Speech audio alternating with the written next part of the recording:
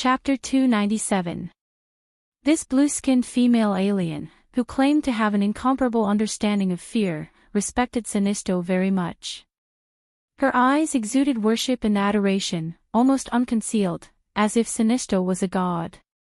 Her gaze was constantly wandering around him. Thea did not know much about Lisa Draka. She only remembered that she was a general of the Yellow Lantern Corps in the original spacetime, responsible for training recruits. She was extremely loyal to Sinisto. The Parallax Book was controlled by her in the original spacetime, and she claimed to have the powerful combat power to deal with 3 Green Lantern warriors at the same time. Unfortunately, she died before she could achieve anything. She encountered Hal Jordan and the others who had cheated. In short, she was a person with some strength and broad vision, but she underestimated her own strength. Lisa Draka was born from fear, from the blue Taroko star cluster. She has the ability to sense the fear of others. I think highly of her ability, Sinisto said straightforwardly. Thea nodded in agreement. Although this woman was a little arrogant, her strength was not bad. If she was not compared to those cheats, she would be a small boss. She understood Sinisto's intention and summoned the Parallax Book. Ah. The appearance of the giant golden book in front of them caused different reactions.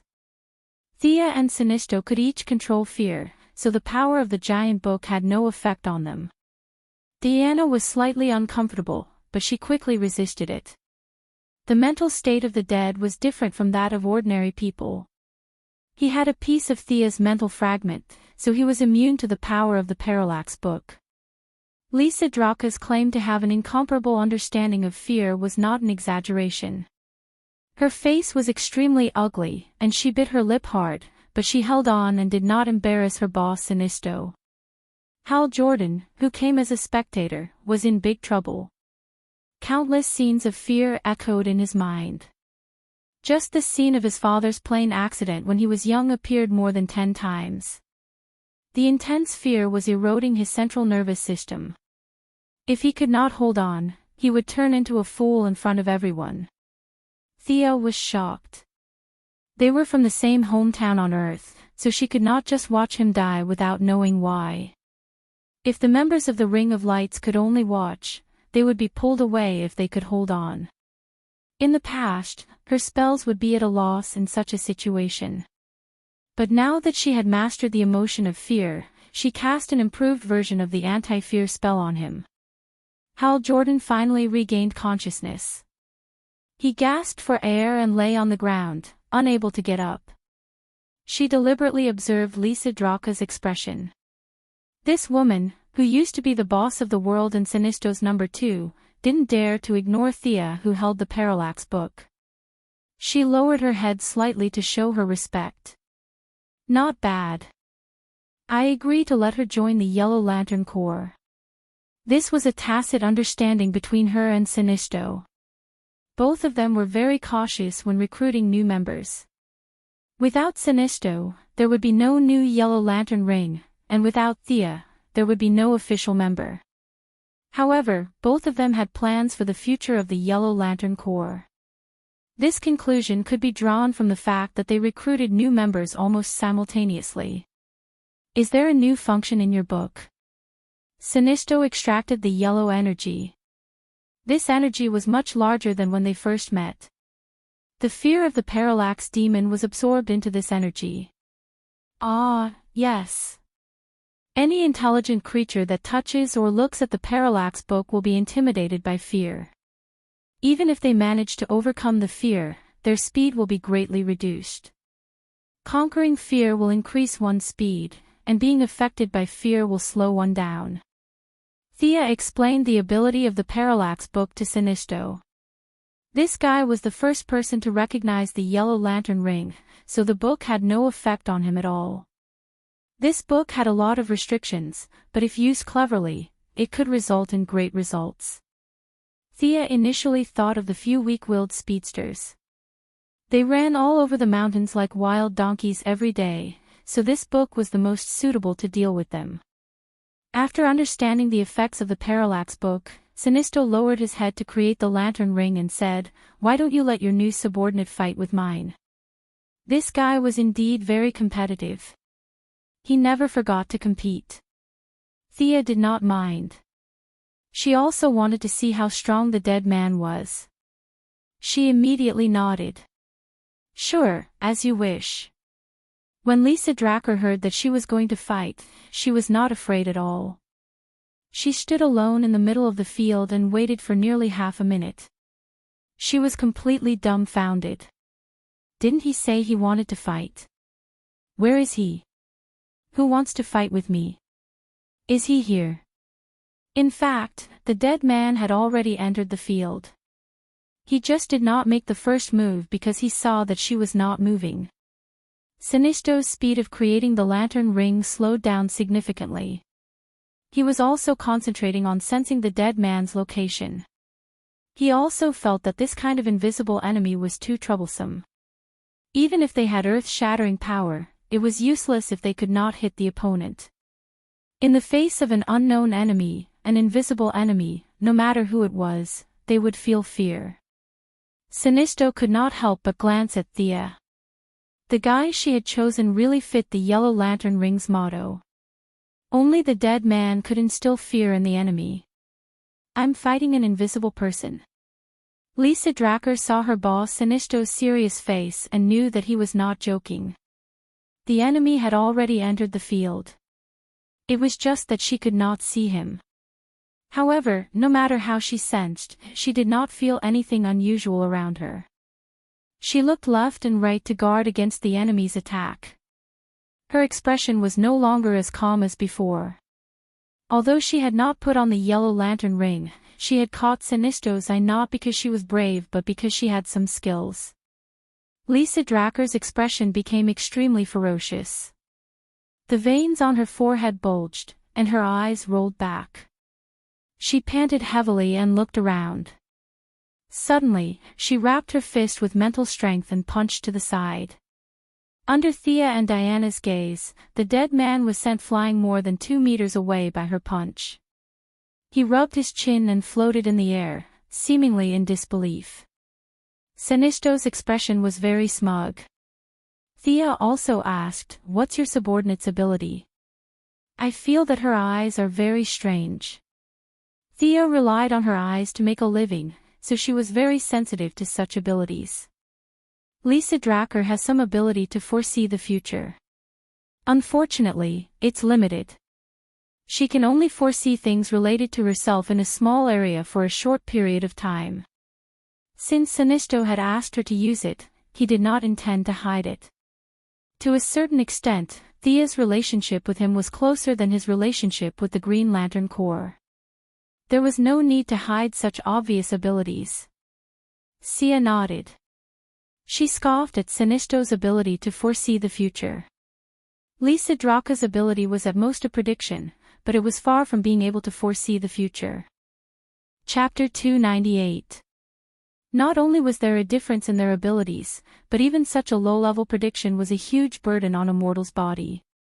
Looking at Lisa Dracker's expression, which looked like she was about to spit out her organs in the next second, it was obvious that this move was severely draining her energy and even her lifespan. Although she was Sinisto's subordinate, Thea could not let her consume so much energy. She signaled the dead man to attack and decide the outcome in one move. Having received her instructions, the dead man chuckled and jumped into Lisa Dracker's body with a high platform dive. Sinisto immediately noticed the abnormality. Thea cast a magic eye on him so that he could see the battle between the dead man and Lisa Dracker. This is. Sinisto knew that Thea had some abilities beyond the light ring, so he was not surprised. He was surprised by the dead man who had half of his body in her body and was still trying to enter her body. He had a pale face, dark circles under his eyes, and was wearing a bright red bodysuit. Half of his body poked out from the blue-skinned Lisa Dracker's back. At first glance, one would think that he was a deformed person. Sinisto could see because of Thea's magic, but Lisa Dracker, a living alien, did not know magic. She only felt that something was desperately trying to enter her body. She knew that it was not a good thing, so she naturally tried her best to stop it. However, the dead man's move was extremely overbearing. Against ordinary people, like Nightwing, he could possess them directly. Batman's willpower was the best in the world. Although he was quickly chased out, he was still possessed for a few seconds. Now, facing Lisa Draka, whose willpower was not as strong as Batman's, because he had not used this move many times and was not used to it at first, his spiritual attributes quickly suppressed Lisa Draka's defenseless soul and completed a preliminary occupation. This ability. This is too strange. Sinisto, who had seen many things, was truly shocked. This was an unsolvable ability. Even he could not think of a way to deal with it in such a short period of time, without using any combat techniques or materialization, and directly taking over the nest. Seeing his vigilance, Thea dispelled his worries. The dead man's move is very magical against ordinary people, but it lasts for a short time against people with strong willpower. Just as she finished speaking, the dead person who possessed Lisa Draka staggered a few steps forward. This woman's resistance is crazy. Thea also wanted to see how much control a dead person had, so she didn't say anything to stop him. Hal Jordan looked at Lisa Draka trembling like a fool. Thea did not want him to embarrass the Earthlings, so she gave him a magic eye. The 4 people present could see the dead man. Lisa Draka could not, but she had experienced it the most. She did not care whether she could see it or not. She used all her strength to try to expel the dead man from her body. The two entered a long tug of war. The spirit of a dead person was far stronger than a normal person's soul, but Lisa Draka's willpower was equally strong since she had caught Sinisto's eye. The mental battle between the two was disadvantageous to her, but because it was her body, she had an endless supply of energy, so she naturally had a geographical advantage. As the battle dragged on, the powerless dead man was finally squeezed out. He was a rootless source, so what he consumed was his own spirit. At the same time, Lisa Draka was so tired that she almost collapsed. She could not maintain her predictive state at all. Sweat flowed down her blue skin. I see. You can be expelled with a strong willpower. Sinisto was relieved when he saw this. Lisa Draka's willpower was like a baby's compared to his. If she could do it, he could do it too. However, the dead man's ability was indeed extraordinary. Anyone with a bit of foresight could see that. Sinisto was very happy that such a person joined the Yellow Lantern Corps. Not long after, the 3rd and 4th lantern rings were completed. Thea signaled for Lisa Draka to go first. Everything was the same as before. The only thing worth noting was that Lisa Draka recited the same oath that Sinisto had recited that day. After registering her name in the Book of Parallax, Lisa Draka went to the side alone to accept the knowledge of the lantern rings. There was a small problem when the 4th lantern ring was paired with the dead man. The power of the lantern ring was not for show. It could ignore the invisibility of the dead man, but there was a problem when it came to identifying the intelligent life form. The lantern ring circled him twice, but it could not determine which planet this life form came from. It could only say vaguely, intelligent life form has been identified. From that Boston brand. You have the ability to inflict great fear on others. Welcome to the Yellow Lantern Corps. Thea wanted to laugh when she saw this. If the lantern ring was in human form, it would probably beat the wall when it encountered such a once-in-a-thousand-years fellow like the dead man. The dead man's oath was the same as Thea's. Thea and Sinisto looked at each other before looking away at the same time. The dead man who put on the yellow light ring immediately grasped the ability to materialize. He materialized a real person who looked 30 to 40% like him when he was alive. Although the yellow color didn't match his aesthetic, he had been a lonely ghost for so long. Now that he could be seen by others, it was already a great blessing. A little color was not worth mentioning. The lantern ring's function for him was to relive the feeling of being a human, and to use fear to break down the resistance of the other party when he occupied the other party's body. The dead man who materialized touched everything and seemed to be very satisfied with the objects he could touch. Hal Jordan was a little afraid of him at first, but after a few words, they found that they were surprisingly compatible. Both of them were jerks in the beginning, but later on, they regretted their character of wanting to be heroes. They talked about women, guns, and the future, and became more and more congenial. They were just short of becoming sworn brothers. Thea stayed on Yura for 3 days and met Arlene Sue, Aubin Sue's sister, who was also Sinisto's wife, Solanik Natu, Sinisto's daughter, and Aman Sue, Aubin Sue's son. After receiving a lot of gratitude, Thea took Diana and a few guardians to chat for a long time. After that, she found that there was nothing to do. She had been away from home for a long time, and it was time for her to return to Earth. After saying goodbye to each of them, she went to the border of Sector 2814 with Hal Jordan. Now, Hal Jordan was full of a sense of mission, as if there was a demon king descending from the sky in his sector every day. He insisted on patrolling the sector and eliminating all threats before returning to Earth. Thea could not be bothered with such a stubborn person. She could not tell him that most of the most dangerous demon kings in the entire universe were on Earth. The other planets were really safe.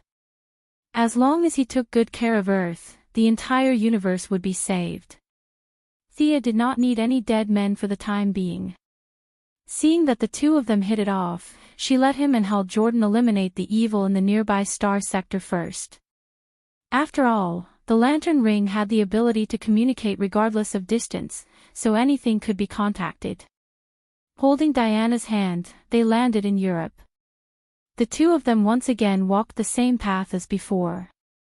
Comparing their memories, they walked and stopped along the way. It was also time for them to part for the time being. "I'll visit you next week," Thea said straightforwardly. "Okay, I'll wait for you." Diana's smile was still so beautiful, clear, and without a trace of impurity. The two of them kissed and said goodbye, one to the west and the other to the south. Chapter 299. After returning to Star City, Thea was quickly surrounded by many miscellaneous matters. The first to bear the brunt was to increase cooperation with the military.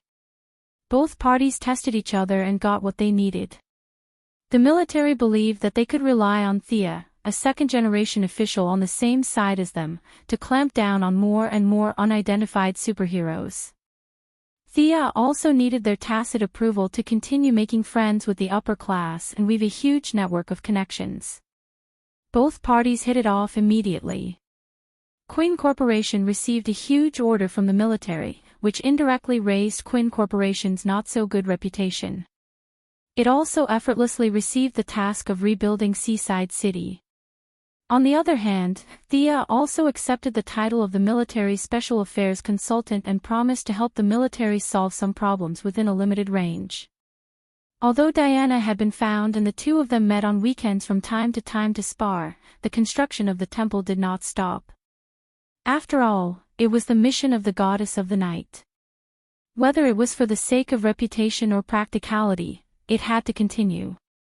Fortunately, this matter was not a big deal, but it was really not a big deal. With the tacit approval of many lobbyists and the military, the government finally officially submitted a consultation to the Turkish side. Of course, the so-called consultation was no different from an order. The Turkish side did not dare to say anything. Amidst the objections, a few joint construction teams entered the original site of the temple and began to do preliminary mapping work. Damien's plan to steal the sword had not been launched yet, but Barbara and Laurel had already left Star City. Their team had developed very quickly. Tommy, the stalker, was finally discovered by Barbara. When he learned that Laurel was also going to be a superhero, Tommy was both happy and worried. He shamelessly snuck into the originally all-female Raptor squad. Not long after, he rescued Helena, who was being chased by her biological father. The few of them fought bravely and defeated the Italian mafia. Helena, whose boyfriend was killed by her biological father, was very confused. She gave herself the code name Huntress and joined the small team in confusion. Thea was worried about them and flew to Gotham overnight. She saw that the team's cooperation was actually quite good. Barbara and Laurel were in charge of close combat, while Tommy and Helena were in charge of long-range combat. Among the four of them, Barbara had the most skills and experience, so she was naturally the leader. The Raptor Squad officially made their debut, and the few of them had the intention to replace Batman in protecting Gotham. Everything was on the right track. Thea began to reflect on her own enhancement. Now that she was not lacking in attacking methods, her speed was also extremely fast with the help of the light ring. The only thing that troubled her was the problem of defense. The forging gods of several divine systems were all famous for forging divine weapons. Very few of them would spend their divine power to forge armor. Thea thought about it repeatedly and decided that she could only forge this armor herself. However, to use modern scientific knowledge to make an armor that could cope with future battles, even with the Atomic Man's atomic suit as a reference, the workload was still enormous. It required a huge amount of data calculations. The artificial intelligence plan from before was once again placed on the table. Regardless of whether it was to make armor or not, the artificial intelligence would provide comprehensive help to her enhancement. Thea's original plan was that with so many planets in the universe, there must be a few with artificial intelligence. However, there were too many people eyeing the Advanced Technology Laboratory in Central City, so she was ready to give up. However, after going around the various planets in the universe, she found that no matter how advanced the technology was, there was no artificial intelligence. It was only until she brainwashed the higher-ups of a certain planet that she found out that because Brainiac, a level 12 artificial intelligence robot, was too big of a threat, the various high-tech planets had formed an alliance and agreed to supervise each other and give up on the development of artificial intelligence. Earth, on the other hand, was too low-level, so no one paid attention to it. In other words, the only artificial intelligence that could help Thea and get her hands on it was Reverse Lightning, the original Gideon that was created in Central City in the 25th century by a transmigrator. Hello, Professor Snow. I'm Thea Quinn. Nice to meet you. After half a year of studying, Thea successfully obtained her graduation certificate from Princeton. Now, when she greeted people again, she finally avoided the awkwardness of graduating from high school. After all, it was an Ivy League university, so she could get a good job if she went out to apply for a job. Caitlin Snow's postgraduate studies did not take much effort. Caitlin was just 28 years old this year. Although she was qualified to teach postgraduate students, she was too inexperienced. Those who graduated from famous schools looked down on her, and she also looked down on those who came from ordinary schools. In the past few years, she had not seriously taught any students. Caitlin Snow's mother ran a large-scale pharmaceutical company. She also knew Moira. With their relationship going around in circles, plus Thea's good grades and being a girl, she had no reason to refuse. The two of them met briefly in the coffee shop. Caitlin Snow did not have any aura at all. She looked like a yes-man and was easy to bully. It was hard to imagine that she would change her personality and become the supervillain, Frost Killer. The elders of both sides knew each other. There was not much difference in age, so they called each other sisters. Getting closer to Caitlin Snow was just to learn better. Sia took out a lot of questions to ask. It had to be said that Caitlin Snow's knowledge of biochemistry was very rich. She was chosen by Reverse Lightning to join the cutting-edge technology laboratory. She was truly talented. Although it was just a general conversation, it still solved many of Thea's doubts about the atomic suit. Thea thought that it was not a waste of time, and Caitlin was also very fond of her enthusiasm for learning despite being a billionaire. It could be said that both sides were very satisfied with their first contact. After learning from Caitlin Snow for less than a month, the cutting-edge technology laboratory that Thea had been looking forward to finally opened its door to her. Unlike the laboratory of the future where there would only be 2 or 3 big cats, now there was a crowd here. Everyone was busy. From time to time, there were doctors in white coats and thick bottle-bottomed lenses discussing loudly. Many big names in the research field ignored Caitlin Snow, a newcomer. As for Thea behind her, they ignored her even more. They only cared about academic results. Thea's beauty made them despise her. She was so beautiful, she was definitely not here to do research. Only a few young interns secretly glanced at Thea, but they did not dare to look at her too much. "Welcome, Dr. Snow. Welcome to study, Miss Quinn." Reverse Lightning, disguised as Professor Harrison Wells, was the person in charge of the laboratory and received the two of them. With a graceful demeanor and a pair of glasses, he looked like a well-educated middle-aged man. Reverse Lightning grasped this role very well. There were no flaws in his facial expressions, language, movements, gestures, and so on. All the people who talked to him did not know that the original Professor Harrison Wells had died and was replaced by a time traveler from 500 years in the future. Chapter 300. Sia didn't hide her identity. It was easy to arouse suspicion if she did. She was frank and open. Those who knew her identity would naturally know, and those who shouldn't know would never know. The Quinn Group also donated funds to the cutting-edge technology laboratory. She acted neither servile nor overbearing and spoke very politely. "Dr. Wells, your place has really opened my eyes. I'm very honored to be able to study here." Her tone was mixed with a hint of arrogance, which was also what she meant. Young tycoons in Europe and America, like Adam Knight Palmer, were talented and devoted to learning, but most of them were ignorant and looked down on others. Oliver and Tommy were typical examples. The elegant Harrison Wells did not care about her arrogance at all. He smiled like a spring breeze and said, "I hope you didn't come in vain. Our laboratory is very good." After that, he shook hands with the two and ended the conversation. He had a lot of work to do.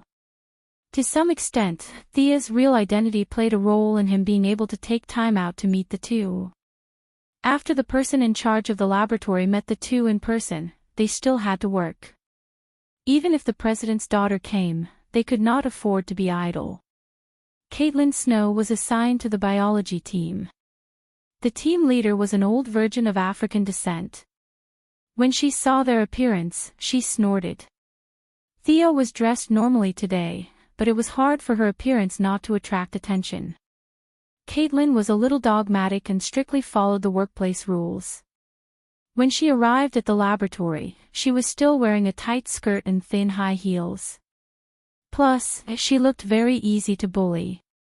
It was impossible for the old virgin to hit it off with her at first sight.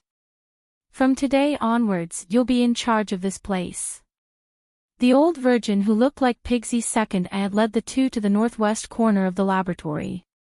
She pointed to a row of bungalows and then walked away with her huge hips swaying. The two looked at each other. Caitlin was not a fool.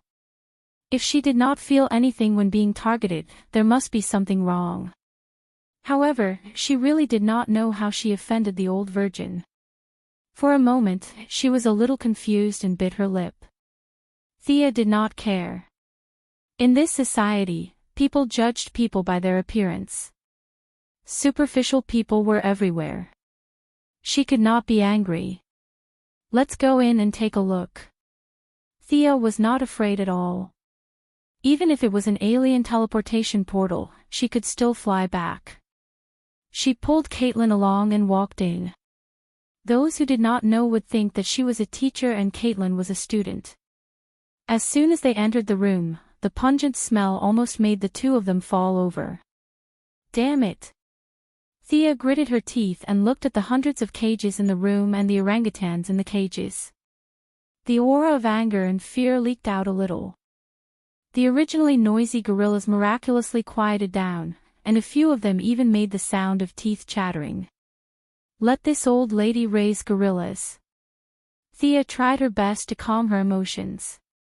She was afraid that a red light ring would fly out from the depths of the universe. That would be interesting. In his heart, he tried his best to tell himself not to be angry. Being angry would hurt his liver and a bunch of other messy things.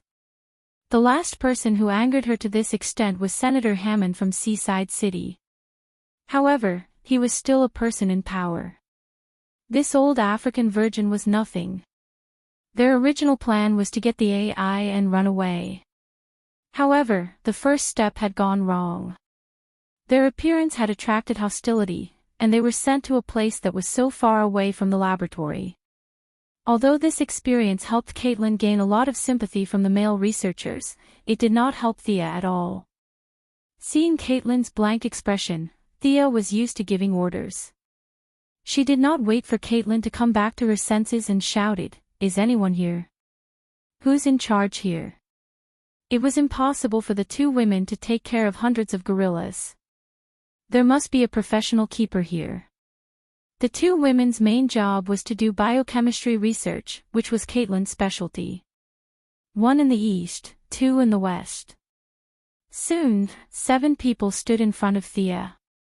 "Just the few of you. My name is Thea Quinn.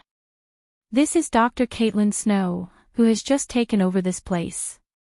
You can come to us if you need anything in the future. If there's nothing else, you can go about your business." Thea introduced herself casually. Let alone 7 people, even if there were 70,000 people, she wouldn't have any stage fright. Among the 7 people, there were 3 women and 4 men. They looked young and childish. The young man in the lead wanted to say that these gorillas were very irritable and should apply for some tranquilizers from the laboratory. However, when he was about to say it, he found that the place was quiet today. He hurriedly turned his head and found that all the gorillas were obediently waiting.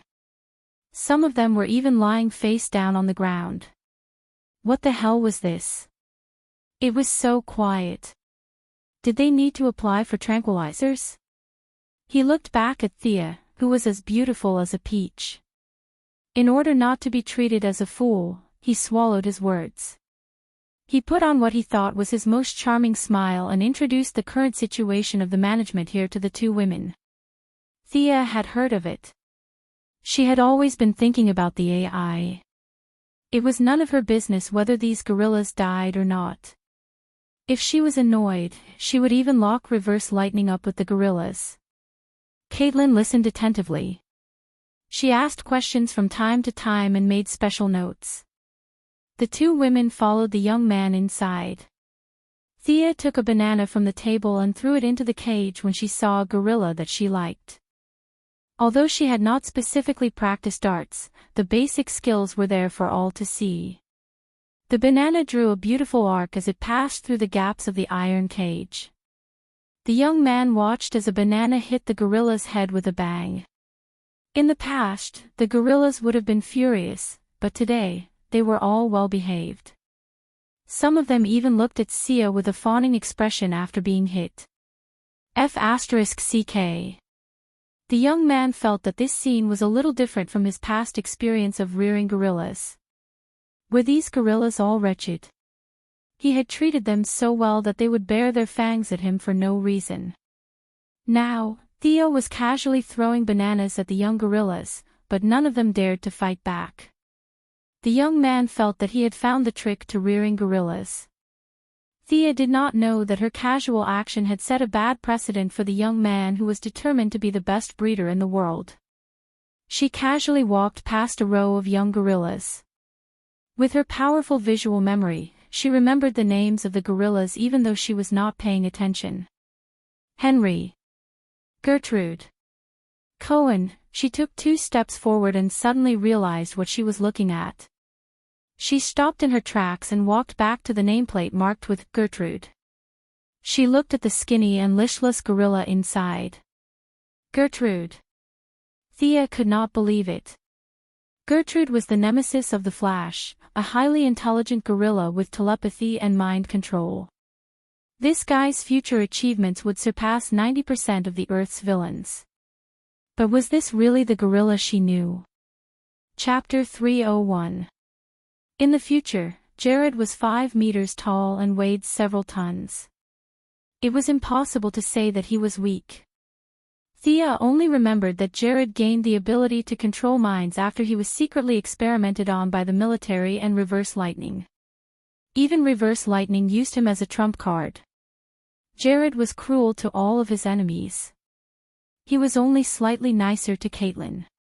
Was it because Caitlin was arranged to be here in the original time and space that they met? Thea probed with her psychic power and was a little disappointed. She could not find anything unusual about the little ape in front of her. Was it caused by anger? Thea threw another banana at the ape's face. The little ape rubbed its face and lay on the ground weakly, not daring to resist. Did she remember wrongly, or was it a mutation caused by the experiment? Or was it someone with the same name? There were too many possible reasons. Thea made a mental note of her doubts and planned to verify them in the future.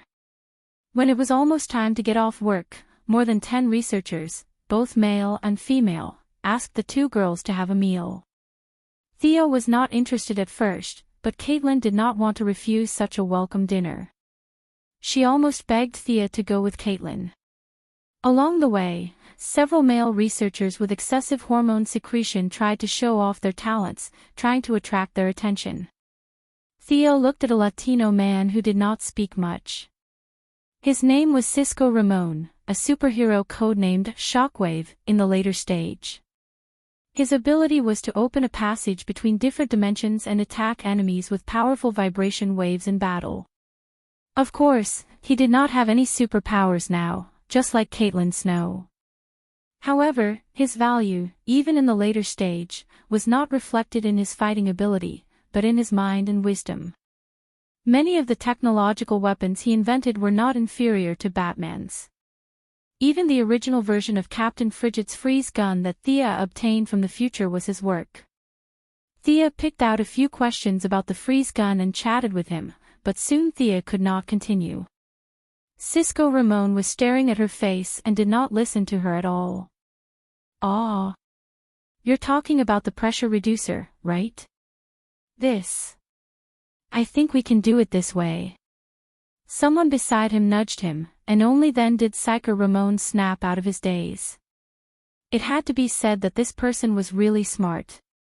He actually remembered Thea's problem even though he was in a daze, and racked his brains to think of a solution for her.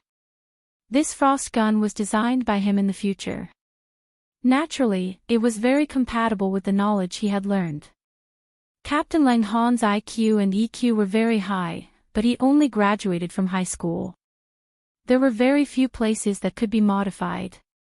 Cisco Ramon only felt that the questions this unbelievably beautiful woman had asked him were all questions he was best at. At first, he was still a little nervous, but when it came to topics he was good at, he did not have to use too much of his brain. From the beginning, he could draw inferences about other things from one example to the next. Even though he did not really understand what Thea was asking him, he still broke it down and explained it to her. Cisco Ramon did not have a doctorate. In addition to his ordinary appearance, he kept a low profile among a group of academic giants. Later on, he and Caitlin Snow became important members of the Flash team. Even Reverse Lightning praised Cisco Ramon as his son. This was not about his looks, but Cisco's intelligence and wisdom had moved Reverse Lightning, who had transmigrated from the 25th century. The relationship between Cisco Ramon and Reverse Lightning was a little like the relationship between Malcolm and Oliver in Star City. They had mutual recognition and admiration for each other, but because they were in different positions, they had to kill each other. Could it be that this beautiful woman has taken a liking to me? Seeing that Thea was listening attentively, Cisco Ramon could not help but think. For a moment, he felt so happy that he could fly. He explained everything he knew, whether it was related or not. Thea felt that she had learned a lot. After all, Captain Lang Han was the original creator of the frost gun. He was able to analyze the principles behind many things that Captain Lang Han did not know. She believed that as long as Thea summed it up, she would be able to create the frost gun when she returned. When you heat the aziridine to 100 degrees Celsius, and at the same time add the ring 3 structured polymers. Can you do this? After asking about the frost gun, Thea began to ask about the atomic suit. To some extent, these questions had already surpassed Cisco Ramon's knowledge. The atomic suit's technology, which even Reverse Lightning admired, was not something that Cisco, who was still a rookie, could explain. However, Cisco Ramon was also a genius.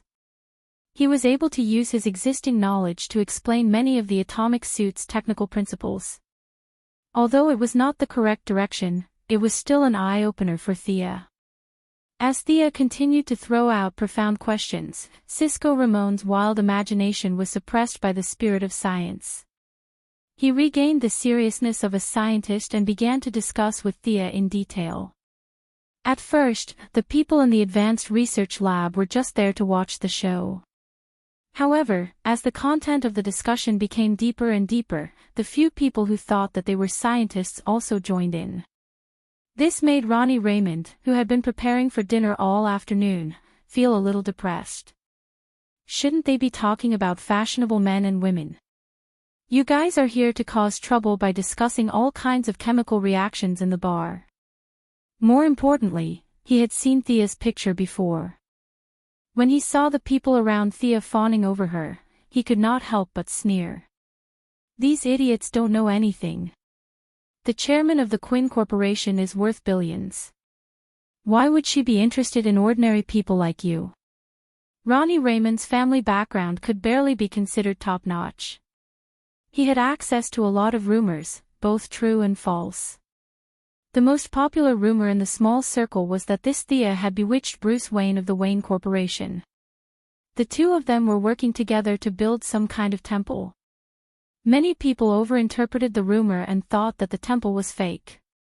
Why would they need to test the reaction of the higher-ups? It was an obvious thing. The Wayne Corporation and the Quinn Corporation were going to form a marriage alliance. The alliance of the two giant corporations would attract the interests of all parties. Therefore, they made up a story about building a temple to test the reaction of the higher-ups. Competing with the playboy Bruce Wayne. Ronnie Raymond had never thought that it would be so challenging. Thea was not on his list of targets. His target was Caitlin Snow. The two of them had similar family backgrounds and were about the same age. Most importantly, Caitlin Snow looked weak and easy to bully. She was the most suitable candidate for him. Thea went on dates with Diana on weekends. In her free time, she studied magic and the new armor. She did not care about the gossip at all. Batman thought that this kind of thing was not worth mentioning and did not take it seriously at all. Therefore, the rumor had been spreading in a small circle and did not cause a big stir at all. Some people even thought that they had inside information and wantonly stocked up on the stocks of the two companies. Of course, this was a story for later. Chapter 302. Cisco Ramon didn't know the secrets of the so-called upper class. He only knew that a beautiful girl was listening to him attentively. Although he was born a commoner and looked ordinary, his heart was about to jump out of his chest. He didn't think too much about Thea's ridiculous questions. He only hated himself for not reading more books and learning more knowledge. Thea nodded silently. After Cisco explained with all the knowledge he had learned in his life, and with her efforts during this period of time, she finally understood about 50% to 50% of the Atom Man suit, but this was the limit for now. The current Cisco Ramon was still a far cry from the Atom Man in his prime. Plus, the two had different research directions. To be able to explain to this extent was already a testament to his research ability. Unfortunately, this guy was going to be a celebrity in the future. Knowing his achievements, Reverse Lightning would never let him go. Otherwise, he would definitely be a good helper in the Quinn group. The gathering didn't last long and soon dispersed. After all, there was a lot of work in the laboratory, and it was enough for them to get to know each other. Cisco Ramon didn't call for a cab. His left and right legs were trembling as he walked back to his apartment. He rubbed his face hard.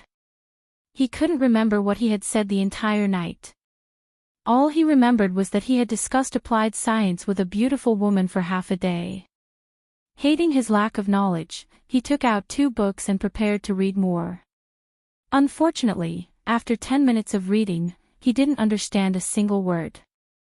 He took out his computer and prepared to search for Thea's information in case he needed it.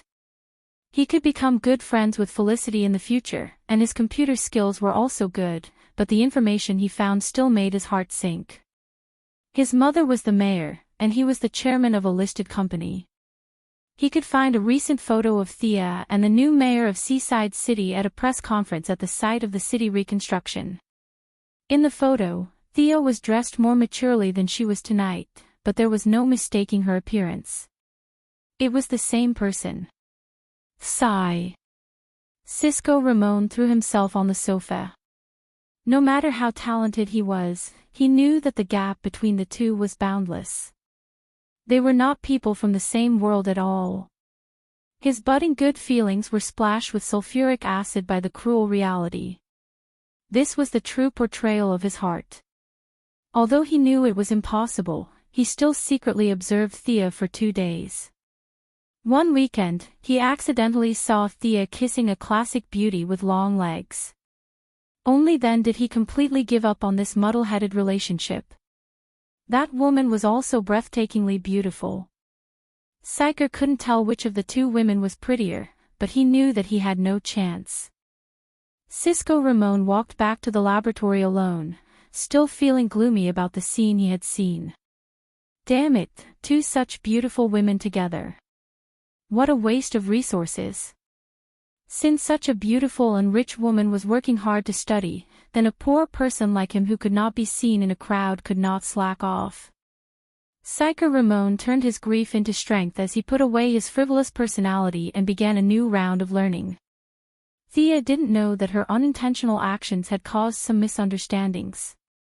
In fact, even if she knew, she wouldn't care. Every weekend, she would go out to play with Diana and travel all over the Earth and the Milky Way. The situation in the cutting-edge technology laboratory was still not optimistic. Thea collected Reverse Lightning's fingerprints and found the secret door where the artificial intelligence was hidden. However, there were too many people in the laboratory. According to her observation, even Reverse Lightning couldn't find a chance to enter the secret door, let alone herself. The opportunity had to wait. Thea stayed in the laboratory for 2 days a week, learning from Caitlin and discussing the latest research results with Cisco Ramon. When she was free, she would throw bananas at Grutter for fun. When Grutter saw her enter the door, he had a conditioned reflex of covering his head. Was this guy really the big villain or not? This thought came to Thea's mind several times because no matter how she looked at this little ape, there was nothing special about it. Its body was thin and small, and its personality was weak. Even among primates, this ape's intelligence was considered slow, let alone telepathy. Looking around, Thea made sure that no one was paying attention to her. She stretched out her psychic feelers, ready to see if this ape was the one she remembered. Out of caution, she only used 30% of her strength. However, Thea underestimated her current strength. As soon as her psychic feelers entered the ape's brain, she heard a plop sound. The little ape, Grutter, fainted straight away. Thea was a little embarrassed. Recently, she had been practicing with Diana more and more frequently.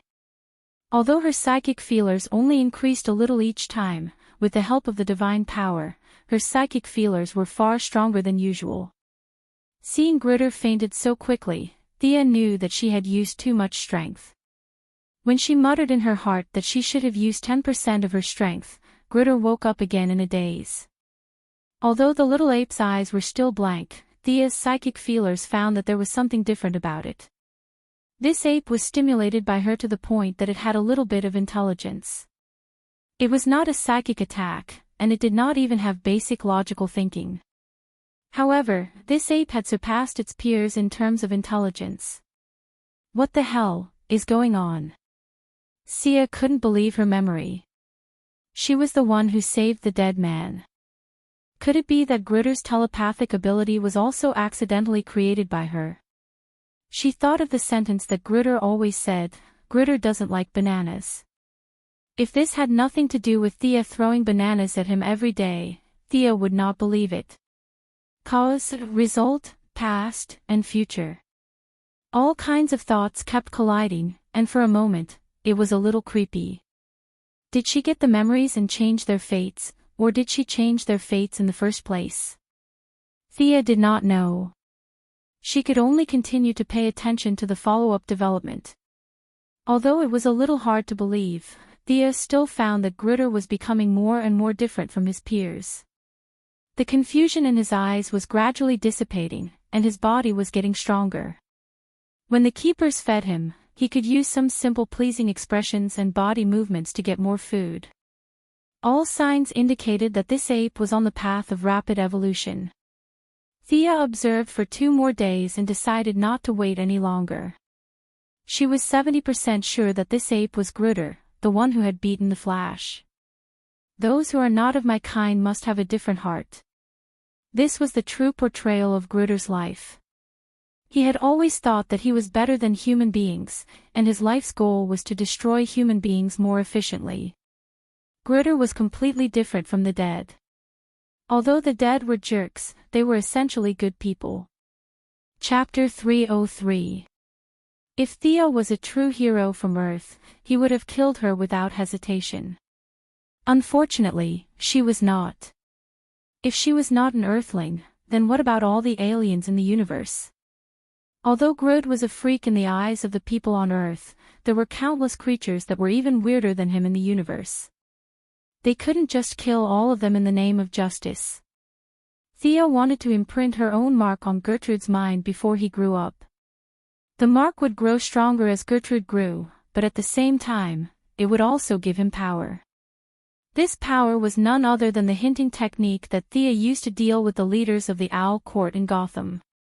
As Gertrude's mental power broke through the threshold of his species, he would usher in an unprecedented period of growth. At that time, the hinting technique that was imbued with Thea's mental power would be completely integrated with Gertrude.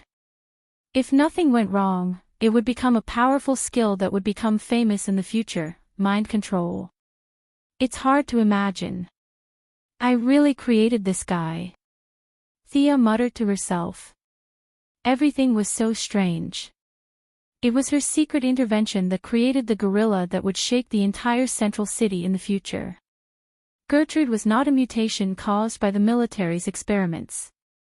It was understandable that the military had done thousands of experiments, but why was Gertrude the only one that stood out? It was because there was a mastermind behind it, and the military was just a scapegoat. Without any self-awareness of being the mastermind behind it, Thea's psychic implantation was unusually smooth. Gertrude's resistance was weak and almost non-existent. Her psychic implantation was like a fierce robber. She kicked the door open and moved into the best house. No matter how much the robber yelled, he would not make a sound.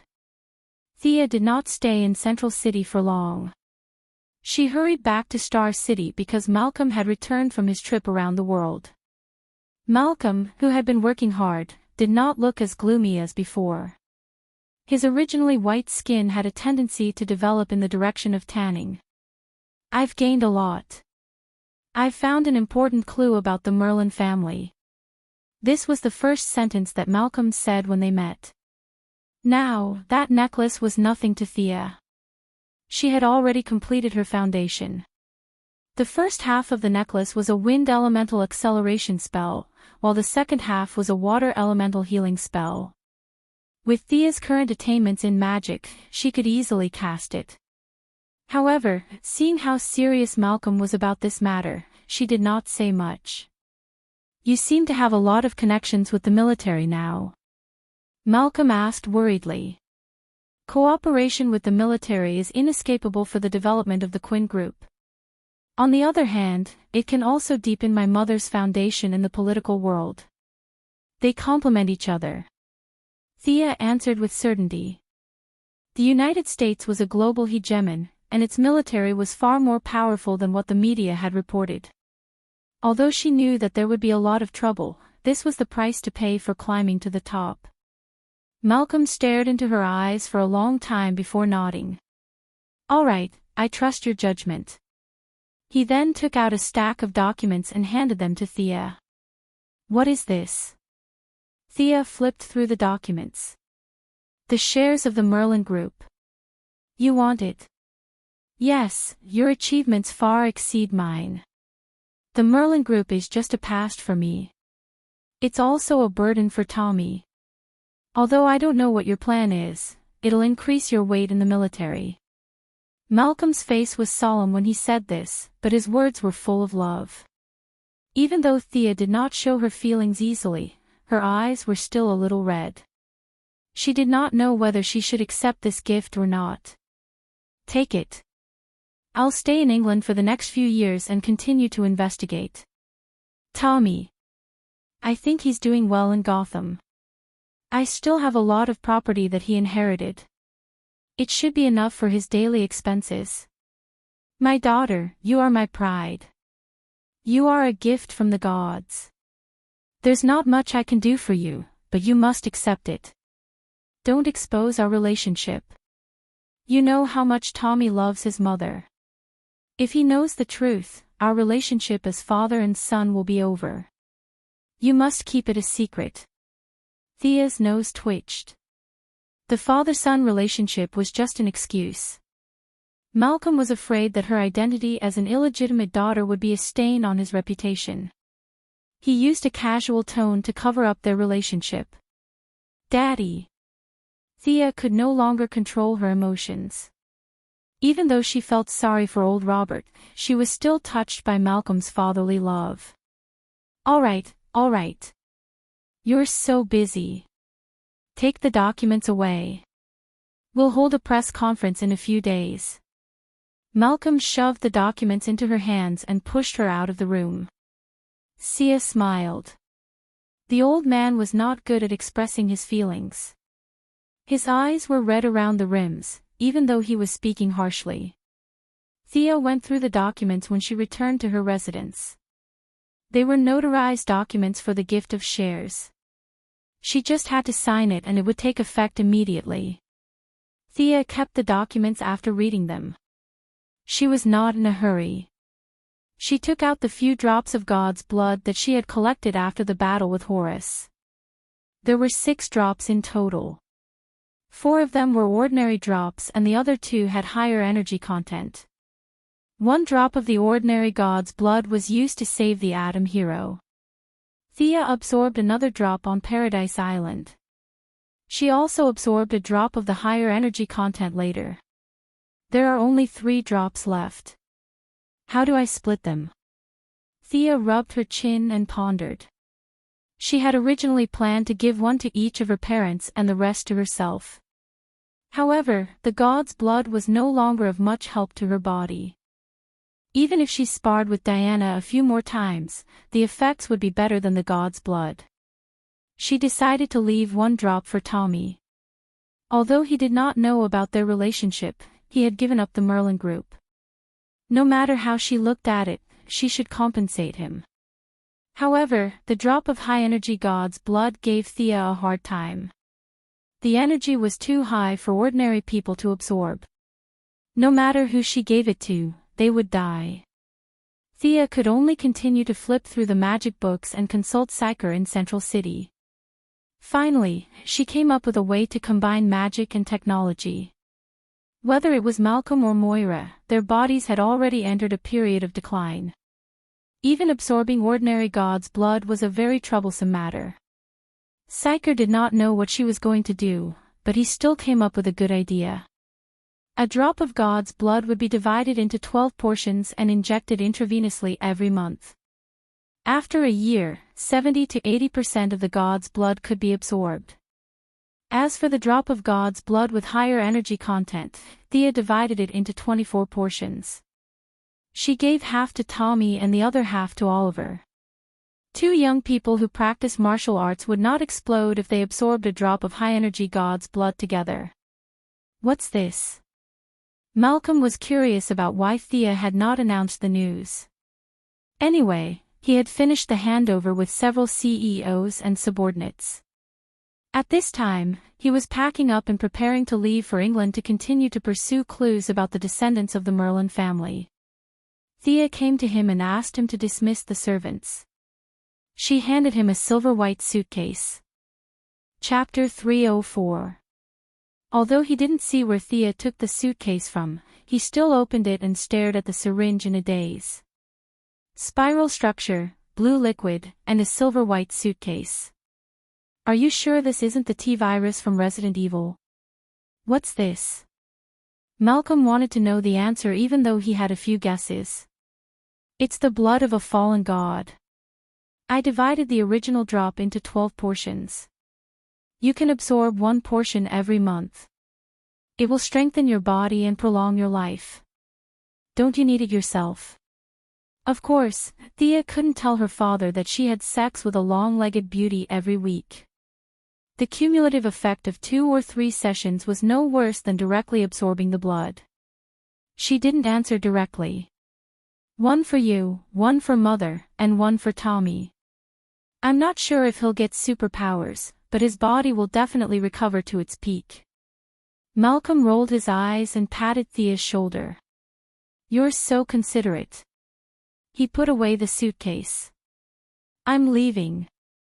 You can give Tommy his portion. Malcolm didn't inject him directly because he knew his son too well. Unless he knocked him out and injected him directly, he would definitely give him to Laurel after explaining the use of the blood. When the time came, he would leave his share to Malcolm. Malcolm felt that as a middle-aged man, it did not matter whether he lived a few more years or not. His goal was to make his children healthier. Thea didn't think there was any problem. After sending Old Ma off, she took the signed documents and rushed to the Merlin Group with a bunch of lawyers and accountants. Malcolm was very free and easy to let go of the Merlin Group. Of course, he couldn't tell others that he was an illegitimate daughter. The father and daughter had a unified statement that Thea had bought his shares. Several of his trusted subordinates knew the result in advance, but they didn't know the reason. In order to prevent them from hindering Thea from taking over the group, Malcolm withdrew all his subordinates. Now, only a few executives were left in the Merlin Group. What? Merge with the Quinn Group? The president of the Merlin Group submitted his resignation to the board of directors 3 days ago. Now, the person in charge of the daily affairs was the original vice president, a high-ranking employee. He had thought that Thea had come personally to discuss some cooperation, but he had guessed correctly. The union was indeed a union, but the creation was nowhere to be seen. The vice president was sweating profusely and urgently summoned the legal department to verify the authenticity of the document. The results showed that the documents were authentic and valid. Whether it was the signatures, seals, or notarization, they were all in accordance with the provisions of the law. The vice president felt like he was on fire and urgently asked the remaining directors. Although they didn't agree unanimously, Thea had more than half of the shares. In other words, as long as Thea wanted to, she could complete the merger of the 2 companies. Thea was here today to do this. Otherwise, why would she bring so many lawyers and accountants with her? Was she here for a vacation? Merge, start the process of merging now, immediately. The vice president worked for a salary, so he couldn't find any reason to object. According to Thea's order, he informed the administrative departments one by one to complete the handover of the work and wait for further orders. Of course, the merger of the 2 companies wouldn't be so simple. Thea just stopped Merlin's business first to ensure that there wouldn't be a large outflow of funds. She still had to negotiate with a lot of directors. Yes, a lot of directors. Originally, the directors of Quinn and Merlin might have to withdraw from the board of directors because of the merger and the dilution of the shares. However, Thea had to appease these people. There were also many people who held shares of the 2 companies at the same time and joined the board of directors because of the merger. For example, Felicity, the vice president of Quinn, now looked at Bruce Wayne as if she had seen a monster. Bruce Wayne personally held scattered shares of most of the companies in the world. This time, the merger of Quinn and Merlin had actually reached the point where he could join the board of directors. When he received Thea's call, he had to come, whether it was for business or personal reasons. Batman gave Felicity a subtle look, telling her not to say anything, and walked into the conference room calmly. "Welcome, Bruce." Thea was at the door of the conference room, welcoming all the directors who came to the meeting. The two of them were very close in private. Batman had already written 2 pages of entries about Thea in his little black notebook. However, on the surface, they knew each other because of the temple incident. Thea welcomed him indifferently. Bruce Wayne showed his playboy attitude in front of others and chatted with Thea for a while. "Welcome, Mr. Luthor." Not long after Bruce entered, a young man with long hair came to the door. The man's eyes were very bright, showing extraordinary wisdom. Thea glanced at the top of his head without batting an eyelid. This person has good hair, why would he become bald in the future? "Miss Quinn, you've done a lot. You've completed the merger quietly. It seems like I won't be able to keep my title of business tycoon for long. Oh, let me introduce you, this is my sister, Lena Luthor. She will hold the shares of the new group for me in the future." Lex Luthor didn't know why Thea was looking at his head, but he didn't care. He mocked Thea a little, then introduced his sister and hid behind the scenes. He also clearly expressed his support for the merger. His superb conversational skills not only expressed his intention but also didn't embarrass others. They were indeed the 3 popular villains. The wise Lex Luthor, the crazy Joker, and the tenacious Sinestro. The 3 of them were full of strong personal style. Thea had always been looking forward to this Superman's nemesis, but they were in different camps. She didn't say much and just greeted the timid little girl behind Luthor who pretended to be calm. "Welcome too, Miss Luthor. I believe that we'll have a good time working together in the future." The little girl nodded slightly and walked in with Lex Luthor politely. At the appointed time, Theo looked at her watch and knew that all the directors had basically arrived. The remaining few who were dissatisfied with the merger didn't need to pay attention to him and officially began the merger discussion.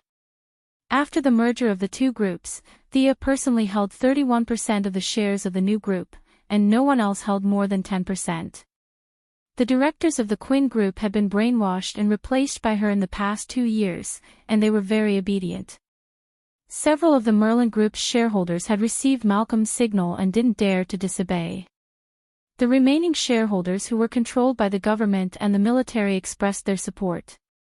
The scattered shareholders represented by Bruce Wayne and Lex Luthor also didn't raise any objections.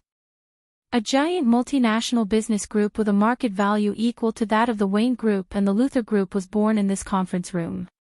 The group was named Quinn Merlin Group in honor of its predecessors.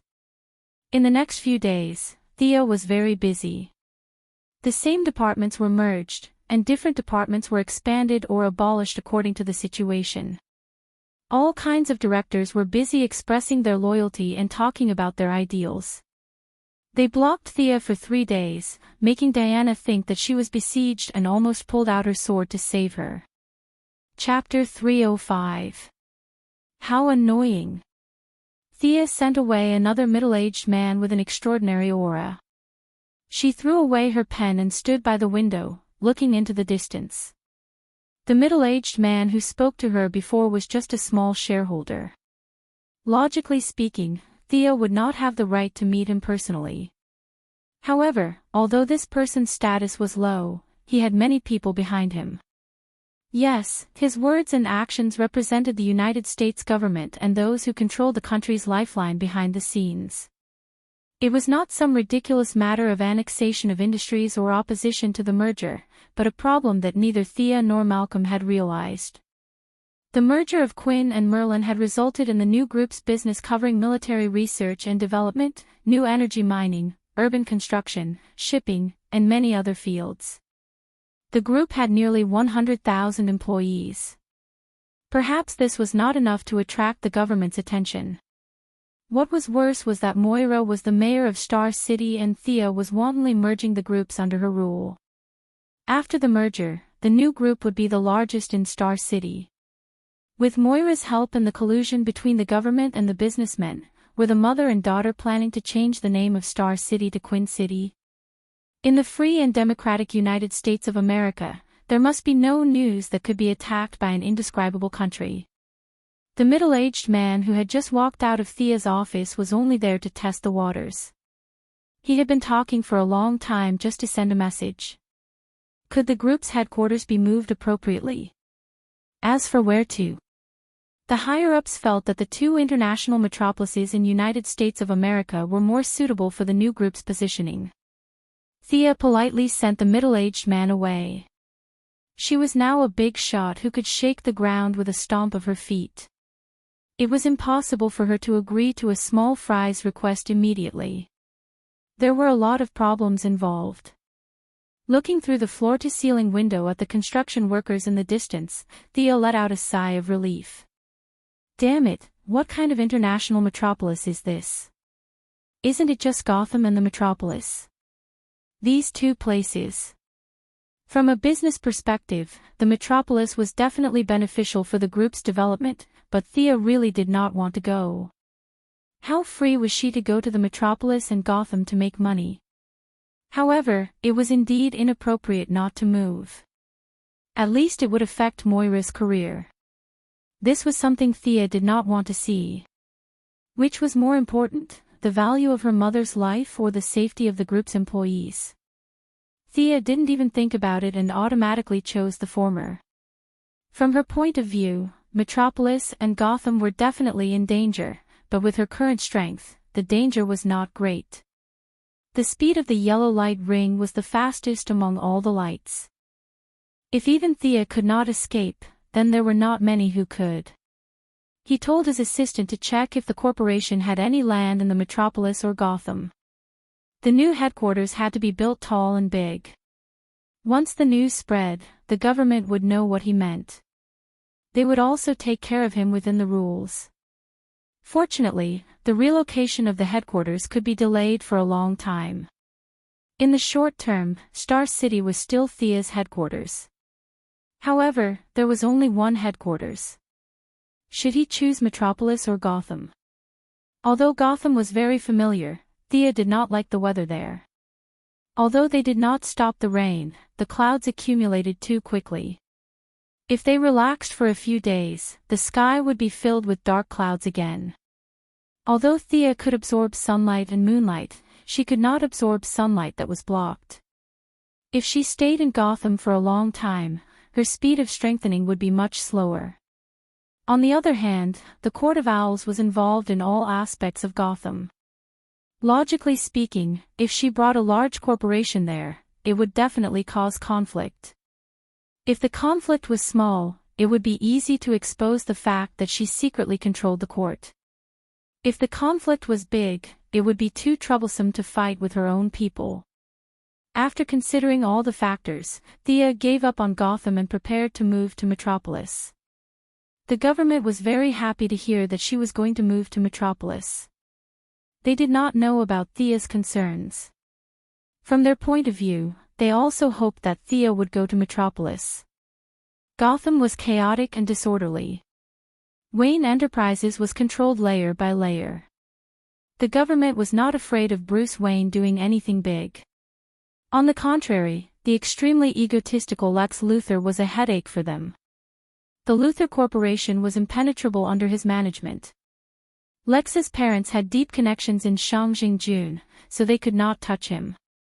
Lex Luthor had a genius mind, an arrogant personality, and huge financial resources. How could he not arouse fear? How could that be? Hearing that Thea was going to Metropolis, a few of the higher-ups were very happy. They instructed their subordinates to handle the merger of her new corporation as soon as possible. The government gave the green light. The work that would have taken at least 3 months was completed in a little more than a month. The Queen Merlin Corporation's big name officially appeared on the stock exchange. Although the shareholders did not understand how these two corporations, whose businesses were not related at all, could be combined, a large number of people still eagerly threw money into the Quinn Merlin Corporation when they saw the corporation's new shares soar. Because of the government's influence, either overt or covert, Thea's personal value reached an all-time high. It even approached Bruce Wayne for a while. Many calm shareholders quickly figured out that something was wrong and sold a portion of their shares. However, Thea, who had invested a lot of money beforehand, still made hundreds of millions of dollars by buying low and selling high. If this large sum of money was placed in an indescribable country, it would definitely be invested in real estate. However, Thea took out a map and looked around, trying to find a city without a superhero. Unfortunately, she could not find it. If she bought a house in this world, she would just be waiting to be flattened by bad aliens. After pocketing the money, just as Thea thought that her days would continue like this, Amanda Waller of the Heavens Eye Society personally came to visit. After getting in touch with the military, Thea was no longer as anxious about the Heavens Eye Society as before. She knew that she was up to no good, but she could not kick her out. "Sister Amanda. You're looking for me. You see, I'm very busy now." Thea pointed at the documents on her desk.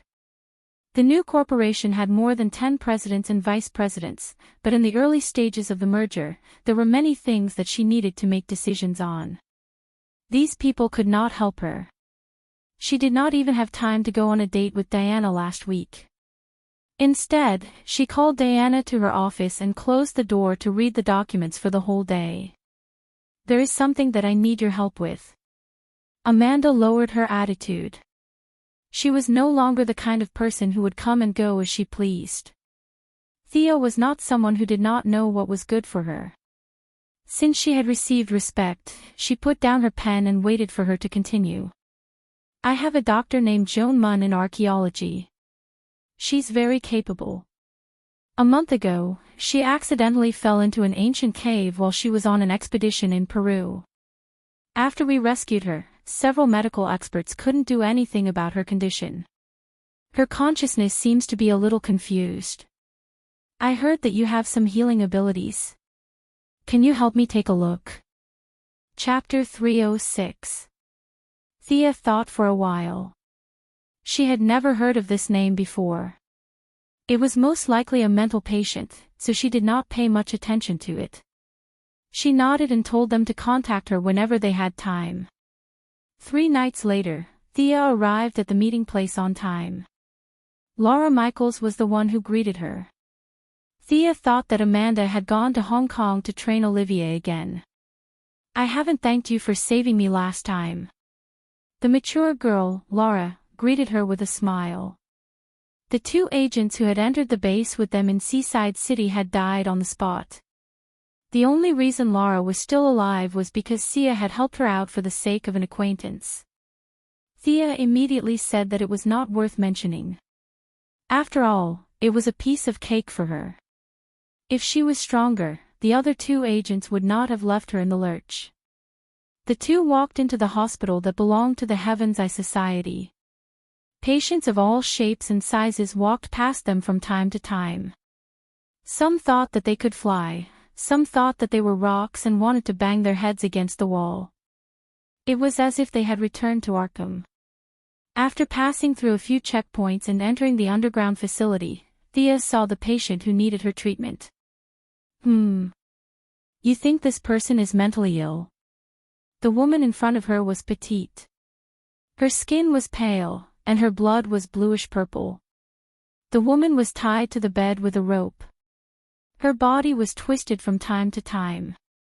Her eyes were rolled back, and white foam was coming out of her mouth. She looked like she was mentally ill. However, looking at her pale face and the sharp nails on her hands, she seemed to be cursed. "Sister Laura, why does this patient have such long nails? Don't you cut them for her?" Thea asked as she pointed at the woman's fingers that looked like chicken feet. Laura had been running around the world.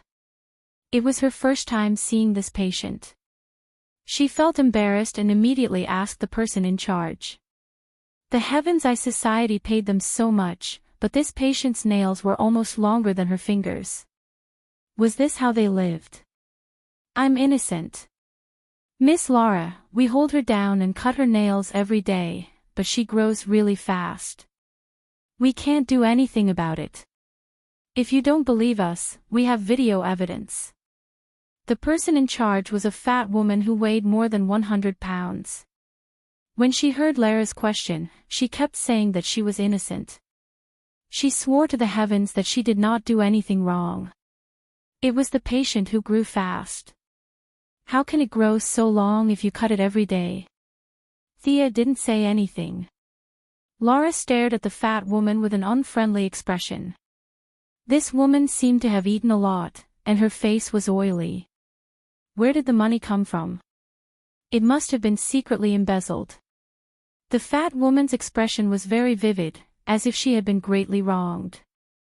She patted her chest loudly and insisted that she had been cutting it every day recently. Laura laughed coldly. You've been cutting it every day recently because we gave you 3 days' notice.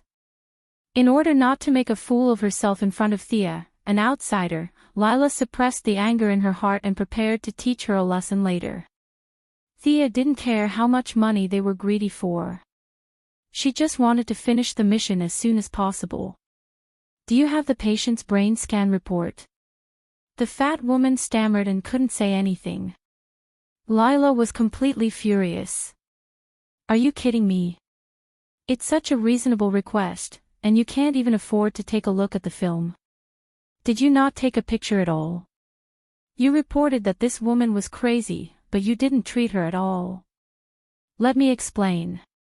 The fat woman saw that Lila was about to explode. She immediately took out a stack of films from another drawer with a movement that didn't match her body shape. There seems to be a shadow in this patient's brain. Our detection equipment can't distinguish it at all. Lila pulled it over and took a closer look. The fat woman wasn't lying. Whether it was the angiogram or the CT scan of the head, they all showed an ink-like black shadow. Thea, take a look. Lila flipped through the films and handed them to Thea. Thea flipped through them and thought to herself. If the fat woman didn't sell the new equipment and bought an old one from an Indian hospital to make up the numbers, these images showed that there was something wrong with this woman. Even if the clown woman was crazy, she could still scan the brain's brain. This black shadow, was she still human? Since science couldn't be relied on, magic could only solve the problem. Although Thea consciously avoided using magic in her daily life, she still had to use it when necessary. She opened the eye of Horus and scanned the patient's brain. The moment her eyes made contact with the black shadow, a large number of scattered memories followed her line of sight and entered Thea's mind. Sacrifices, blood, a large number of villagers who died of illness, mountains in the distance, and chaotic fragments of memory attacked Thea and made her take a step back. What is this? As if some kind of signal had been activated, Thea's spying ability of the Eye of Horus triggered the dissatisfaction of the monster in the woman's body. A mist of magic quickly spread around. Lila, who was still alert, immediately took out her pistol and asked in a stern voice. The fat woman was a little slower than her. Ghost! The fat woman screamed and hid under the bed in fear. Unfortunately, she usually ate too well, so her whole body was short and round. Her head and upper body could barely fit in, but her huge butt was still exposed, making people have the urge to kick it. As the monster's magic spread, the lights in the entire underground area went out. Several armed guards outside the door quickly rushed in. As for whether they were here to protect Lila or the fat woman, no one knew. Charming witch. What kind of name is this? It took Thea some time to process these memories. She was very experienced in brainwashing people. She discarded the meaningless trifles and tried to find the memories of the time, places, and people. After that, she sorted out the whole life track of the victim. The result made her speechless. This woman turned out to be a pure magic user. And if she remembered correctly, this woman was the boss of the movie Suicide Squad. This woman was the only magic user that Thea had dealt with in a long time. Thea did not dare to act rashly. From the memory, she judged that the woman had lived for hundreds of years.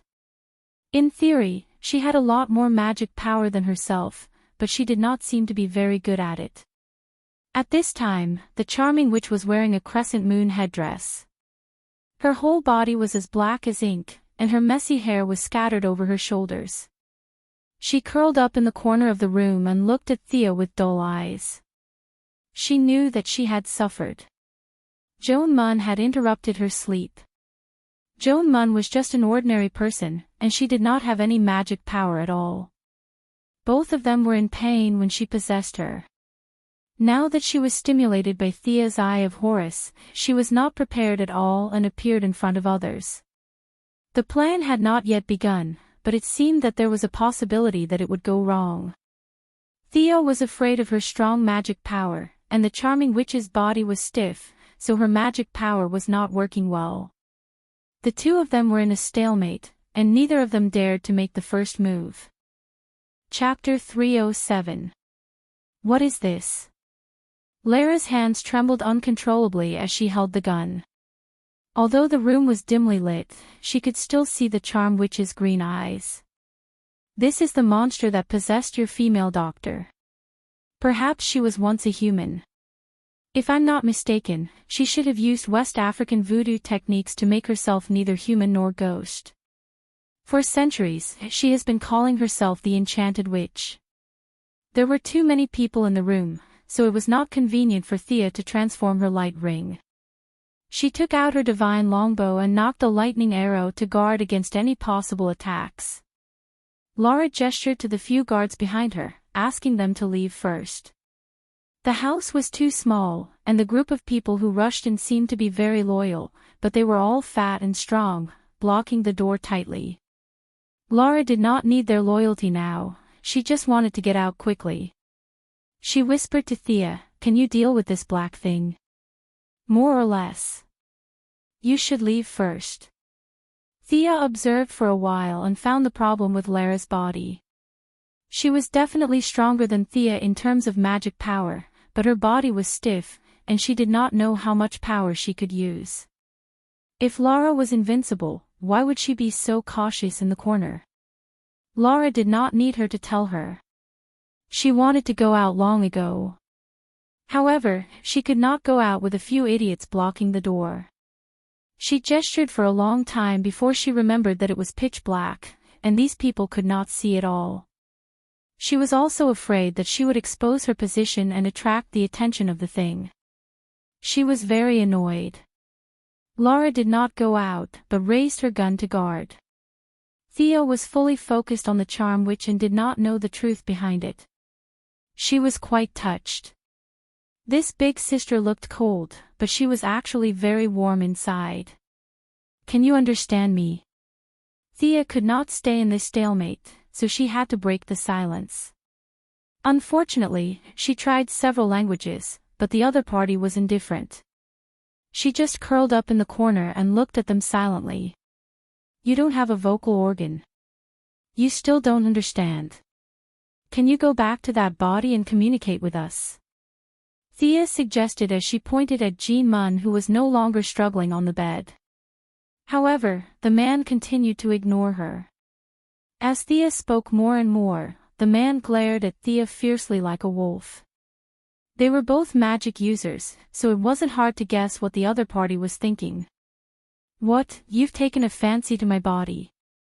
You want to absorb my magic to rejuvenate yourself, don't you? Stupid." Thea had already killed 1.5 gods. Why would she be afraid of a witch whose body was already half frozen? Sensing that the other party's malice was becoming more and more obvious, Thea knew that the negotiation had failed. She raised her bow and shot out a lightning arrow. Originally, a female revenge arrow was the best choice to deal with her, but he didn't know if this girl had never done anything bad or never had a boyfriend. The vengeance arrow had no effect on her, so Thea could only switch to the lightning arrow as the first attack. The regular lightning arrow didn't have the ability to travel through time and space, but as a divine arrow personally made by Zeus for Thea, its power was far beyond ordinary magic. It was currently Thea's strongest single-target attack. The arrow seemed slow, but it was actually very fast. A large number of electric arcs were constantly generated along the arrow's path. When it hit the charm witch, it even hit a huge ball of lightning. The light of the lightning temporarily dispelled the dark magic in the room. They squinted their eyes and finally saw the face of the witch. Hiss, the sound of people sucking in cold air echoed in the room. The fat woman magically hid in a group of guards and looked at the witch's dead eyes. Her heart trembled. This is a monster. I won't work in this hospital anymore. Thea didn't have time to pay attention to their thoughts. She only knew that her arrow couldn't kill the witch. Instead, the witch's zombie body resisted most of the damage. She didn't stop. She continued to draw her bow and arrows. Fire arrows rained down on the witch's head. Depressing. Thea was a little unhappy. She was also good at dark magic and mind control magic. Their skills even overlapped to some extent. If there were no outsiders, it wouldn't matter. However, there were a lot of onlookers. If she fought with the witch head-on, her heroic image would be damaged. The only thing she could do now was to rely on the magic arrows of the divine longbow to quickly deplete the witch's magic power. Under Sia's torrential rain of bullets, the few ordinary people in the room regained some of their vision. What else could they say? They ran for their lives. Some of the mentally weaker ones threw away their guns and ran while shouting, "There's a monster, run!" The whole underground facility was in chaos. The panic quickly spread to the buildings above. I'll go up and stabilize the situation. Reinforcements will be here soon. Layla finally found a good excuse and ran out after telling Thea. Thea nodded. She didn't expect her small pistol to do much damage anyway. Without her, it was more convenient for her to use her skills. Seeing Layla disappear into the elevator, Thea finally played her trump card. Clone. Her clone was telepathically connected with her and began to cast spells with her. All kinds of debuffs were applied to the witch and buffs were applied to Thea. After putting on the yellow light ring and conjuring chains to bind the charming witch, Sia didn't stop shooting arrows at all, one after another. By the time she shot her 11th arrow, the enchanted witch's body began to expand rapidly. She summoned a large amount of magic power and broke free from the chains. She had no choice but to resist. Although she had a strong body and 100 points of fire damage could only deal 30 points of damage to her, there were too many of them. Especially when Thea's clone was so agile. It was 2 against 1. You're too shameless. She suppressed the greed in her heart and began to fight back. The witch had an extremely rare teleportation ability. She instantly appeared behind Thea and clawed at her heart. That's all you got. Thea's fighting ability was one of the best in the world, and she had been guarding against the witch's attacks. Facing the witch's black claws, she pulled out the Godslayer and infused it with fire magic to block the claws. She then turned around and slashed at the witch's neck. Whoosh, the sword missed and there was a violent vibration in the air. The witch appeared on the other side of Thea and clawed at her face. Thea could only take 2 steps back to increase the distance between them. What a strange ability. The witch's fighting ability was not worth mentioning, but this teleportation ability made Thea suffer. She constantly used her agility to dodge, and it was inevitable that she would be careless after a long time.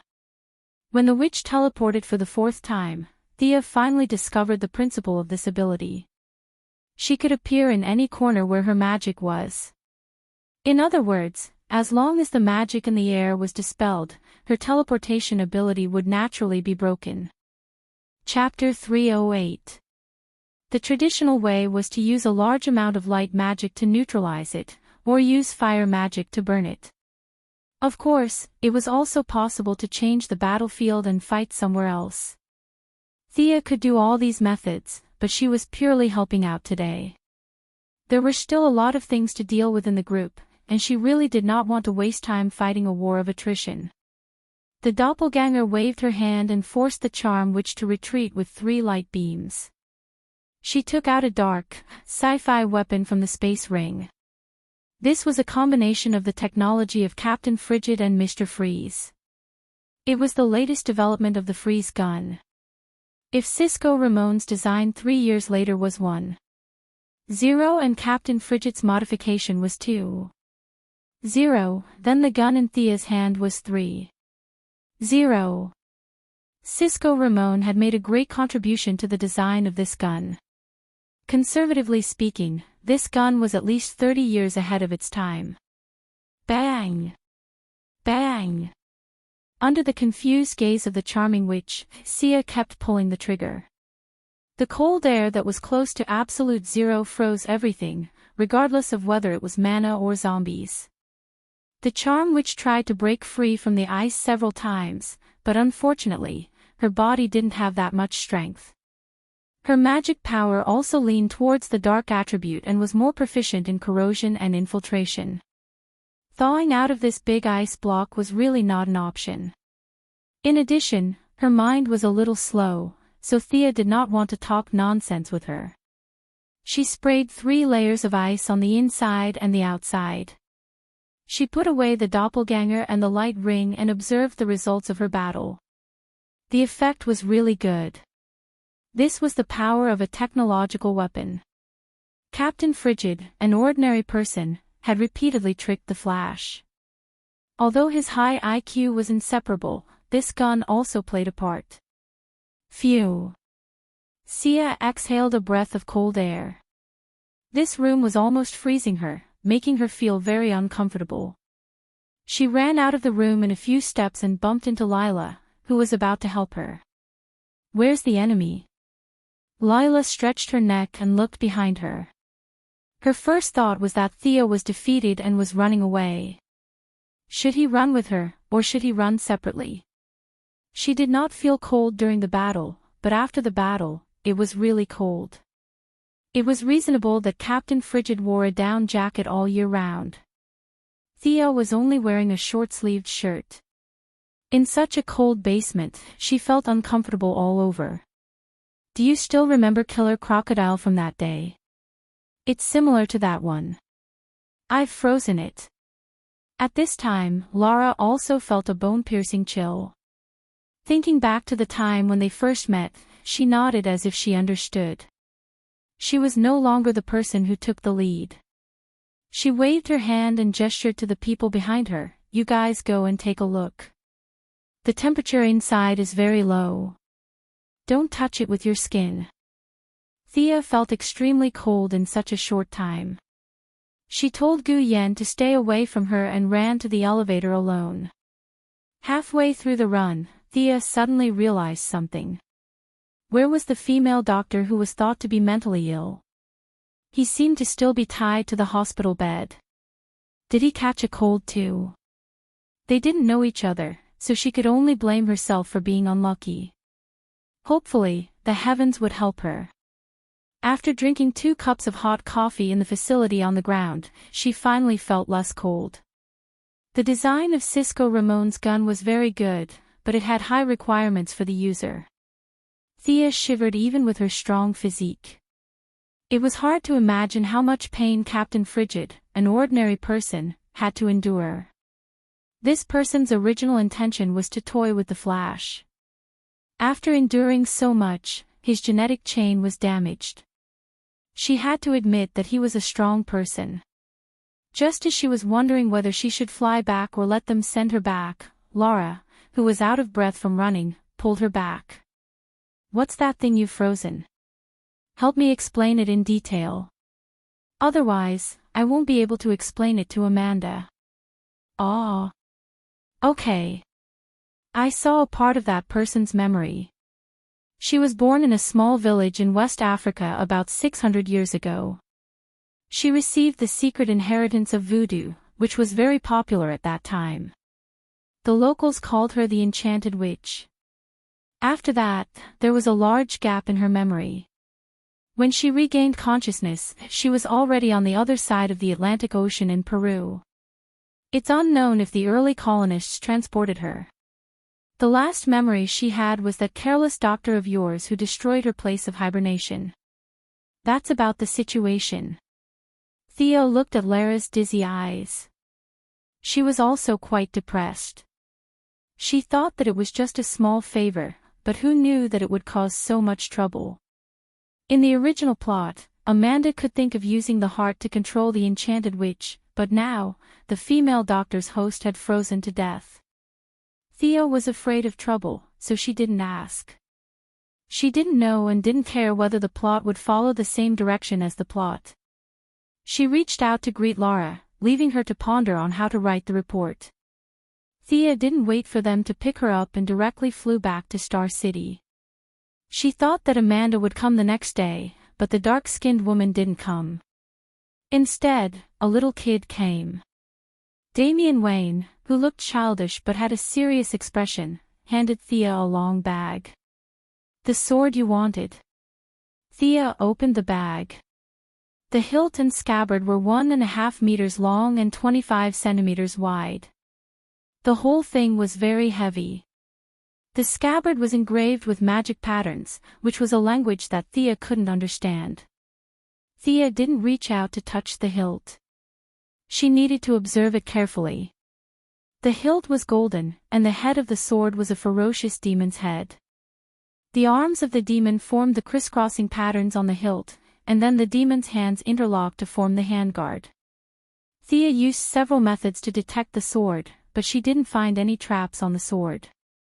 Then, she summoned a light ball and circled around the sword a few times, but she didn't find any abnormalities. "You're too careful." Damian Wayne couldn't help but mock her. He knew what she was doing, no matter how stupid he was.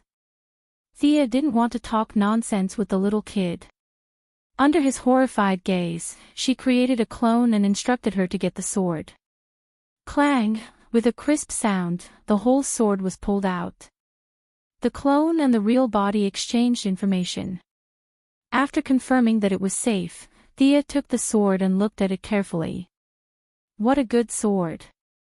After removing the hilt, the blade was more than 1 meter long and 12 centimeters wide. It was unknown what material it was made of, but the blade was pale white.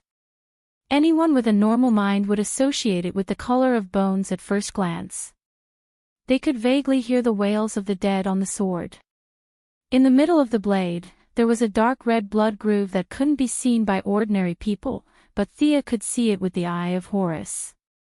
But before she could take a closer look, she felt a mysterious suction force in the blood groove, and a small part of her gaze was sucked in.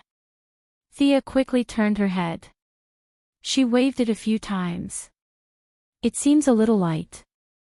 As soon as Thea had a similar feeling, she saw that the sword seemed to sense her strength and gradually increased its weight until it matched her strength. There was no doubt that this was a divine artifact, or a demonic artifact. Thea's own Godslayer and Diana's Vulcan's sword were both divine artifacts. The three swords were similar in nature, but their auras were completely different. Chapter 309. Not to mention its ability to absorb energy, the sword itself contained a huge amount of power. As a magic weapon, its attributes were very good. Thea tried to infuse dark magic into the sword, and found that the emotions transmitted from the hilt were desire, greed, and more importantly, excitement. That's right, the sword was transmitting a signal of excitement to Thea.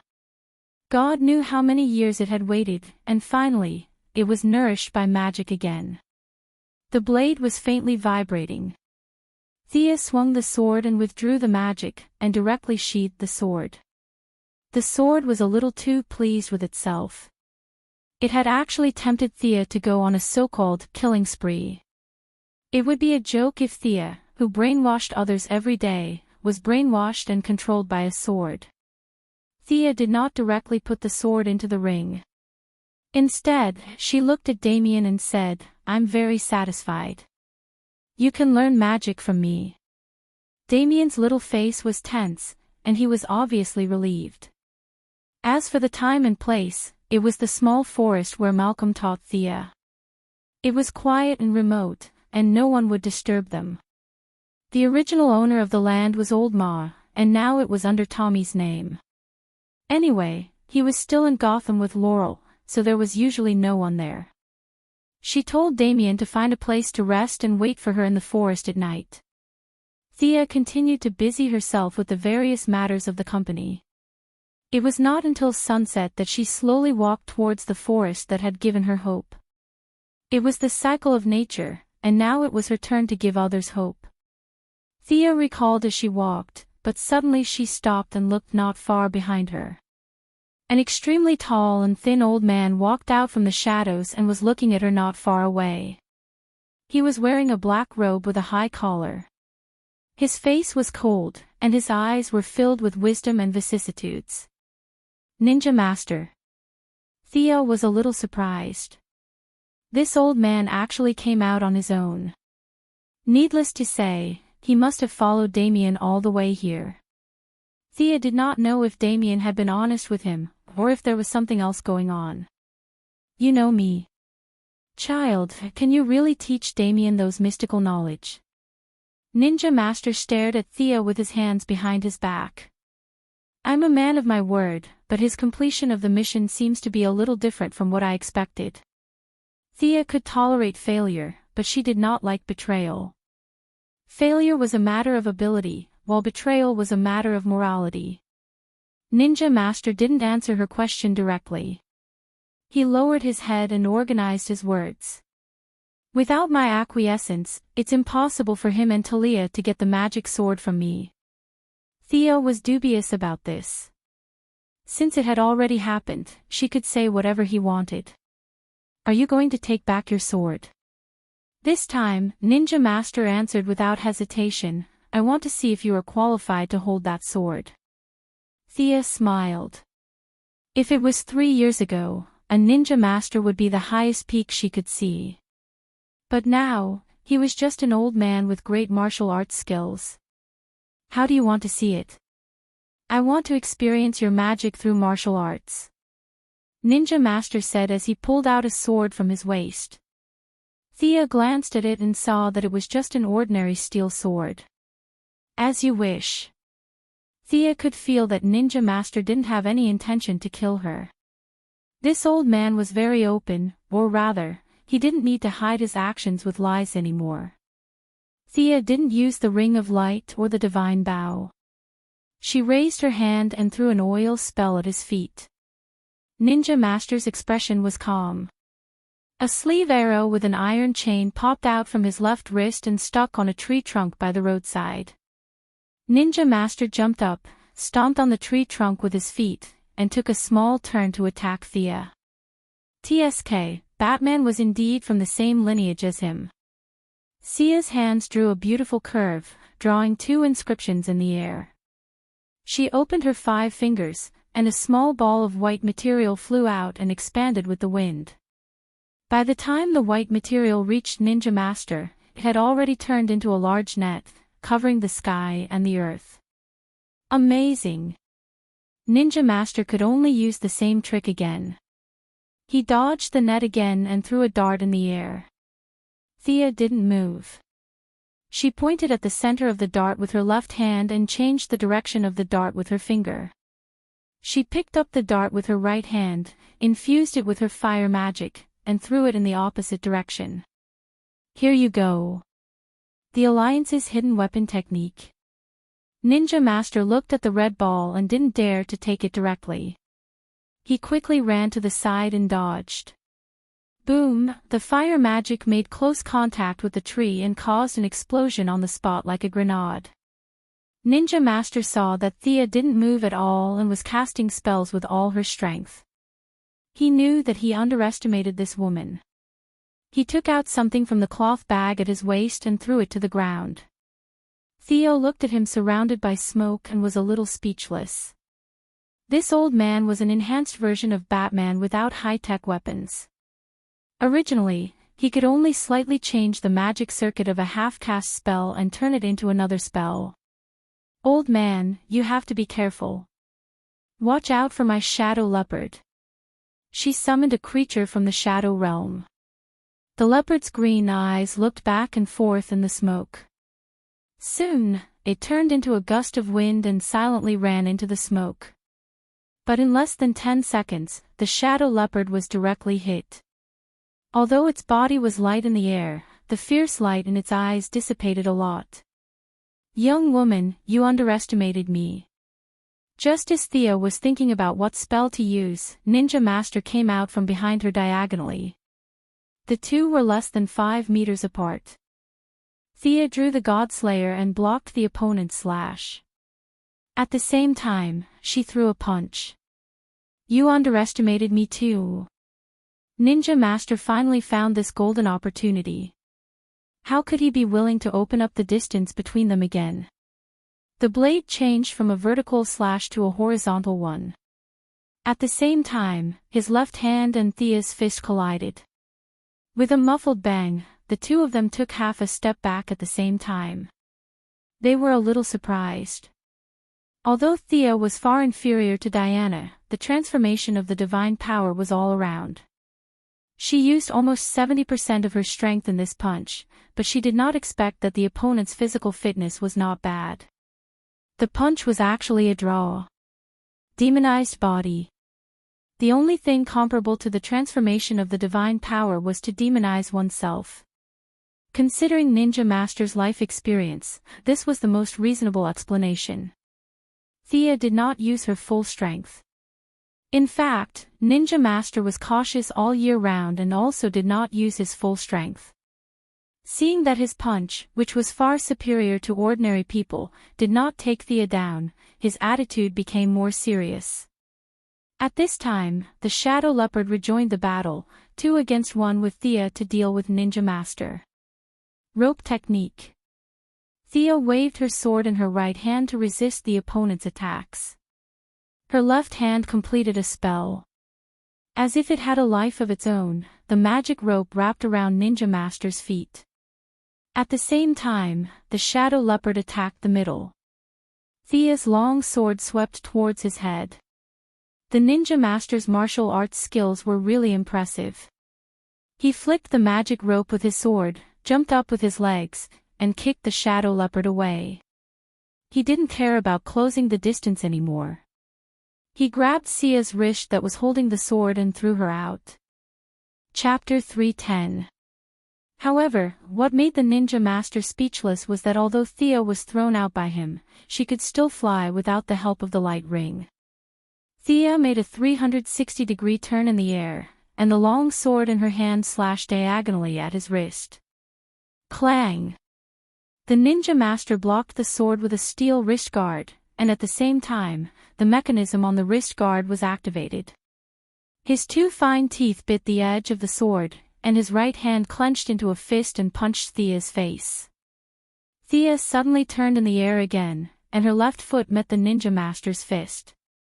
With the force of this blow, she pulled the long sword out of the mechanism, and her body was suspended in the air. The Ninja Master made a sound similar to a humph from his nose.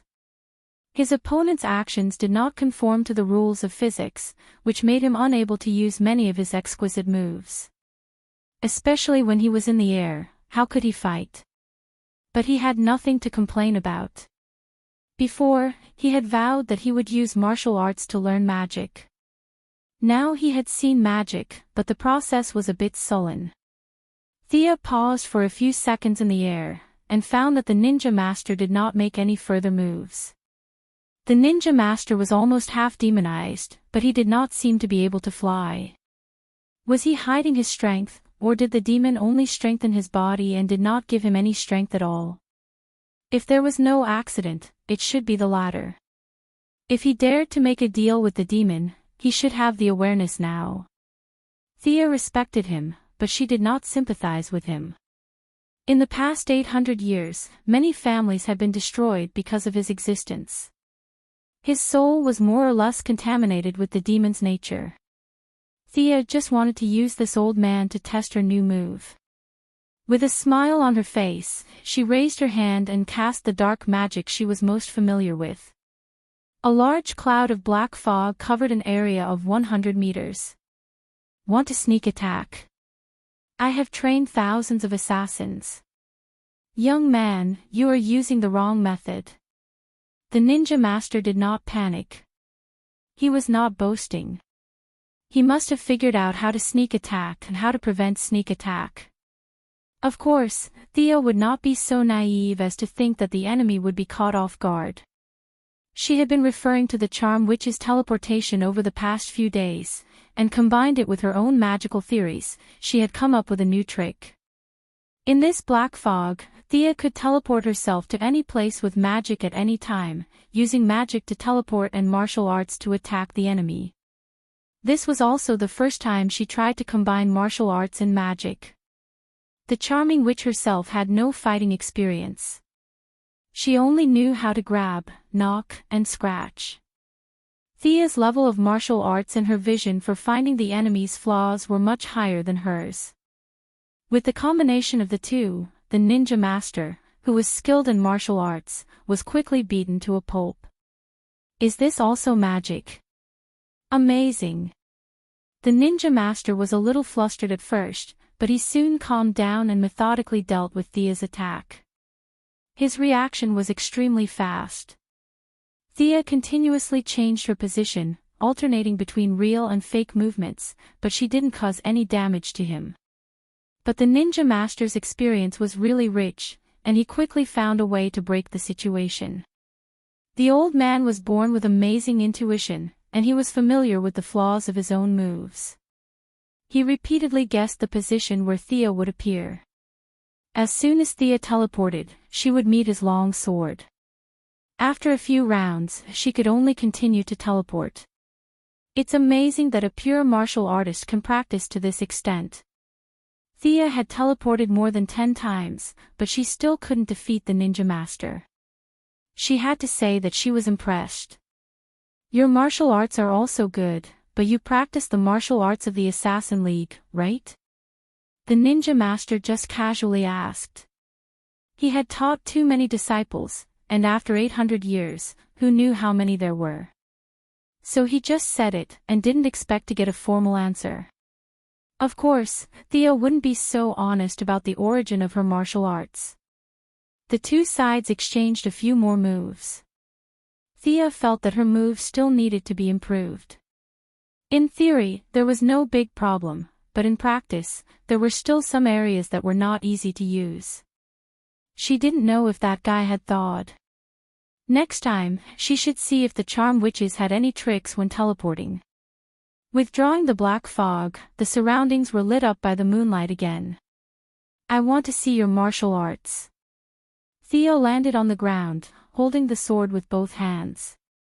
Although she felt that there was a gap between her and the ninja master, she still wanted to see how big the gap was.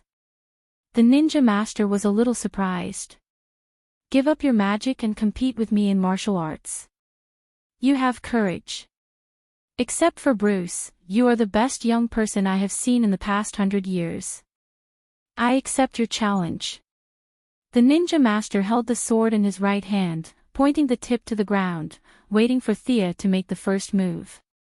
He was very confident in his martial arts. After 800 years of hard practice, he had practiced all kinds of skills in the world to the peak. As long as he didn't use those mysterious means, he was not afraid of anyone. Thea's martial arts must be outstanding in the eyes of ordinary people, but in his eyes, it was just not bad. Thea suppressed the excitement in her heart. It was a rare opportunity to compare notes with a martial arts master. She was eager to know the level of her martial arts that she had practiced for several years. She didn't want to win. After all, she had only practiced for a few years. She just wanted to know her shortcomings. Do you mind if I use a bow? Thea put away the God Slayer and took out the divine longbow. She felt that it was unfair to win, so she changed to a normal bow and prepared to use her archery skills. Sure. Ninja Master didn't see where she got the weapon from, but he was still very calm. Although he didn't use a bow now, all the people who had been trained by him, without exception, had powerful archery skills. It wasn't strange that Sia knew how to shoot an arrow.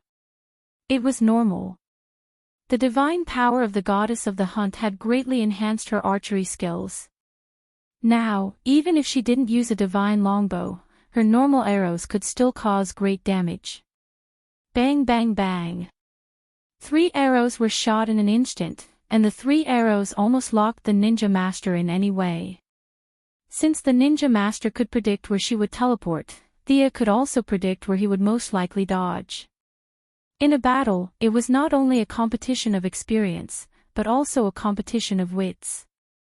Good. The ninja master only had time to shout, and the 3 arrows were already in front of him. He didn't panic, and he used the sword in his right hand to cut off one of the arrows. At the same time, he used his wrist guard to block another arrow. The last arrow was firmly caught by his left hand. He threw away the arrow and took out 2 throwing knives from his bag. One was fast and the other was slow. However, the ninja master made his first mistake since the start of the battle. He misjudged Thea's agility. Even without the help of magic, Thea's agility was far beyond the limits of an ordinary person. She reacted quickly, exerting force on her legs and leaping. In between the 3 actions of leaping, reaching a high point, and landing on the ground, she shot 5 arrows in one breath. Each arrow was faster than the last. The ninja master could only deal with it and didn't have time to retaliate. Thea's attack didn't stop at all. She moved quickly through the forest, and from time to time, a large number of arrows would be shot from the gaps between the trees. Chapter 3:11. If the ninja master did not want to take the arrows head-on, he could only continue to retreat, and the distance between the two would only increase. Many years ago, Thea used the same tactic to deal with Malcolm as she did today. However, the ninja master was not Malcolm. He chose to go against the flow. His tall and thin figure weaved through the rain of arrows. Using his superb eyesight and skillful footwork, he dodged every arrow by a hair's breadth. If he could not dodge the arrows, he would hit them with his long sword. The distance between the two was visibly closing. Amazing! Thea felt that her archery skills had exceeded her usual level. Even Green Arrow might not be able to reach this level in the future. She focused her mind, and her eyes wandered back and forth between the ninja master's steps. Her brain was rapidly calculating where the ninja master's next step would land. She pulled the bowstring and shot the arrow without aiming. The arrow seemed to have hit the air, but the ninja master felt very uncomfortable. His forward movement was interrupted, and if he took another step forward, he would be hit by the arrow. He hurriedly withdrew his foot halfway. Although it didn't cause any damage, his tiger-like momentum was directly cut in half. Momentum was something that could not be seen or touched, but it could not be ignored, unless the gap between the two was very large. There was definitely a gap between Thea and the ninja master, but it was far from the point where he could ignore her. Limited by the nature of the world, the ninja master had spent hundreds of years honing his skills, making his martial arts more skillful and natural. It was impossible to rely on the accumulation of time to practice any amazing martial arts. Thea took advantage of this and constantly looked for the ninja master's footsteps. After 3 arrows, the ninja master's momentum was completely gone. However, this person was really good. He changed his thunderous attack into the pressure of Mount Tai, slowed down his footsteps, and tried to build a new momentum, steadily pushing towards Thea. This old man had a perfect grasp of momentum. He had combined psychology and martial arts very well. Coupled with his confidence that had been cultivated for hundreds of years, anyone who faced his first attack would be scared before the fight even started. Sia knew that she couldn't let him continue to build up momentum. Otherwise, she might not be able to withstand the opponent's full-force attack with her martial arts. Thea threw away the bow and took out an ordinary steel longsword. She automatically ignored everything around her. There was only this tall and thin old man in front of her. Thea quickly rushed towards him. After closing the distance, Thea did not hesitate at all and directly slashed down with her sword. The ninja master had no choice but to stop his charge and use his long sword to block the attack. He had never been afraid of close combat. He turned his sword in a half circle and changed from a block to a stab, aiming directly at Thea's face. Thea could naturally predict his change of moves. She somersaulted in the air, kicked his wrist away, and stabbed the sword in her hand towards his lower abdomen. This time, it was different from Thea's previous sneak attack. The two of them were fighting with real martial arts, and their moves were very fast. Thea consecutively switched between 3 different sword styles, while Ninja Master's sword style was probably self-created. It was heavy, steady, and had a taste of the battlefield. "Young man, your swordsmanship is not bad, but it still can't compare to mine." The ninja master's right hand made a feint, and suddenly the sword moved to his left hand. Thea was caught off guard, and the long sword cut a hole in her clothes on the shoulder. Although the two of them did not mention the fight, they both knew that it was more of an exchange of pointers. It was impossible for this kind of ordinary steel sword to hurt Thea, but the fact that her clothes were cut still indicated a lot of things. If it was not for the transformation of divine power, she would have been injured by this sword. Left-handed sword. Thea was a little surprised when she saw it, but that was all. Modern society was not like ancient times where warriors fought every day. There were too many ways to attack. Would it be okay to hold a pistol in the left hand? For Thea herself, casting spells with her left hand was more important. She had never practiced using a sword with her left hand, so it was not very useful. But in order to continue the exchange of pointers with this old man, Thea had to be careful of his unpredictable swordsmanship. If she was hit 17 or 18 times, she would not be injured, but it would be embarrassing. She took out a small round shield from the space ring and held it in her left hand. That's right. This was a 100% modern replica of Diana's shield. When the two of them were together, they didn't do it every day. Occasionally, they would exchange martial arts skills. This sword and shield combination was Diana's best martial arts skill. A shield. The ninja master's eyes lit up instantly. He was active in the late period of cold weapons, and in the early period of matchlock guns. Antiques like shields had long been retired from the list of weapons. Now that he saw Thea take out such a simple round shield, his curiosity instantly emerged. He calmly slowed down his attack, wanting to see what was so ingenious about her combination of sword and shield. Thea was influenced by Diana. At first, she just casually learned a few moves for fun, but her fighting skills were there for all to see. In addition, when the ninja master deliberately stepped back, she still danced vigorously. At first, the ninja master thought that Thea was only using it to defend against his left hand, but he soon realized that her sword and shield were very well coordinated. There was a classical beauty in the way she attacked and defended. This was definitely not a move that she came up with on a whim. This woman had a very strong foundation. Not bad. In all my years, I have never seen anyone who uses a shield so well. The ninja master only defended and did not attack in order to see all of her moves. He was at a disadvantage. When Thea showed him all of her moves, he still had a lingering aftertaste. But as he began to exert his strength, the battle between the two was about to be evened out. Thea struggled to hold on. To be honest, Diana's martial arts were not much better than the contemporary grandmasters of combat on Earth. She used her high attributes to crush her enemies. The combination of sword and shield that Thea learned from her was a little messy. But the divinity that she inherited from Ares, the god of war, displayed its unyielding nature. Thea slowly took a step deeper into the foundation of Diana's sword and shield. "Ha! Did you come up with these moves at the last minute?" As her opponent, the ninja master had the deepest understanding of Thea's moves. He had seen many of her moves before, but as the battle dragged on, the moves in her hands started to change slightly. Originally, it was a sword attack and shield defense, but with a slight change in the moves, it became a shield attack and sword defense.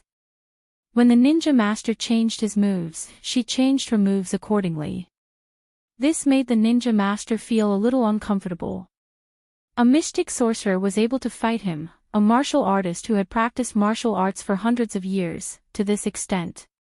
Could it be that the overall quality of mages was so high? He did not know that this was all due to the divinity of the god of war. He thought that Thea could change her moves during the battle.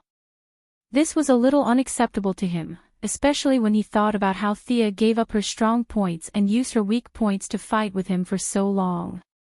He felt a little uneasy. "I'm not fighting anymore." After forcing Thea back with 2 moves, the ninja master sheathed his sword and stood still. The old man was a man of his words. If he said that he would not fight, then he would not fight. Chapter 3:12. He did not want to fight, and Thea could not force him to. She shook her head and put away her weapon. Neither of them mentioned the demon sword. To Ninja Master, the sword was more troublesome than beneficial. It was not a bad thing to be able to get rid of it this way. About Damien? Ninja Master asked uneasily. Logically speaking, if Damien was discovered, it meant that the mission was not completed. According to the habits of the Assassin League, this was definitely a mission failure. The result was either death or a new mission. That was why he asked. Thea thought carefully. "I will teach Damien, but the favor I owe the League will be written off." Thea did not know how much Ninja Master knew about Malcolm, but it was not difficult to find out the relationship between the two. Moreover, Thea felt that the martial arts of the Assassin League had given her the capital to rise in this chaotic world. This favor could be traced back to Ninja Master. "Okay, that's it. I'll leave Damien to you." Ninja Master did not hesitate. His tall and thin figure walked into the forest alone. Thea stayed where she was. After 3 minutes, a thin figure walked out from the other side of the forest. It was Damian Wayne. At this moment, the brat was a little embarrassed. "I didn't know he would follow me," Thea looked at him coldly. "I expected too much of you." The one thing Damien could not stand in his life was being told that he was not good enough. When he heard Thea's words, he wanted to refute, but in the end, he lowered his head. Little brat, quite stubborn. Sia observed his reaction from the corner of her eyes. To deal with this kind of brat, you have to treat him badly. You have to make him tremble when he thinks of you. Talking about life and ideals like Batman is purely nonsense. Forget it. I'll let you pass this time. Your grandfather is still quite good to you. Sia sighed a little. The Ninja Master's preference for boys over girls was especially obvious in this aspect. If Damien was a girl, he probably wouldn't even look at him. Grandfather's health. Damien wanted to say something, but he didn't know what to say. Thea slapped him on the forehead. It felt good. Your grandfather is in good health. If you don't learn magic, he'll still be alive after you die. Damien didn't understand the problem involved. Didn't the Ninja Master know that he was asking a tiger for its skin? Thea felt that even if he didn't know at first, he should have known after so many years. However, it was easy for him to get on the boat, but difficult for him to get off the boat. The demonization was eroding his body and soul. The two of them were not relatives, so Thea didn't want to stand up for him. The power of the three-palace demon was not something that anyone could easily touch. He led Damien into the forest and instructed him to sit cross-legged. Ninja Master must have plundered a lot of magic books over the years, but no matter which one of you read them, you won't be able to learn anything, right? Thea also sat on the ground and looked at the nervous Damien. Yes, grandfather spent a lot of effort on this. We call this initial process the bloodline awakening. First of all, you don't have the method. Second, there is no one with magic power to preside over it. Last but not least, you don't have much magic power bloodline. Speaking of this, Thea was a little sad. The soul awakening cup that the swamp monster gave her was definitely a semi-divine artifact. That tattered picture scroll had also replaced the source of magic transformation to a certain extent. With all kinds of opportunities, Thea was able to achieve what she had today. How is your condition? If the bloodline awakening ceremony starts, it will consume a lot of your blood. If you faint, I can't guarantee that it will succeed. Sia asked casually. The entry requirements for this path of magic were too harsh. Some things had to be made clear. At least Damien had her guidance. His conditions were much better than when she was a blind cat that had hit a dead mouse. Damien answered quickly and firmly. I can do it. Even if I die, I won't faint. Even if it's intense pain, you can't faint. Can you do it? I can. You've lost 1/5 of your blood. Can you stay awake? I can. Okay. Then I'll take a break first.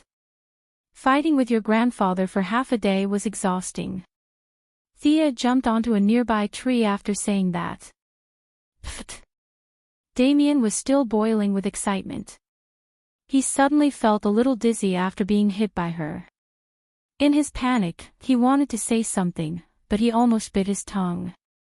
Thea naturally wouldn't be so bored as to play with a child. She was indeed a little tired. Drawing a magic formation required a lot of mental and physical effort. She decided to leave it to her clone. A pure black shadow walked out of her body. Soon, the shadow's appearance and body became the same as hers. The clone glanced at her in annoyance, then lowered its head and started drawing this extraordinarily complicated magic formation. Damien looked up at Thea on the tree, then turned to look at the clone drawing the magic formation. Previously, he had only seen Thea's clone ability in a hurry once in her office. It was far from being in such close proximity. The naughty child's mouth was wide open. He had forgotten what he wanted to say just now. The magic formation for the spirit awakening bloodline was troublesome and complicated. It only had one purpose. Perhaps there were some simplified versions. However, Thea only knew this magic formation recorded in the Constantine family's magic book. The clone drew for more than an hour before it was finally finished. The clone instructed Damien, "Stay here obediently. You can talk." Damien was shocked. He had always thought that this was something like a robot. However, the clone had expressions and could talk. This made him a little confused. The clone didn't say much to him and quickly returned to its original body. Thea slowly woke up. The clone's existence also consumed her stamina. However, in the night, her recovery speed was greatly increased. With the addition and subtraction, her stamina recovered quite a bit. She walked around the magic formation and checked it again. Then, she took out the magic book and compared it with it. There were no mistakes. With her presiding over it, there was no need for any ancestors test. The magic power for Damien's first awakening was provided by her, so it was relatively safer. She reached out and pointed at Damien. Magic restrained his movements and brought him to the center of the magic formation. I'm starting. Thea casually set up a soundproof barrier. If someone passed by and heard him shouting and thought that she was abusing a child, that would be ridiculous. Damien didn't care whether she could see him or not. He clenched his fists and nodded heavily. This magic was very simple. Many of the syllables could only be uttered by curling the tongue. Thea's expression was unusually serious. She chanted the incantation with her hand gestures. Her voice constantly spread through the air and the forest. Before the old echoes disappeared, new sounds rang out again. Under the rise and fall, some kind of resonance was formed. The forest was filled with an indescribable rhythm. Fortunately, this was not a battle. If one's spirit was tired, they could rest for a while. Thea rested for a total of 3 times before she finally completed the magic. She pointed her finger at a certain spot in the magic formation. The whole magic formation seemed to have activated some kind of mechanism and gradually lit up. Chapter 313. Damien originally wanted to act calm and let this woman see his manliness, but he underestimated the power of this spell and overestimated the limits of his 6-year-old body. There seemed to be something wriggling in his blood vessels, itching terribly. It felt like there was a sharp knife squeezing between his bones and skin, bringing him severe pain. 2 extreme feelings were constantly attacking his central nervous system.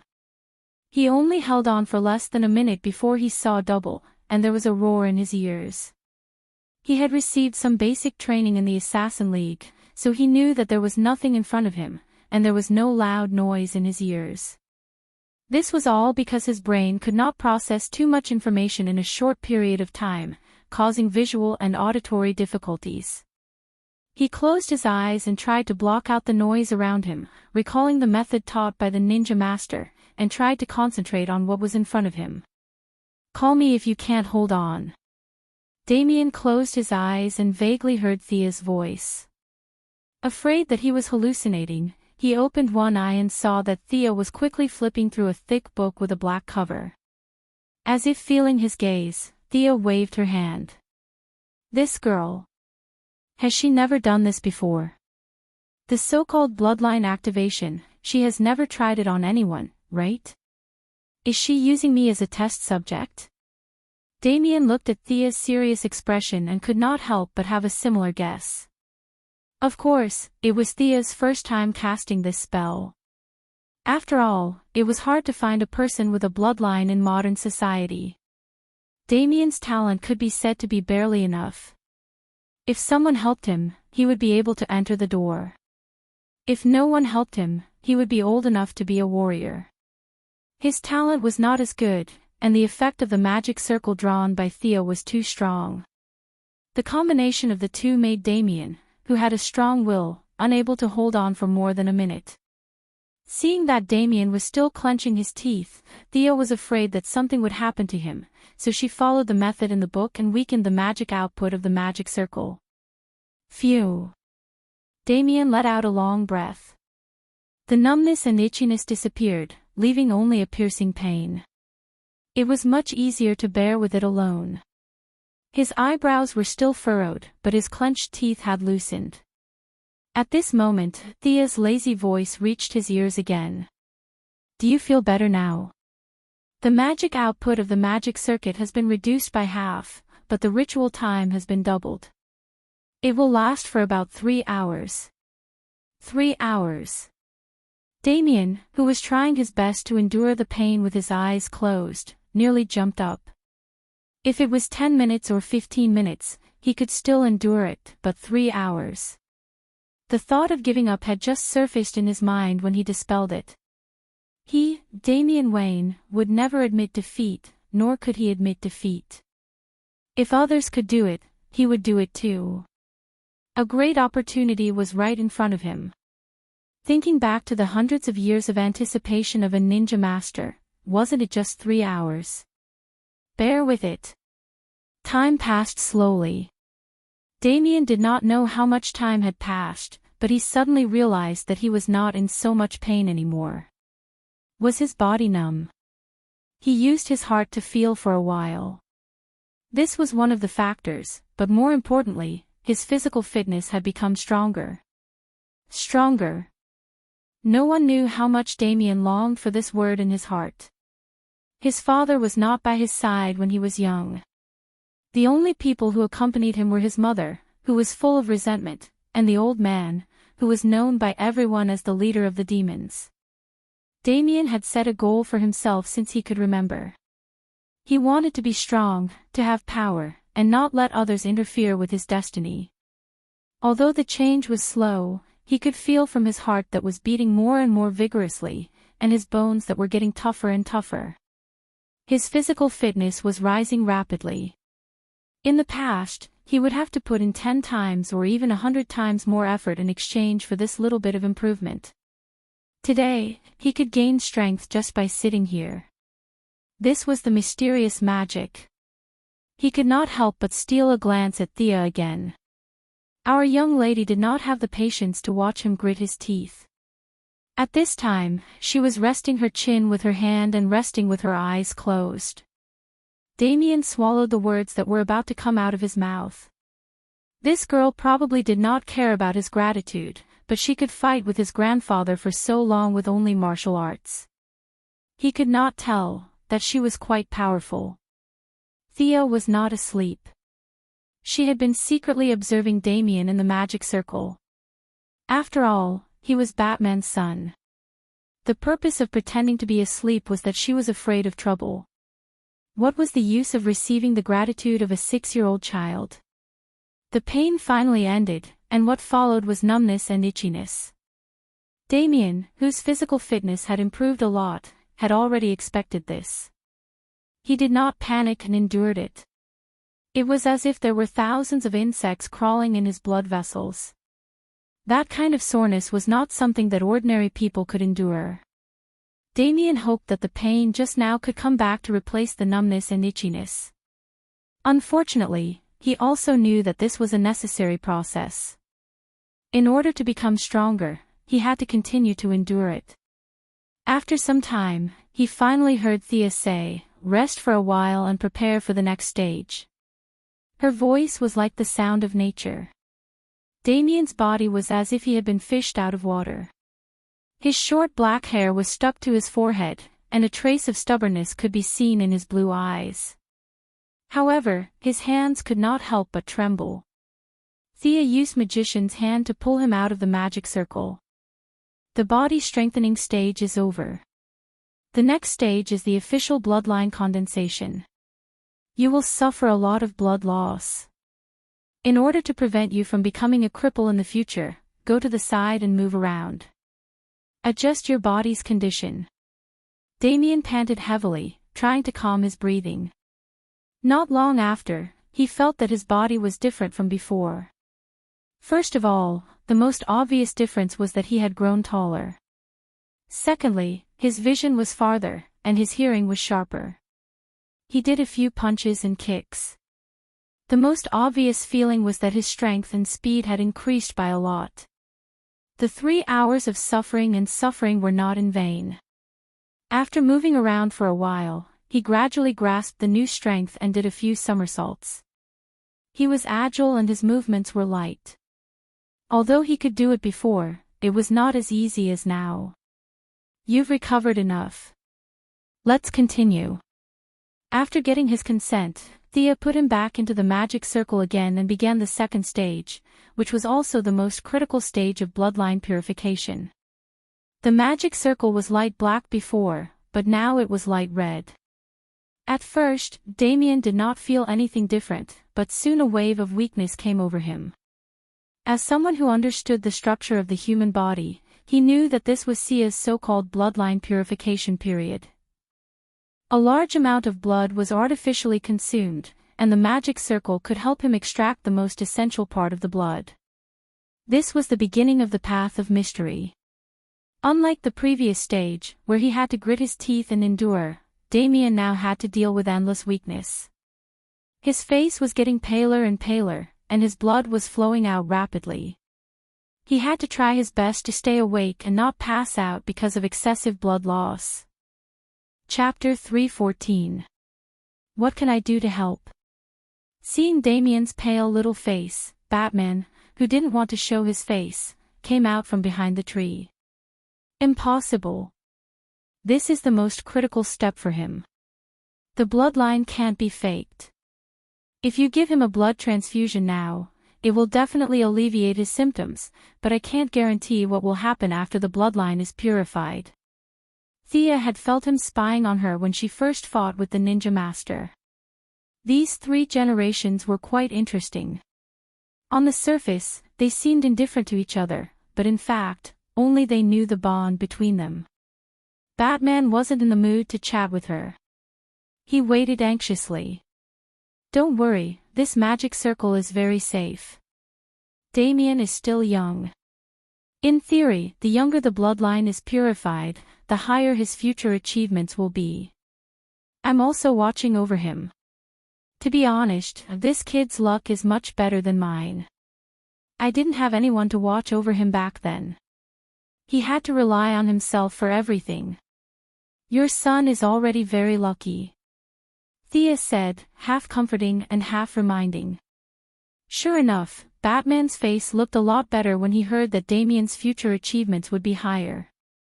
Although he was against supernatural forces, he neither supported nor opposed his son's path. As for Thea's so-called relying on oneself for everything, he could understand. Batman didn't know how much Thea had suffered in order to gain power, but it must have been very difficult and dangerous. Now that Damien had reached this step with almost no effort, it could be said that his identity had played a very important role. He really couldn't blame anyone for not seizing the opportunity in front of him. Batman stood silently to the side and watched the results. He looked like a parent waiting for his child to take an exam. The purification process was very fast. It was over in less than 10 minutes. The light of the magic circle dimmed. Damien looked at Thea with lifeless eyes. He didn't have the strength to speak, but the meaning in his eyes was very clear. Was it done? Thea scanned Damien's body with her psychic power. Damien's body was so weak that a gust of wind could blow him away, but he had taken the most important step in his life. He already had a faint trace of magic. Congratulations, the effect is good. Phew. Damien exhaled a mouthful of turbid air. Unable to hold on any longer, he fell to the ground and fainted. Seeing Batman's eager expression, Thea knew that she had nothing else to do. Take him home and have him rest. 3 days later, let him come here to find me to officially start learning. After returning to her residence, Thea took out the demon's sword. She ignored the malice coming from the sword and examined it carefully. It had to be said that the demon's smithing skills were slightly better than the gods'. Perhaps it was because the original purpose of this sword was different. This sword was filled with madness, bloodthirst, savagery, and other emotions. Those with weak willpower would not be able to use this demonic sword. The divine sword, which had lower attributes than the demonic sword, could be used without restriction. From this point of view, it was not easy to judge which one was better. Thea didn't care about exploring the depths of human nature with her magic sword and divine sword. In a way, she was very similar to Damien. She only wanted to obtain power. She took out the Isis talisman that the dark-skinned woman gave her that day, aimed at the damaged part of the talisman, and stabbed it with the sword. A large amount of pure magic power was transmitted into her body through the sword. Thea didn't absorb it directly, but transferred most of it into the unicorn tattoo. During the 2 trips back and forth, the sudden increase and decrease in magic power caused great damage to the unicorn tattoo. In order not to affect Thea's combat power, Arthas suffered the backlash of the huge drop in magic power alone. She hadn't recovered in the past 2 years. It wasn't until Thea had transmitted nearly 50% of her magic power that Arthas' voice came out intermittently. Her voice was no longer that of a young and beautiful girl, but more like a cute baby's voice. That's enough. You can absorb the rest. Thea began to use the magic power to improve herself. After several transformations by divine power, her body had already exceeded the range of bloodline purification. All the organs in her body had turned golden, and there was a trickle in her blood that was invisible to the naked eye.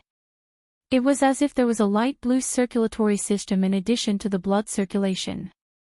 This light blue liquid was her magic power. Now, the magic power in the Isis talisman had injected new content into this small river. The color was gradually deepening, and the total amount was rapidly increasing. There seemed to be a glimmer in the river, which was a sign that the magic power was about to be filled. Thea stopped absorbing and pulled out her sword. She first observed the talisman. The surface of the talisman was even more broken. Although there was a possibility of error, the talisman could still let her absorb it 3 or 4 times. About 5 or 6 years of magic power. Thea casually cast a few spells. She was still very experienced in the sudden increase in magic power. She could adapt to the increase in magic power for 100 years. This time, it was only 5 or 6 years, so it wouldn't affect her at all. The magic power of the talisman was really abundant. She believed that any mortal who put on the talisman could become a peerless mage.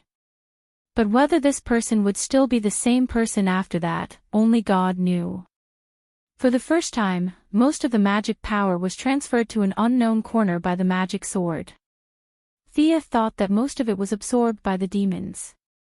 This was also within her expectations. She was even happy to see this.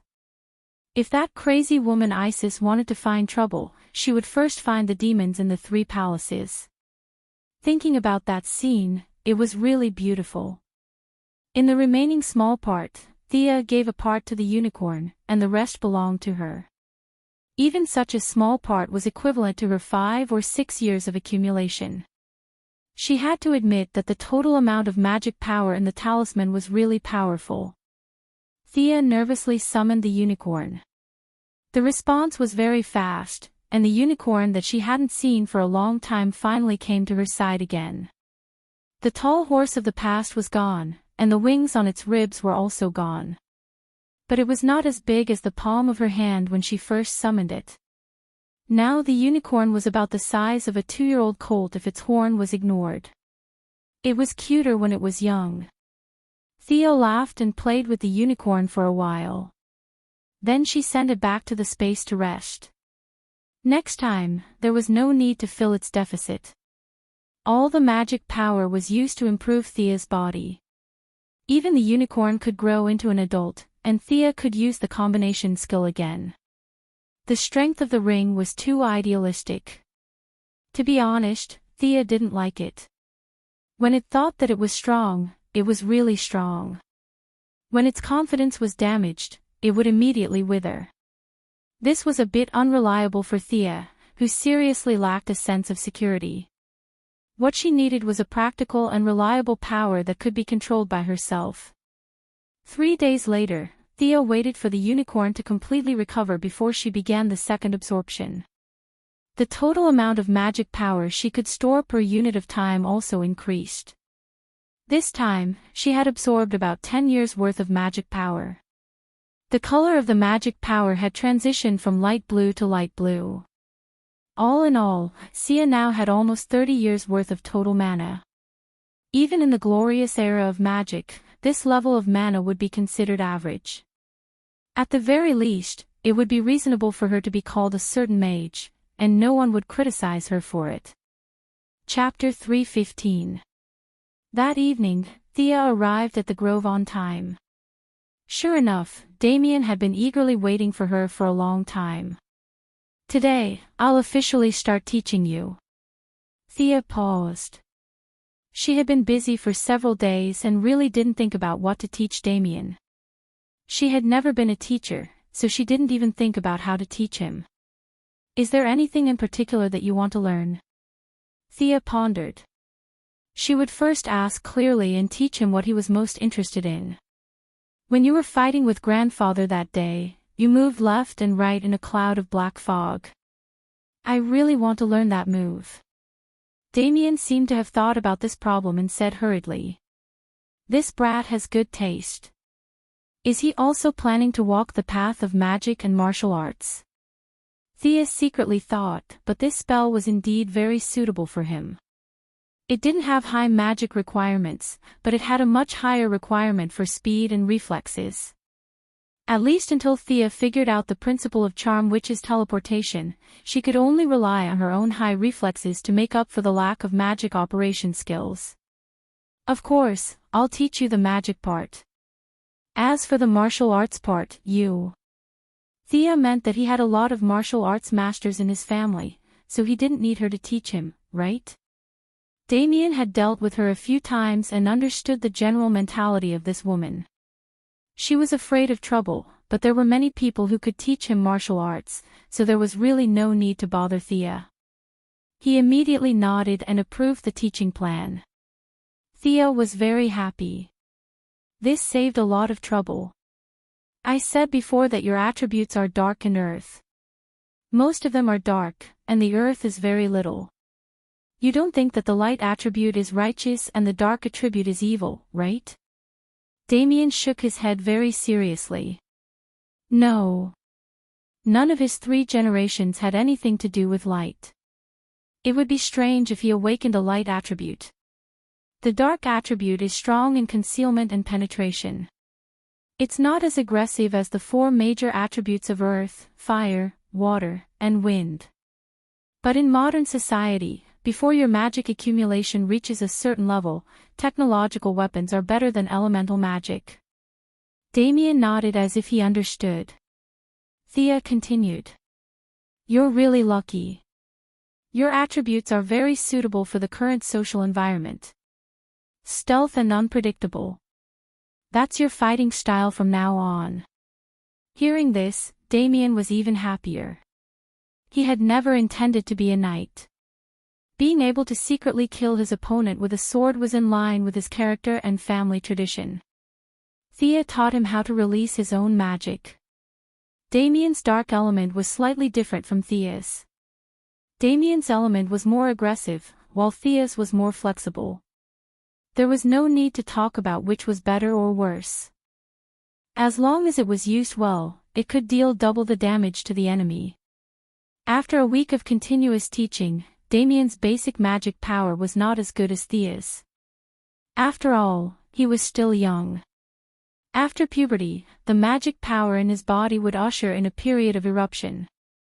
This was also why many children of magic families would awaken their bloodlines at a very young age. They did not have the opportunity like Thea to obtain talismans or magic swords to artificially increase their magic power.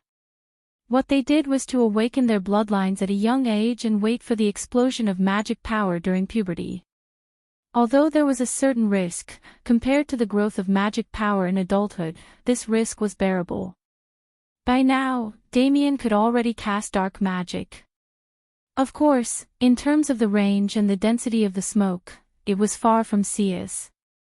But the naughty kid was still so happy that he couldn't tell north from south. Take it.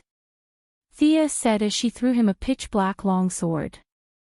This was the sword of Osriel that was seized in Gotham. It had been used for a period of time. As the sword did not have a magic circle carved on it, it could only be considered a semi-finished product. Considering that this was Thea's first disciple and it was of great significance, Thea worked with Diana over the weekend to draw the magic circle of the original Black Mist dagger onto this longsword. Diana could participate in the production of Batman's Hellbat armor in the future. According to the game, her secondary profession was enchantment forger. In this era, materials were scarce and could not be created. However, it was not a problem to create a long sword according to the drawings. This is. Little Damien took the sword and found that it was a little long for him to use. However, it would be just right when he reached adulthood. He was not stupid and asked in disbelief. It's for you. The sword is very sharp.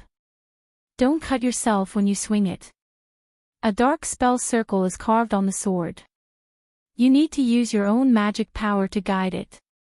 It can be cast once a day. Sia said casually, as if what she was giving away was not a magical weapon, but a wooden sword and saber that could be bought on the street for $50. Damien's nose twitched a little. He turned his little face to the side and said in a low voice, "Thank you." Thea pretended not to hear. Both of them were not very good at expressing their feelings. Just like that, they began their exclusive lessons. There was a theory lesson every 3 days and a combat lesson every 5 days. However, in less than half a month, Thea could not take it anymore. She dragged Damien to Batman, who was beating up criminals in Gotham. Seeing them coming out of the dark, Batman was a little confused. He grabbed the neck of the criminal in his hand and slammed it on the ground. A severely concussed patient was born. What's the matter? Batman, who was fearless in the face of Darkseid, was in a mess. Especially when he saw Thea's unfriendly face and Damien's ashamed face, he imagined the scene of a naughty child being brought to his parents by a teacher. "This child of yours." Thea spoke in the tone of a young female teacher who was annoyed by a naughty child. "His foundation is too weak." A sorcerer is a profession that requires a lot of comprehensive knowledge. It's not like your friend in blue shirt and red cape who can do it with just a little bit of strength. Have you taught Damien any conventional knowledge? Thea fired a barrage of words at Batman. She thought that teaching would be easy, but after a week of theory lessons, she found a big problem. Damien's basic knowledge was a mess, but he was very stubborn and pretended to know everything. However, when it came to practical application, Thea immediately knew that she had wasted a few nights to come to Gotham tonight. Batman wiped the non-existent sweat off his forehead. As a top student, he really did not know what his son had learned. He thought that the Ninja Master had taught him everything, but the Ninja Master also thought that he should teach him, his biological father. The two knowledgeable experts had an illiterate child right under their noses. This made Batman feel a little embarrassed. "I will work hard to learn." Damien felt that he was losing confidence as he spoke.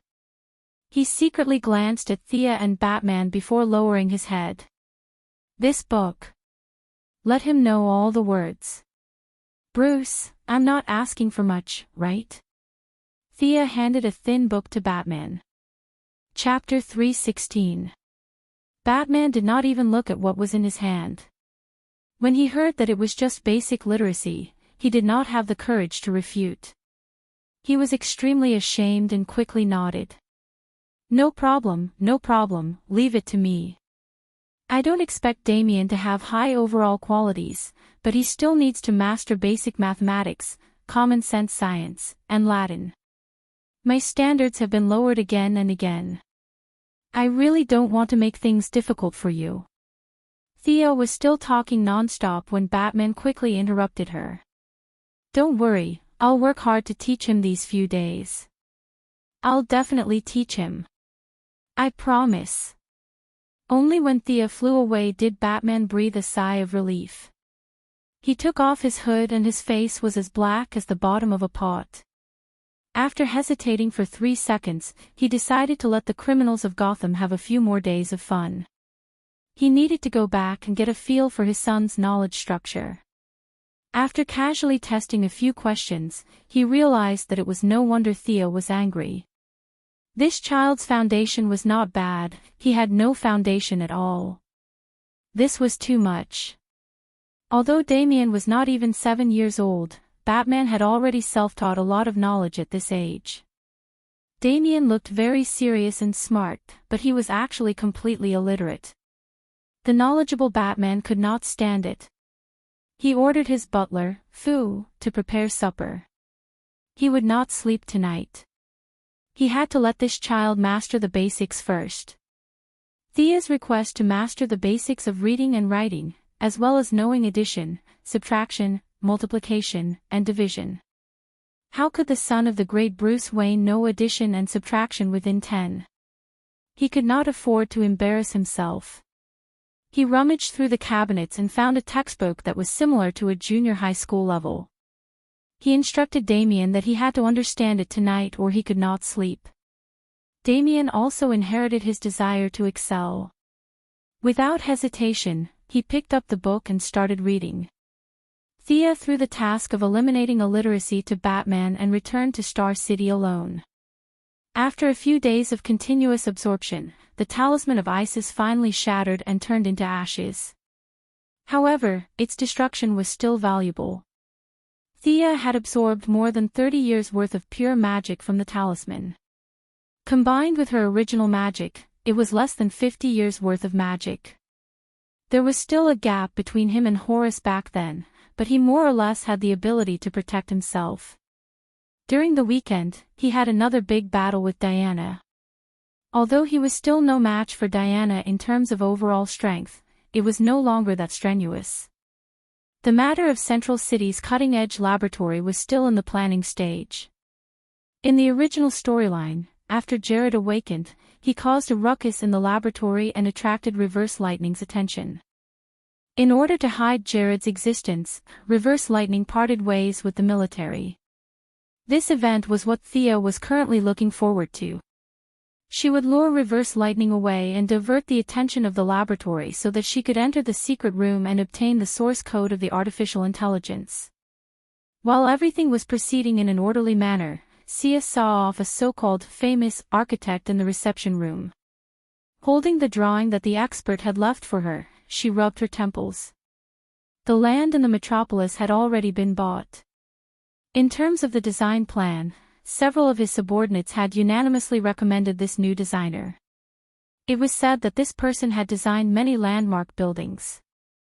Does this look funny? Theo looked at the architectural drawing in her hand and was a little speechless. Is this logo encouraging everyone to recharge? The drawing on the drawing was extremely complicated. Theo was not Batman, she did not understand architecture and did not have that much knowledge. However, she could still see the shape of the building. The entire building would form a large Q letter on the ground, representing the surname Quinn. Originally, this was not a big deal. However, there was another building in the metropolis. The building was in the shape of an L, which was the headquarters of Lex Luthor's group. A Q and an L, it was no surprise that this would be the landmark building of the metropolis in the future. Thea did not want the Q to have another surname, Merlin, and the initial letter, M. After all, this was not the headquarters of McDonald's. It was not appropriate to have an M. She immediately made the decision and decided on the Q building. Just as Thea finished sorting out the various situations of the group and was preparing to rest for 2 days, trouble came to her. The assistant handed her a phone. It's the Pentagon. What's the matter? The voice on the other end of the phone was Superman's future father-in-law, General Ryan. The old man did not waste time with her and urgently asked her to come to the Department of National Defense. It was definitely not suitable to fly there in the daytime. Fortunately, the military helicopter arrived very quickly. Almost as soon as she put down the phone, they arrived. The few soldiers were really well trained. They did not have any questions about her workplace attire and pulled her directly to the Department of National Defense. The Department of National Defense was now more closely connected with her new group. On average, she had to come several times a month. After showing her consultant's ID, Thea entered the building smoothly. What's the matter? Thea entered the conference room and found that the atmosphere was extremely solemn. Almost all the generals she had met were present. Even Amanda Waller of the Heaven's Eye Society was in the corner. Amanda's expression was very strange. It was somewhere between a smile and a smile. Take a look. As she spoke, she turned on the display in the room. The image of the person on the display was extremely blurry. It was most likely that after the scene was destroyed, part of it was restored using high-tech technology. She's not dead. Theo looked at the dark figure on the screen. She looked like a ghost. Wasn't this the charmed witch that she had frozen a while ago? Without a host, she should have lost her ability to move. We suspect that she and Dr. Joan Munn completed a deep fusion at a special node. In other words, Dr. Joan Munn has betrayed us. Amanda's expression was calm.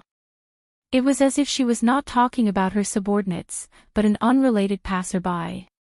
You want me to take her down? Where is she? Now that Thea had enough magic power, she was no longer afraid of the charmed witch. Although it was only a brief glimpse on the screen, she could tell that the fusion between the charmed witch and Joan Munn was forced. The female doctor did not have any magic power at all. It would only greatly reduce her power. Don't worry. There's more. She has an accomplice. Amanda said and clicked on another video. A handsome young officer appeared in the video. He opened the door of the freezer and released the charmed witch. This person is called Rick Flag. He can use all modern technology skillfully. He's an elite warrior of the Heaven's Eye Society and also Dr. Joan Munn's lover. It's not clear if he loves his lover or is controlled by magic. Watch the next part. This is the real trouble. The young man called Rick Flag led the charmed witch into the prison of the Heaven's Eye Society. They carefully avoided the guards and came to an ordinary prison cell. The charmed witch walked in calmly. In less than 3 minutes, a bald man covered in tattoos walked out with her. Chapter 3:17. His name is Chatter Santana. His code name is the Vengeful Demon. He used to be a gang member, but he somehow got these tattoos and gained the power to control fire. Amanda was worried that Gu Shijiu would not know, so she kept explaining. Theo listened carefully to her explanation, but in her heart, she was full of disdain. What a bunch of amateurs. What power to control fire. That was the fire of hell, an ability that came with the demon's body. This guy was somewhat similar to Marvel's Ghost Rider, but he was weaker than Ghost Rider. After all, he was only possessing an ordinary demon. Not to mention a living person like him, even if that demon jumped out, Theo would be able to take it down with some effort. Chatter Santana. Theo murmured, trying hard not to laugh out loud. This surname is really powerful. Could it be that he can become an Autobot? They released more than 10 criminals from the Sky's Eye Society. These two are the most dangerous. Amanda didn't know what Gu Shijiu was thinking. She moved the control panel, and more than 10 pictures appeared on the screen. 2 of them had the biggest heads. The one on the left is Killer Crocodile. You've seen him before. I can only say that he's more ferocious and aggressive than when you captured him. The one on the right is George Diggle Harkness, codename Captain Boomerang. He's good at using all kinds of high-tech boomerangs. He's very powerful and very cunning. Theo looked at her in confusion, waiting for her to continue. Weren't these guys from the Suicide Squad? But now, they seem to have turned against Gu Shijiu. But what did that have to do with her? She was a consultant, not a fighter. Can you deal with them? Please tell us the truth. Amanda didn't say anything, but General Ryan spoke up. Thea could not help but think. The charm which was supposed to be the strongest, but she had completely merged with the female professor, so her strength should have dropped a lot. The demon of vengeance known as Santana was about as powerful as the charm witch, who had been weakened by a significant amount. Dealing with these two at the same time would only take a little more effort, even if he had to expose his trump cards. The rest of the ordinary people were no trouble to her, so Thea ignored them. However, being able to do it was one thing, and talking to this group of people was another. Did she have nothing better to do? Was she going to work for them? Pretending to be hesitant, he asked, "What do you need me to do? Why did you call me here in such a hurry?" General Ryan hesitated for a moment before deciding to tell the truth. They kidnapped Mr. Minister and threatened him with his life to kidnap the leader of the Heaven's Eye Society, Steve Trevor, unlucky Steve Trevor. Theo looked at the dark-skinned avatar thoughtfully. No wonder this woman was still smiling even after such a big thing happened. If it weren't for the fact that the situation wasn't right, she would have gathered her subordinates to celebrate. Mr. Minister knows a lot of secrets. If you leak them out, the consequences will be... General Ryan looked a little flustered. This old man was as stubborn as a rock, but in general, he was still very patriotic. Mr. General, forgive me for telling you the truth. The other party is known as the Charm Witch. You should be able to guess a lot from this name. If she wants to, the country's secrets are not guarded against her. Thea explained immediately. Leaking secrets would be troublesome, so she had to make it clear in advance. The Minister of National Defense was an old bureaucrat with a negative willpower. It was impossible to expect him to resist the Charm Witch's magic. General Ryan knew this too. He swallowed his words and said, "We beg you, please save Mr. Minister. Just save him." Thea felt that General Ryan wanted to kill the Minister of National Defense, but it was too shocking. No matter how brave he was, he wouldn't dare to say it out loud. "Yes, save him. Save the minister first," Avatar emphasized. It was okay if Thea couldn't save Steve Trevor. "Where are they? Did the satellite detect them?" Thea asked. "Sir, the satellite shows that they are approaching Midway City. They are less than 30 miles away from the city in the northeast corner." A sergeant controlling the satellite didn't see Thea's military rank, but he knew that she was not an ordinary person by looking at her power. He vaguely called her, "Sir." "Wait for me," Thea said to the people in the room. Without waiting for their response, she went outside, avoided the satellite's detection orbit, and directly rose into the air. She used the Eye of Horus to look into the distance. Midway City was also one of the largest cities in the United States in this world. The size of the city was similar to Star City and Central City. In her impression, it was the territory of Eagle Man and Eagle Girl. However, at this time, Thea didn't find any trace of these two silly birds. Was it because the time was not right and they hadn't awakened their memories, or was it because Horus's death and the timeline was chaotic? Thea didn't know. This city wasn't far from Star City. They had participated in the city's railway project. Thea had also been there several times. She found the right direction and looked in the direction. The Eye of Horus quickly collected a lot of information.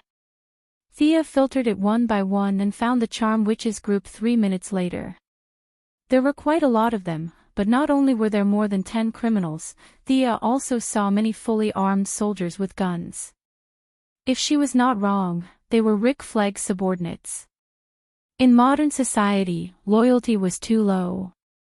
It was impossible to betray the country directly for the sake of their superior. These people had been brainwashed. More than 30 people were sitting in 2 trucks. Most of them looked forward with blank expressions. The respected minister was tied up like a dumpling and was still in the truck behind. The Charm Witch was focused on reading his memory.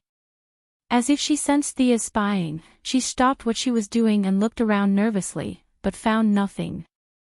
Thea waited for the Charm Witch to relax and suddenly made a move. The yellow light ring had given her a lot of knowledge about space. Although it was more on the physical level, it was still very useful. Thea had begun to study teleportation after she had enough magic power. Now, she had made some progress. A light blue portal opened beside the Minister of Defense. Thea reached out a hand from behind the portal and pulled him directly into the portal. The Charm Witch's attainment in spatial magic was not low. However, her strength had been severely damaged after fusing with Joan Munn. After hesitating for a while, she was afraid that there would be an ambush. In the end, she gave up the idea of pursuing.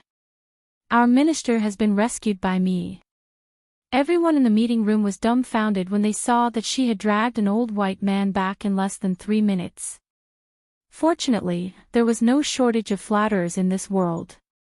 A few of them hurriedly surrounded the Minister of Defense and asked about his well-being. It was very lively and bustling. Chapter 318. It took the minister a long time to recover from the shock. Coming through the portal was a terrible feeling, as if a box of sardines had been stuffed into a narrow container. It was cramped, but there was a huge force pushing him from behind. If the minister could be interviewed about his feelings at that time, he would definitely say, "I want to die." Until Sia pulled him into the meeting room, his memory was blank. He had not recovered from the beginning to the end. Now that he saw a few of his former lackeys nagging in his ears, he finally recovered from his dazed state. Looking at the familiar environment in front of him, he almost burst into tears. This old man, have actually come back for no reason. General Ryan pushed a few flatterers to the side. With his status, he was not afraid of the Minister of National Defense. He instructed his subordinates to check if the minister was the real person. A large number of people were busy checking his pupils and blood, and a large number of password inquiries. Amanda pretended to be very serious at this time. She stood straight with a dark face, but in fact, she was laughing in her heart. If those criminals killed Steve Trevor in a rage, it would be a great thing. Although these people ruined her ex-team's plan, compared to Steve's life, it was nothing. There were criminals all over the streets. When the time came, there would be an exchange of benefits and moral ties. They could always use superheroes to capture a few more. However, there was only one Steve. As a national hero and the founder of the Heavenly Eye Society, his personal prestige was unparalleled. After fighting with him for so many years, Amanda knew very well that as long as Steve did not betray the country would not do anything to him. The more she thought about it, the happier she felt. Although she knew that this was not the right place, she could not help but ask Thea softly, "Where is Steve?" "I don't know. I didn't see him." Thea really did not see him. There were only 2 cars, and he was most likely detained in the car in front. She saved him and left. In her mind, she did not even see Steve as a person. Amanda was very satisfied with this answer. She looked down at her feet, afraid that her joy would be seen by Thea or anyone else. A lot of people were asking the Minister of National Defense if he had leaked any secrets. Thea felt that he had leaked a lot, but it was none of her business. She got up and was about to leave. "Miss Quinn, don't go. Please stay a little longer." General Ryan saw that she was about to leave and hurriedly stopped her. "I still have things to do. No matter what it is, we will help you solve it." Thea stared at the old general with a faint smile. At 2:00 in the afternoon, a reporter named Louise Ryan from the Daily Planet wants to interview me. "What do you think?" Old General Lionheart almost choked on his anger. He was also helpless against his daughter, who was 100 times more courageous. However, he had already said it. Whether it was public or private, he was the only one who could do it. "I'll call her and explain." Old General Moo bitterly ran to the side to make a call. In fact, Thea didn't really want to leave either. Regardless of how long it would take, she was the one who saved him. He was such a high-ranking official, so she should at least get some benefits before he could leave. Compared to the Parallax Demons and Ares, the Charm Witches were nothing. Even though General Lane had already walked to the side, Louise Lane's voice could still be heard through the phone. Thea could hear the voice of this famous female reporter from afar. Clark Kent had commented on his wife's article, saying that she had the spirit to compete with a fierce tiger. Reading it made one shudder. According to Thea's understanding, this meant that Louise Lane was a very fierce person. Now, this fierce woman was scolding her own father because General Lane had disrupted her interview steps. General Lane laid out the facts and reason. After a long round of words, he finally put down the phone and nodded at Thea. At this time, a staff member whispered a few words in his ear. General Lane's eyebrows furrowed. After thinking for a while, he asked Thea, "Miss Quinn, the minister's memory after he was kidnapped is blank. Do you have a way to restore it?" "I'm just a little faster. I don't have any profound skills." Thea flatly refused. Mind control and mind reading were the most taboo abilities for politicians. In fact, 2 small spells, mind control and mind backtracking, could solve the problem. However, Thea would never admit that she had this ability. General Lane's expression relaxed slightly, but soon he put on a sorrowful expression. He nodded and went to study the minister's memory. Immediately, Thea settled down in the Ministry of Defense. From time to time, she would call the corporation and read some books. She had to admit that these people had really come up with a solution. They had found or captured 3 master hypnotists, and each of them hypnotized the minister. In the end, the result of the comparison made them very depressed. The minister had said more than half of what he should and shouldn't have said. Except for the nuclear weapons, which were still under the president's control, the rest of the conventional passwords had basically been obtained by the enemy. With the elite soldier Rick Flegg leading the way, it wasn't difficult to find a few intercontinental missiles. The people who had been sucking up to the minister were now silent. If only 1/10 of the information leaked by the minister were to be spread to an ordinary person, they would be executed without trial. However, he was now the most powerful person in the room. They were a little hesitant. Should they put him under control first or report to the government first? I'm automatically suspended. General Lane will handle the follow-up for now. The Minister of Defense had been dealing with politics for half of his life. He knew his situation all too well. Although he was very reluctant to give up his power, he had no choice but to announce his temporary resignation as if his father had died. The people who were qualified to compete for the minister's position all had their own understanding of what he meant by temporary handling. When the time came, the president would still need to decide who to nominate in private. However, this old man's career was over. If there were no major consequences, he might be able to retire peacefully. If the consequences were serious, he might not even be able to see the sun tomorrow. General Lane, who was temporarily handling the follow-up, took over the command without hesitation. He pondered for a few seconds and felt that Thea was still the main force. Mississippi Lane, is there anything your new corporation needs our help with recently? Was this the negotiation of conditions? Thea watched as they put on a show of peaceful evolution. The minister that she had saved had abdicated directly. This made her a little depressed. Damn it, she was still inexperienced. She should have negotiated conditions before saving someone. General Lane was now openly negotiating with her. In fact, it was very smart of him to do so. The new minister was still undecided. If the conditions were too high, he might not be able to take over the position. It was useless to just agree to them. If the conditions were too low, Thea would be at a disadvantage. Thea rejected several proposals one after another. After repeatedly weighing the pros and cons, she finally stated her conditions. The Lane Group is interested in the development of high-tech and new energy sources. We hope to invest in the Red House Laboratory. Chapter 319. The Red House Laboratory. It wasn't just General Ryan who was pondering. A few of the potential successors to the throne lowered their heads in thought.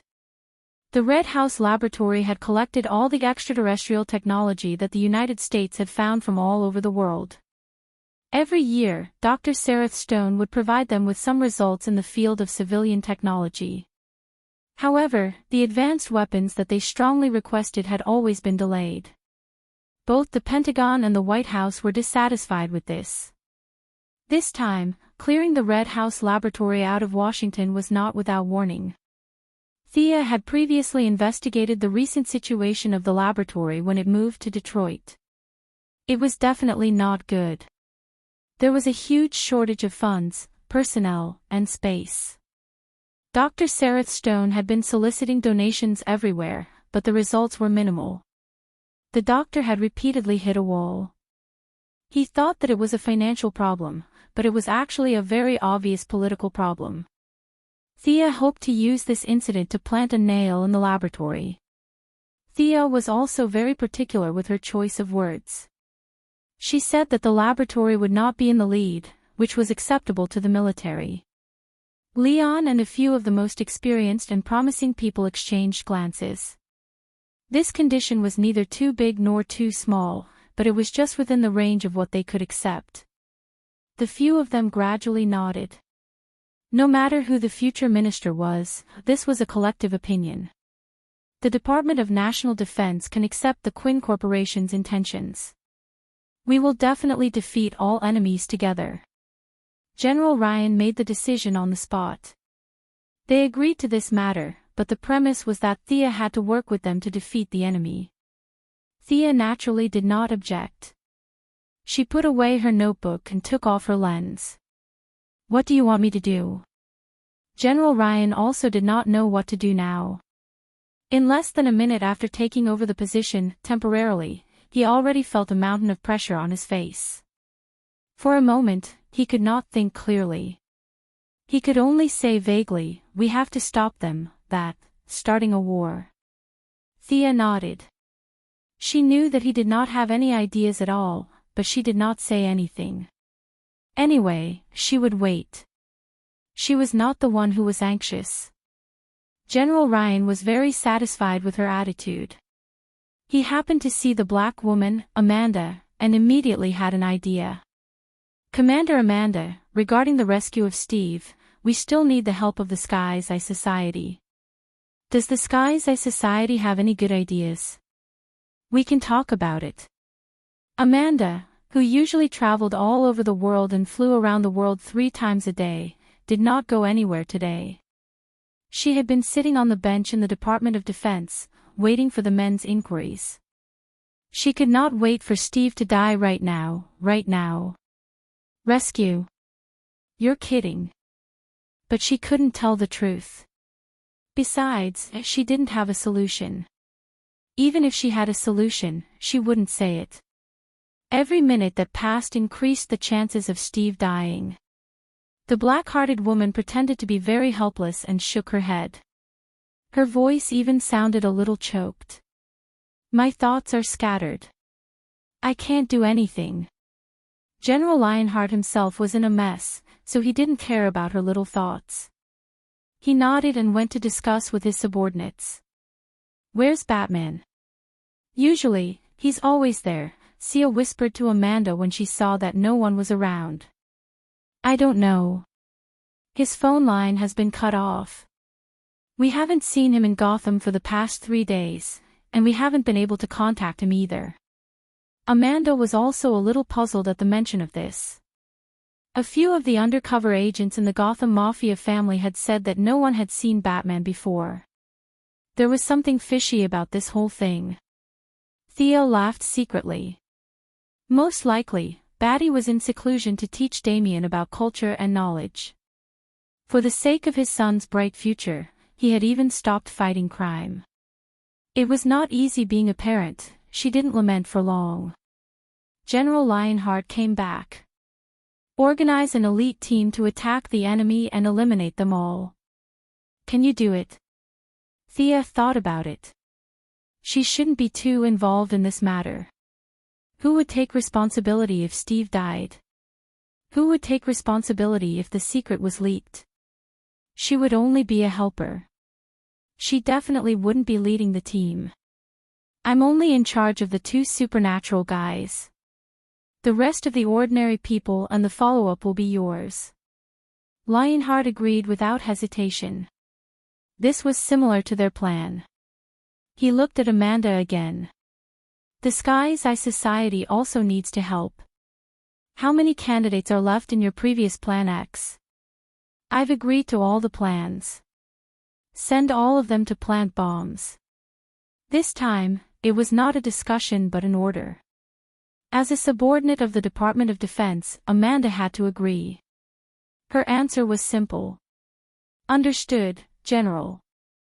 Since she was going to participate in the operation, she couldn't fight monsters in her office attire. Thea chose to transform into the yellow light ring. The yellow light ring did not conflict with magic. With a long cloak, she looked a little like a magician. The few parties moved quickly. Thea only waited for half an hour before she saw her teammates.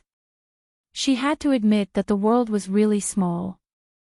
There were 2 familiar faces, and the other 2 were people from her memory. The most eye-catching one was a tall man. He was 1.9 meters tall, and his body was as strong as a wall. Even standing there calmly, she could feel his murderous intent.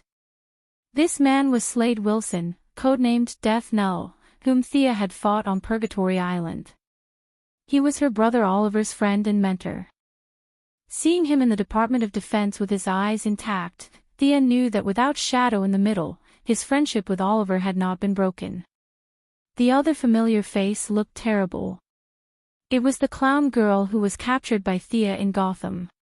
She was controlled by the bomb planted in her body. General Lionheart gave her a brief introduction. He pointed to the two men on the left and introduced them. These two are internationally famous mercenaries. The tall one with 2 knives is Death Knell. The short one with dark skin is Death Knell. Death Knell. Theo looked at the guy who was adjusting his gun. This guy was not a criminal, but a mercenary. It was strange to think about it. The two women on the other side. You might have seen the clown girl before. The other one is an agent of the Heaven's Eye Society, codenamed Katana. Sia couldn't help but look at the Yamashiro couple who were wearing a white mask and a Japanese-style armor. They were also Oliver's good friends. Looking at the date, it should be around the time that her son passed away and her husband joined the Assassin Alliance. Amanda actually sent her, who had just lost her son, out.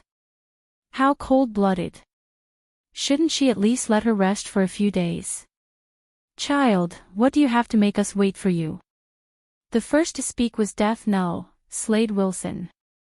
Theo was not wearing her red clothes today, so he did not recognize her. Child. Child my ass. Slade was an intelligent, skilled, and magnanimous man. His only flaw was that he liked to act like a senior and called everyone a child. Theo was a little annoyed. A ninja master was more than 800 years old. It was fine for him to call Thea a young person. Who the hell were you, Slade? Chapter 320. At first, she didn't want to bother with them. She just wanted to complete her mission when she arrived. However, as soon as Richard spoke, the others all looked at Thea suspiciously. Even General Leon was staring at her.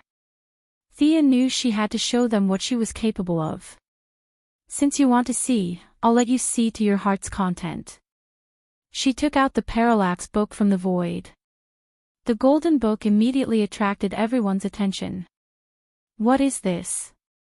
My body. Not many people could face the fear in their heart without batting an eyelid. People like Sinisto and Batman had gone through several rounds of psychological training.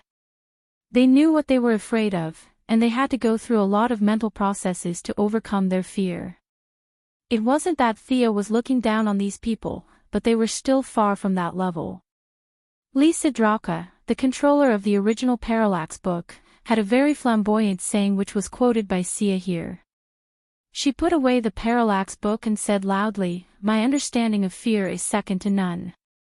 Although she only took out the book and shook it before putting it away, everyone was still in a bad state. Ha! Thea couldn't help but be attracted to the ugly girl. Of course, it wasn't because of her beauty, but because she was able to resist the attack of her fear. Although her legs were trembling, she was still able to stand. One had to know that the bear-like brawny man, Slade, was half-kneeling on the ground with his teeth clenched and veins popping all over his body. Was it because of the madness? That was the only answer Thea could think of. If the ugly girl could resist it, did that mean the clown was immune to fear as well? Other than the ugly girl and Richard, everyone else was lying on the ground. Katana, who had just lost her son, was in the worst state.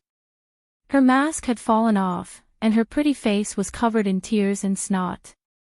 She was in so much pain that she wished she was dead. Thea, who was also a woman, sympathized with her. She knew that she had accidentally hurt her with her AoE attack. She felt bad, so she raised her hand and cast an enhanced version of fear resistance. The power of magic was just that unscientific. The few of them stood up one after another. The one who was in the best condition was actually Slade. He muttered in a low voice, "Psychic, it's psychic again. I hate this bunch of psychics." Ignoring his muttering, Thea's eyes were attracted to the ugly girl again.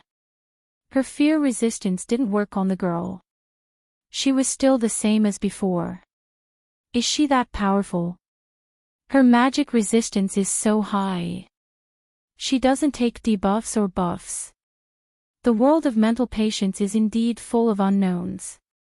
Idiot, I'm going to kill you. Katana, who had gotten up from the ground, didn't care about the mask anymore. She pulled out her sword and slashed at Thea. Thea felt guilty, but that didn't mean she was going to stand there and take the hit. The distance between them was visibly shortened. She waved her left hand in the air and compressed the air with her magic. They heard a muffled sound, and from 5 or 6 meters away, they saw Thea waving her left hand and slapping her opponent away. I didn't do it on purpose. I apologize. Thea lowered her attitude slightly. As for whether the other party forgave her or not, that was none of her business. Katana seemed to have been sent flying a few meters, but she didn't use much force. She quickly got up. She was still upset when she heard Thea's apology, but she couldn't beat her. She could only follow the tradition of her ancestors and put on her mask. Hurry up and go. Amanda will be in charge of the command. General Ryan seemed to have seen something terrifying. He said a few words and waved his hand to let them go. They boarded the military transport plane. Amanda, in her military uniform, began to tell them about the strategy. The most powerful enemies are the Charm Witch and the Vengeful Demon. Yellow Lantern is in charge of them. Amanda introduced the enemy. Yellow Lantern was a name Thea came up with casually. The other 3 are Rick Flag, Captain Boomerang, and Killer Croc. Speaking of Rick Flag, Amanda felt that it was a pity. He was such a good subordinate with excellent tactics and a quick mind. Regardless of whether or not he was bewitched by the enchantment witch, the orders from the higher-ups were very simple: kill them all. Amanda was no match for them. She wanted to plead for mercy several times, but she held back the words when they reached her mouth. In the eyes of the higher-ups, the life and death of a soldier was not worth their time at all. Amanda's tone became heavier as if she was talking to herself. Kill all of them. Leave no one alive. Their abilities are like this. Thea was too lazy to listen to this nonsense. Those monsters were just a matter of magic to her. If she attracted their attention in advance, she could even take out the parallax book to kill them all. She had to adjust her condition to deal with the Charm Witch who had regained her body. The military transport plane was very fast. Amanda answered a call and said to them anxiously, "The enemy has occupied the city square and is shooting high-power military electromagnetic pulses. The transport plane can't get through. The citizens are panicking. You have to start the operation immediately. Start the operation. Parachute down and fight." They took out their parachutes. There were more than 10 agents of the Heaven's Eye Society with them. They were all fully armed. Other than the clown girl who kept laughing, everyone else was a little nervous. "I'll go down and wait for you guys," Thea said calmly. She flew out of the cabin and landed on the ground like a meteor. Damned Esper. Slade, who was burly like a brown bear, was very unhappy. He didn't call the others and jumped down with his parachute. The enemy's electromagnetic pulse had disrupted Avatar's assault, forcing the team to scatter and enter the city. Needless to say, this was definitely the idea of Rick Flag, who was familiar with the Heavenly Eye Association's fighting style. Avatar didn't think that his proud subordinate could turn back now because of Dr. Joan Munn. Avatar didn't think that his subordinate could turn back. Being killed was probably his only choice. Ignoring Amanda, who was panicking outside the city, Seal landed alone at the edge of the city. Initially, she wanted to wait for a few of her teammates to come over before rushing in together. However, seeing that they were all jumping around with their parachutes, she could only give up on the idea and walk slowly into the city alone. "Child, you're really not in a hurry." A low voice sounded beside her ear. She saw Slade wearing his signature combat suit, a red and black mask, and carrying 2 swords on his back. He had a variety of weapons on him, including a dagger on his wrist and a pistol on his leg. The satchel at his waist was also bulging with grenades. Slade landed not far from Thea. He got himself a motorcycle in a corner of the city. He saw Thea from afar and chased after her. "If you call me child again, I'll kill you. Do you believe me?" Thea said with a grin. Chapter 321. Slade was wearing a mask so his expression couldn't be seen. He knew that she was joking, but she was also serious. He immediately nodded, threw away the motorcycle, and followed her slowly to the city center. His idea was simple and smart. Now that the team had split up and entered the city, if they were unlucky and were surrounded, it would be very troublesome even with his extraordinary skills. Therefore, following this unknown person in yellow was a very wise choice. Thea could guess his thoughts. If he wanted to follow her, then so be it. Now that she was stronger, Thea didn't care so much about the so-called memory. Slade was a person with high qualities in all aspects and was very charming.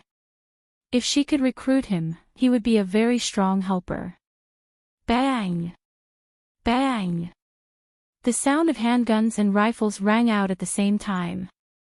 Two gunmen jumped out from the front and left and opened fire at the two of them.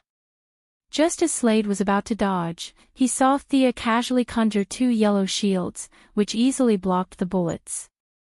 The two gunmen were a little stunned. They wanted to take a closer look at what it was, but they met Thea's gaze. Now that she was more proficient in using fear, Thea could use the Eye of Horus to easily inject fear into the minds of others. This was not a spell. From a certain point of view, it was more like an instinct. If one were to look deeper, her eyes could now be called Horus's eyes of fear. The two gunmen collapsed to the ground. Slade didn't hesitate. He jumped up and easily finished them off with a slash. "Your ability is really strange. You can affect people who see you?" Slade asked, not knowing what was going on in his mind. "They, including you, don't see me. They see the fear in their hearts." This was very pretentious, but Slade's worldview was very firm. He felt that this was too idealistic and mysterious. Is this an illusion? He was still trying to explain the mysterious thing about Thea with something he could understand. This is just the pure power of emotions. Illusions are relatively more powerful. This is not an illusion. As Thea spoke, she even demonstrated her high speed. The speed of the yellow light ring was the best among all the lights. Slade only saw a blur in front of his eyes. Thea had already gone back and forth several times. Between the two of them were 4 or 5 criminals in black and fully armed soldiers. Did this even take 2 seconds? Slade looked at them carefully. Yes, they were all enemies that the Sky's Eye Society wanted to eliminate. They were exactly the same as the 2 people he had just killed. "Looking at you, you've been strengthened, right? Was it a body modification?" Thea asked casually as she patted the dust off her hands. "It's a human enhancement injection." Slade answered. It wasn't hard, but he wasn't going to tell her the details. "So this guy injected with Miraculou. Did he leave Purgatory Island?" Thea felt that her guess was almost correct. He was very egotistical, unlike Oliver, who was a saint. He wouldn't save people just because he saw them suffer. His moral character wasn't that high, because his departure meant that Oliver couldn't escape the fate of falling into Amanda's hands. The Owl Court spies in Hong Kong had also passed on some information. Their reports mentioned that 3 of the Sky's Eye Society's agents were fighting against American extremists in Hong Kong. The 3 of them were Thea's brother, Oliver, and the Yamashiro couple. It could be said that Slade and the Japanese woman named Katana met Oliver around the same time, but they didn't know each other. Fate was a strange thing. "What are you laughing at? Do you think that my power is too weak?" Slade thought that Thea was mocking him. No, no, no. You're too sensitive. I admire you. You have brains and courage. You know what you need. But you're a little narrow-minded. You only see this palm-sized place in front of you. You don't know how big the universe is or how many intelligent life forms there are. You only see Earth and the US dollars. Thea's words were blunt, but Slade ignored her sarcasm. He grasped the core of Thea's words. Outside Earth. Do aliens really exist? What do you think? Thea asked with a half-smile. The atmosphere between the two was a little dull. As Thea's power increased, she urgently needed to make her voice heard on the world level. She couldn't lose her identity as a hero on the surface, but she also needed some help in the dark to do things that were inconvenient for her. There were many internal conflicts in the Owl Court, and she could only control them remotely, so they were less and less helpful to Thea. She urgently needed some subordinates who could help her, but she also had to prevent these people from betraying her. The solution she thought of was the Yellow Lantern Corps. Thea wanted to recruit 10 subordinates, and 3 of them who were stronger would be directly accepted by the Yellow Lantern Corps. The current candidates were the Dead Man and Gertrude, and there was one more undecided. The remaining 7 people would be the guards and fighters on Earth. They would accept Diana's imitation of Thea's Yellow Lantern Ring. They would have some of the abilities of the original Yellow Lantern Ring, and they would be controlled by Thea. Among the 7 people, the first candidate was Death Knell Slade Wilson. Slade's martial arts were considered good among the people on Earth, but it was nothing in the eyes of Sinisto. On the other hand, Gertrude was much stronger. It was a long distance, 0 cooldown, and 0 consumption mind control. If one didn't take precautions in advance, not many people could withstand the mind control of a gorilla. Of course, this was just a plan. Thea needed absolute elites. If Death Knell was unwilling, she wouldn't force him. After all, there were too many candidates in this world, and in order to gain power, there were many people crying and begging for help. Slade didn't reject her invitation, but he didn't agree either. He needed to carefully weigh the pros and cons. Whoosh. Whoosh. A silver-white metal dart flew towards the 2 of them. Sia conjured a yellow shield to block the enemy's sneak attack. It's Captain Boomerang. I'll deal with him. Slade said and chased after Captain Boomerang, who was preparing to escape after his sneak attack failed. This target was just right for him. He definitely couldn't beat 2 supernatural guys. Killer Crocodile was more than 3 meters tall and had immense strength, so he didn't want to waste his effort. Captain Boomerang was just an ordinary person who knew how to play darts. He just needed to bring his head back to report, and this mission would be considered completed. Slade left alone, and Thea continued to go deeper into the city center. Not long after, she heard continuous gunshots. She looked up and saw Archer of Death shooting at 7 or 8 gunmen, including Rick Flag. This person was very good with guns. He was only one person, but his firepower was extremely strong. The high-powered silenced pistol on his wrist was firing fiercely. He even looked like he was suppressing a group of people. Thea took a few glances and didn't care.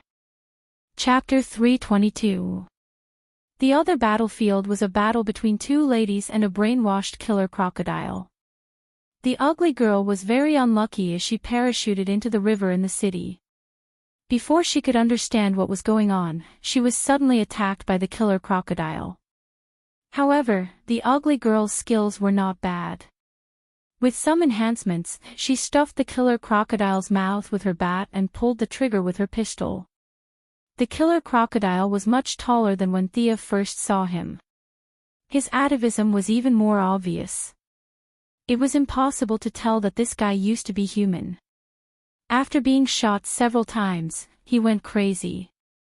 He grabbed the ugly girl's arm and wanted to throw her to death. Fortunately, the Japanese woman, Katana, arrived at the critical moment. She used her skillful martial arts to save the ugly girl. The two of them supported the killer crocodile. Looks like they've all entered the battle. Am I the only one left? Thea muttered to herself as she flew up. She quickly approached the city center square. Unsurprisingly, the charm witch and the vengeful demon were there. You again. The government's lackey. Seeing Thea again, the charm witch immediately recognized her from her aura. It's a good blend. His American English is really good, Thea said playfully. She only had a quick glance when she rescued the minister last time. Now she had the time to take a closer look. The exact process was unknown, but the scene could still be guessed. Dr. Jean Munn's body couldn't withstand absolute zero, and the enchantress had magic power but no body. In their moment of despair, the two completed a deep level of fusion. This was a comprehensive fusion of mind, body, and soul, and there was no longer any distinction between them. It was probably because of this that Rick Flegg finally made the decision to tread the path of treason for his lover. It could be said that the original Dr. Joan Munn and the charm which no longer existed. Now, standing in front of Thea was a new enemy with the personality of the charm witch. After regaining her body, the charm witch's spellcasting ability was finally restored. Moreover, with a body, she could continuously absorb new mana from her surroundings, no longer having less mana than before. However, in order to prevent Dr. Joan Munn's body from freezing to death, the charm witch had to cut off more than half of her magic power that was not compatible with Joan Munn's. Her current strength was less than 50% of her peak. Laugh all you want. You won't be able to laugh in a moment. The enchantress glared at Thea and turned back to continue her spellcasting. Was this guy joking? Thea took a closer look. There were a large number of unconscious citizens piled up in front of the charm witch. At a glance, there were at least tens of thousands of people. The charm witch was chanting a language that Thea could not understand. Transparent tentacles were constantly reaching into the bodies of the citizens, bringing a large amount of blood back to the charm witch. It seems to be a spell to increase the potential of one's bloodline. Thea had never seen this spell before, but she could still see the principle behind it. It was similar to the process she used to purify Damien's blood and extract magic power from it. However, the charm witch didn't want to extract magic power. She wanted to improve her body's magic affinity through a large amount of blood infusion, purification, and acquired enhancement. Originally, Dr. Joan Munn had no physical fitness, and she used this bloody method to artificially create a magic physique. It must have been hard on her to go through so much trouble. Thea somewhat sympathized with her, but she still had to fight. Thea pulled out the frost gun and pulled the trigger at the charm witch. If she was a hero of justice, she would have shouted a few nonsense words like, "Put down your weapon and resist." But Thea did not have such a problem. The refrigerant and the ultra-low temperature reactor quickly operated, and a large amount of frozen gas was spewed out. Stop her! The charm witch shouted at Chatter Santana, the vengeful demon covered in tattoos. It was obvious that Chatter Santana was not brainwashed by her. His eyes were full of helplessness, but he still stepped forward. His hands were on fire, and he resisted Thea's frozen gas. His dark black flames were indeed extraordinary. For a moment, they were on par with the frozen gas. I don't want to be your enemy.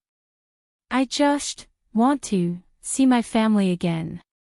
Although the flames and the frozen gas were on par, Thea's was a technological weapon. She did not consume any of her own energy. Chatter Santana was using his own energy. Every bit of energy had to go through the circulation of his body. In less than a minute, the temperature of his flames was not as hot as before. Stop resisting. We will help you. This guy is killing innocent people. Can't you see? Thea did not know what the charm witch said to him. She was trying to pull him back to her side. Chatter Santana was not blind. Other than the fact that the charm witch was a little cleaner, it was no different from a blood sacrifice in the movies. Think of your family that you killed. When I recover my power, I will let you see them again. The charm witch, who had regained her body, was not as quiet as before. Thea was talking about the morality of the masses, but she was talking about personal interests. Chatter Santana thought about it and finally made up his mind. He said to Thea, "Sorry, I have to stop you." What a joke. Do you think you can stop me with the power of that low-level demon? Thea raised her eyebrows. She believed the words of the 3 palace demons, but the nameless demon in Chatter Santana's body was not enough. I will show you what a demon is. A former gangster and an African black witch who had been sealed for hundreds of years. Thea was ready to show them a real demon. The yellow light ring operated at full power. A large amount of fear was manifested by the yellow light ring. The square was shrouded in thick, dark yellow smoke. Both the charm witch and the vengeful demon focused their gazes on it. When the smoke dissipated, the first thing they saw was its demonic aura. It had a pair of curved horns that resembled a ram's, and its eyes were filled with a terrifying aura of fear. There seemed to be sulfur dripping from its mouth. With a wrist blade on its slender arms, the demon seemed to be very dissatisfied with the smoke. It pushed both of its hands to the sides, and the smoke instantly dissipated. The demon slowly walked out, its inverted hooves stomping on the ground. Its huge tail kept whipping around, it seemed to be very dissatisfied with the environment. Thea exclaimed softly. She wanted to manifest the muscular version of Diablo, but it seemed that because Thea was a woman, the slender female version of Diablo appeared instead. However, using fear to manifest the Dread Lord was a perfect match. She felt as if she could command her own arm. The two complemented each other, and Thea even felt that her understanding of fear had deepened again. This was incredible. Her understanding of fear was already unparalleled, and now it seemed to have gone further. How could she not be surprised? Chapter 323.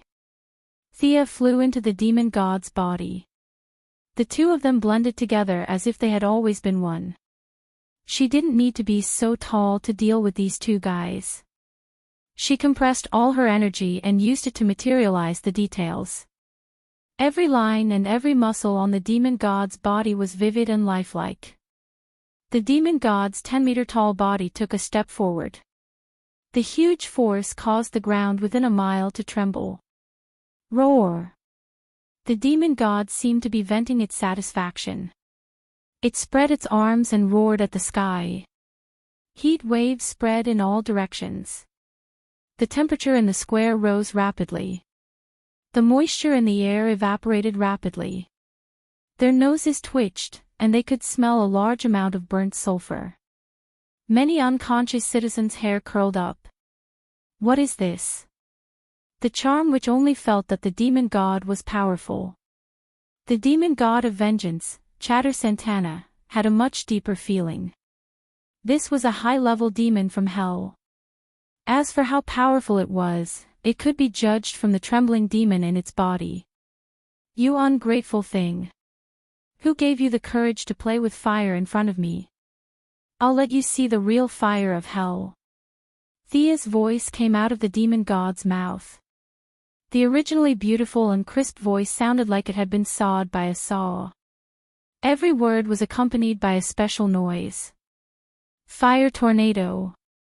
The ferocious demon god crossed its arms and gathered a large amount of emotional energy. Thea, whose magic power had increased greatly, injected a large amount of fire and wind magic power into it. Injecting her magic power into the emotional energy was like throwing a match into a pot of oil. The two different magic powers caused the energy to become raging and uncontrollable instantly. The demon god opened its mouth and revealed a terrifying smile. It held the energy ball with one hand and threw it at the charm witch who couldn't move. As if to intimidate them, Thea didn't throw it very quickly. After the energy ball came into contact with the debris, it quickly expanded thousands of times and started to spin at high speed. The debris in the square was sucked into the center of the vortex, which increased the speed of the fire tornado's formation. In less than 3 seconds, a fiery red tornado that was 100 meters tall and more than 10 meters in diameter had already formed. As the number of objects increased, the centrifugal force increased. The tornado's diameter grew from 20 meters to 30 meters, as if there was no end to it, and it rushed towards the two of them. Stop her! Attack her! The charming witch was starting to lose her sense of propriety. She had mixed up the meaning of her words. Perhaps she didn't know what to do. The former gangster, Chatter Santana, was much calmer than her. He secretly despised the African antique. He suppressed the demon in his body that was trying to escape. At the same time, his eyes and mouth were burning. He shouted, and a 3-meter-tall flaming demon appeared. The demon clenched its fists and stood in front of the charm witch, as if it wanted to take on the fire tornado with its own strength. Idiot! Thea snorted at his actions. She could tell that this guy had never studied the demon transformation at all just by looking at the energy that was leaking out of him. He wanted to rely on the body of a mortal to carry the power of hell. What a dream! If it was that simple, why did the ancient sorcerers study magic? They could just catch a demon and stuff it into their bodies. Not only could this guy not control the energy that was leaking out of his body, but he also wanted to use the demon transformation to resist the fire tornado. Thea didn't know what to say. Even Thea, the caster, couldn't control the fire tornado now, let alone him.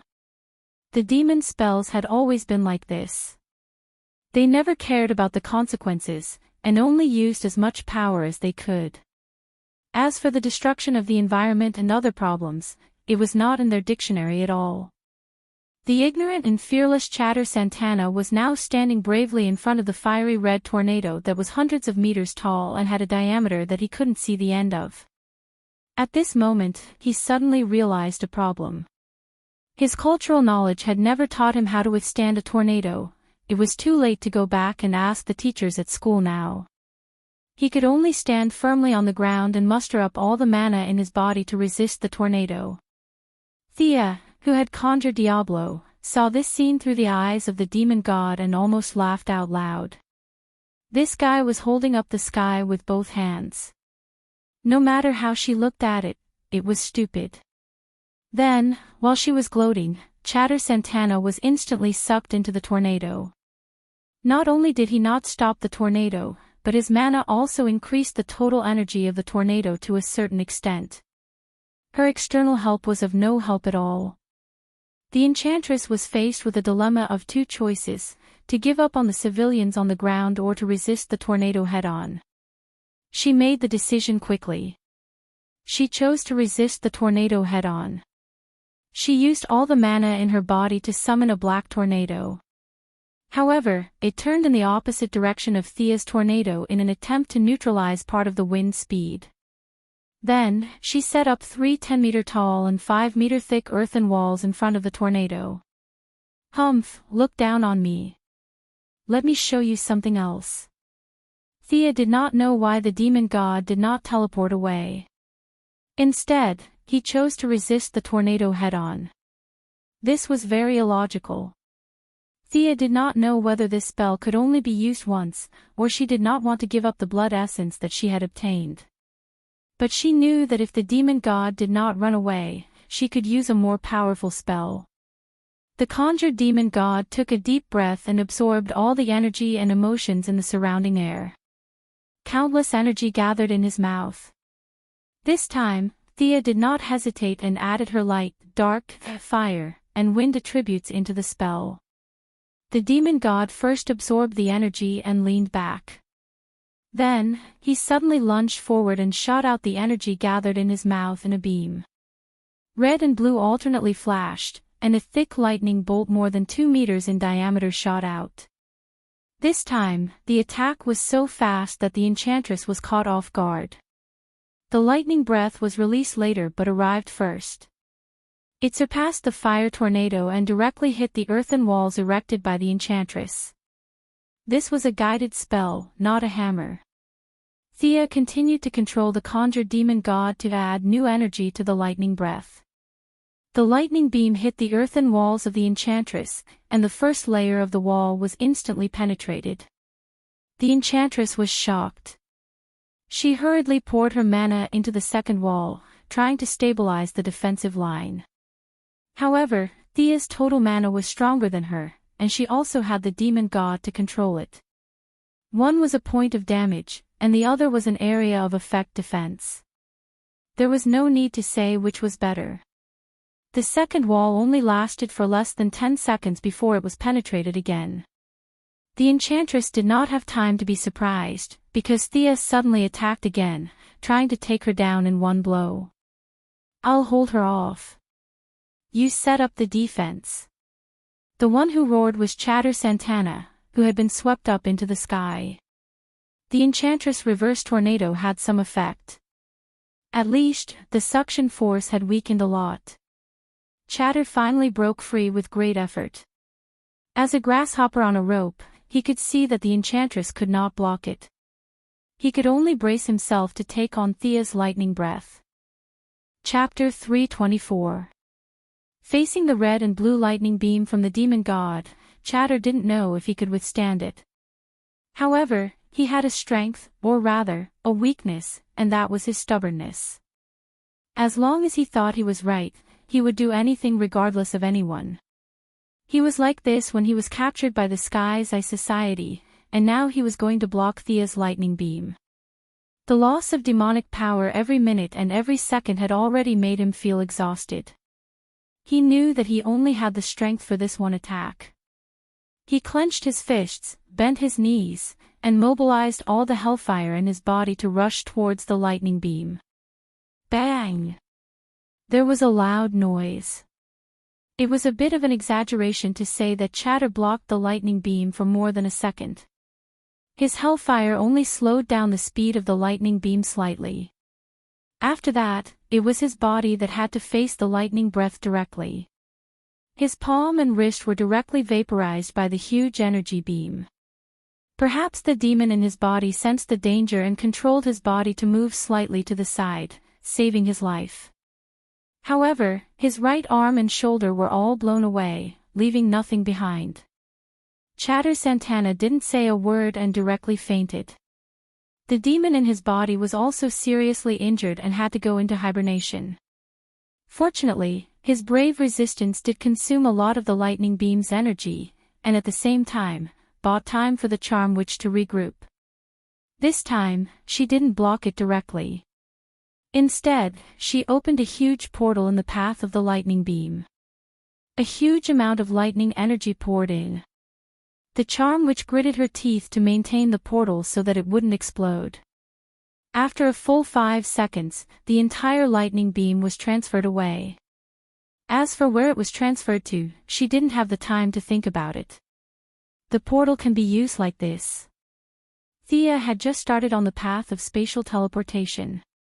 Seeing this scene, she couldn't help but admire it. The demon's attack didn't matter. It could be released, but it couldn't be retracted.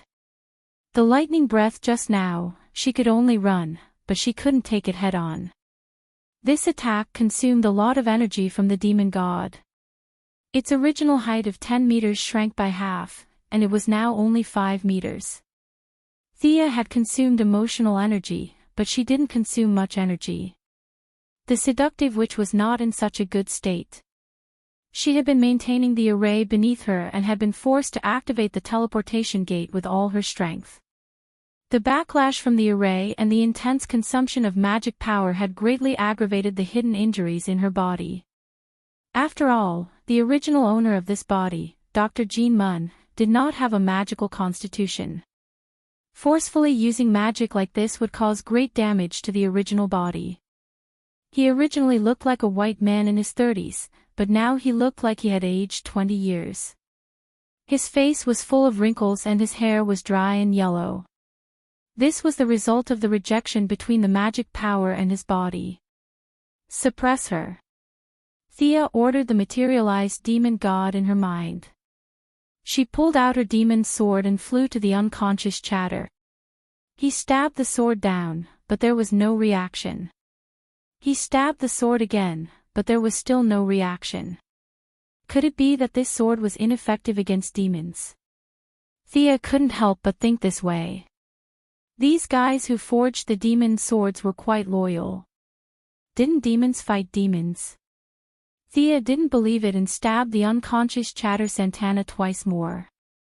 Only when the unconscious Chatter Santana began to vomit blood did she finally confirm that this sword was ineffective against demons. This also proved why the resourceful ninja master didn't make any progress after holding this sword for hundreds of years. It was because the sword was ineffective against demons, but the ninja master could only come into contact with demons. Thea stopped being depressed. This guy on the ground couldn't do it, but the seductive witch in the distance could, right? She didn't enter the materialized body and diverted part of her mind to control it. She wanted to fight 2 against 1 and kill her quickly. Holding the 1.5-meter-long sword in one hand, Thea blessed herself with wind walk. She was as fast as lightning and closed the distance of less than 100 meters in an instant. She held the sword with both hands and slashed at the seductive witch's neck. The seductive witch kept summoning shadow creatures in an attempt to stop the materialized demon god. Some of them were shadow leopards and shadow snakes that Thea could summon herself. There were also many strange creatures that were obviously not from the material world. With a large number of summoned creatures, the seductive witch was able to stall the materialized demon god who had lost half of its strength and had lost Thea's core control. However, facing Thea who was rushing at her, the seductive witch didn't dare to be careless. She summoned 2 long swords from the void and blocked the seductive witch's magic sword. Ever since the battle with the ninja master, Thea had also experienced the power of dual wielding. She had a very aggressive personality and any combination of sword and shield didn't suit her.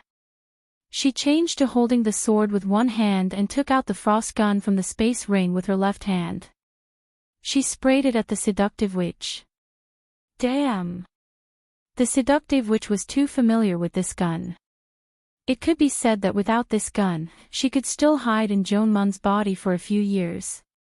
She wouldn't have jumped out in such a hurry like now. She hated this gun, but hatred aside, she couldn't just shout and use magic power to kill the enemy. That was the privilege of the protagonist.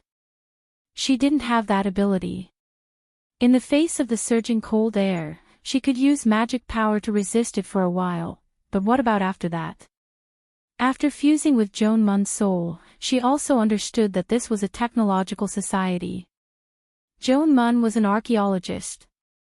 She had never seen a frost gun, but she still knew that this weapon consumed the energy of firearms. Using her own magic power to consume the energy of the opponent's technological weapon was a stupid thing to do. The fire tornado in the distance was slowed down by her magic. It wasn't as fast as before, but it was still slowly approaching. The seductive witch didn't have time to think about it. She had no choice but to cut off the connection between herself and the bloodline absorption circle and directly teleported to avoid the cold air.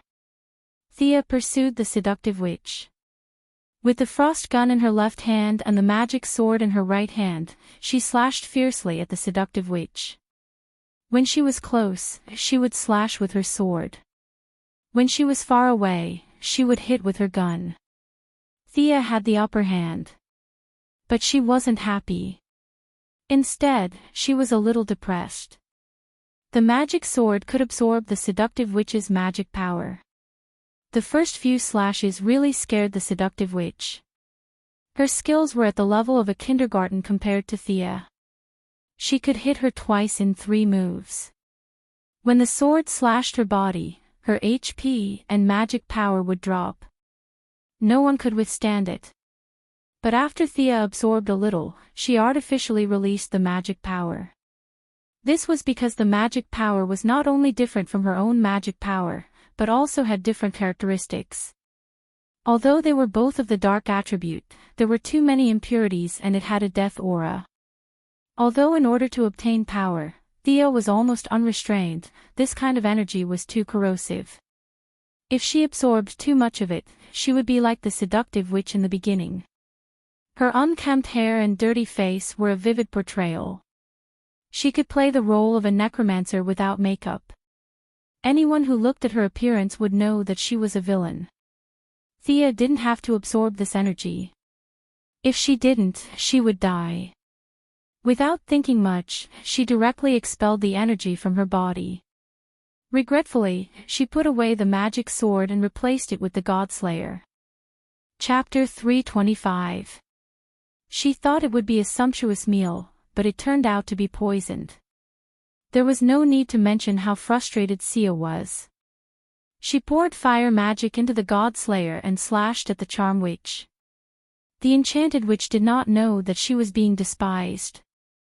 She was surprised to see Thea put away her magic sword, but when she saw Thea pull out a fiery red longsword, she had no time to think. The two of them exchanged another 7 or 8 blows. The charm witch's martial arts were mediocre, but her teleportation truly lived up to its name. She no longer had to rely on her scattered magic power to teleport. Now that she had regained her body, she could teleport anywhere she saw with almost zero consumption of magic power. Clang! There was a loud noise. The demon god released a large ring of fire around himself and destroyed all the shadow creatures in one blow. He strode over to help the enchanted witch. The enchanted witch was no match for Thea, let alone this demon made of unknown materials. She hurriedly dodged Thea's sword, but she was met with the demon god's tail full of bone spikes. Slap! There was a crisp sound, and the huge force slapped her face out of shape. She was in mid-air, and her mind went blank. Thea took advantage of this rare opportunity to stab her in the back and out the front. The enchanted witch teleported 3 times in a row, dodging Thea's follow-up attack. She was half kneeling on the ground, her hand supporting her body as she vomited mouthfuls of black blood. She was not Ares, a parallax demon, who could use energy to heal her damaged body. She had never suffered such a serious injury in the past few hundred years.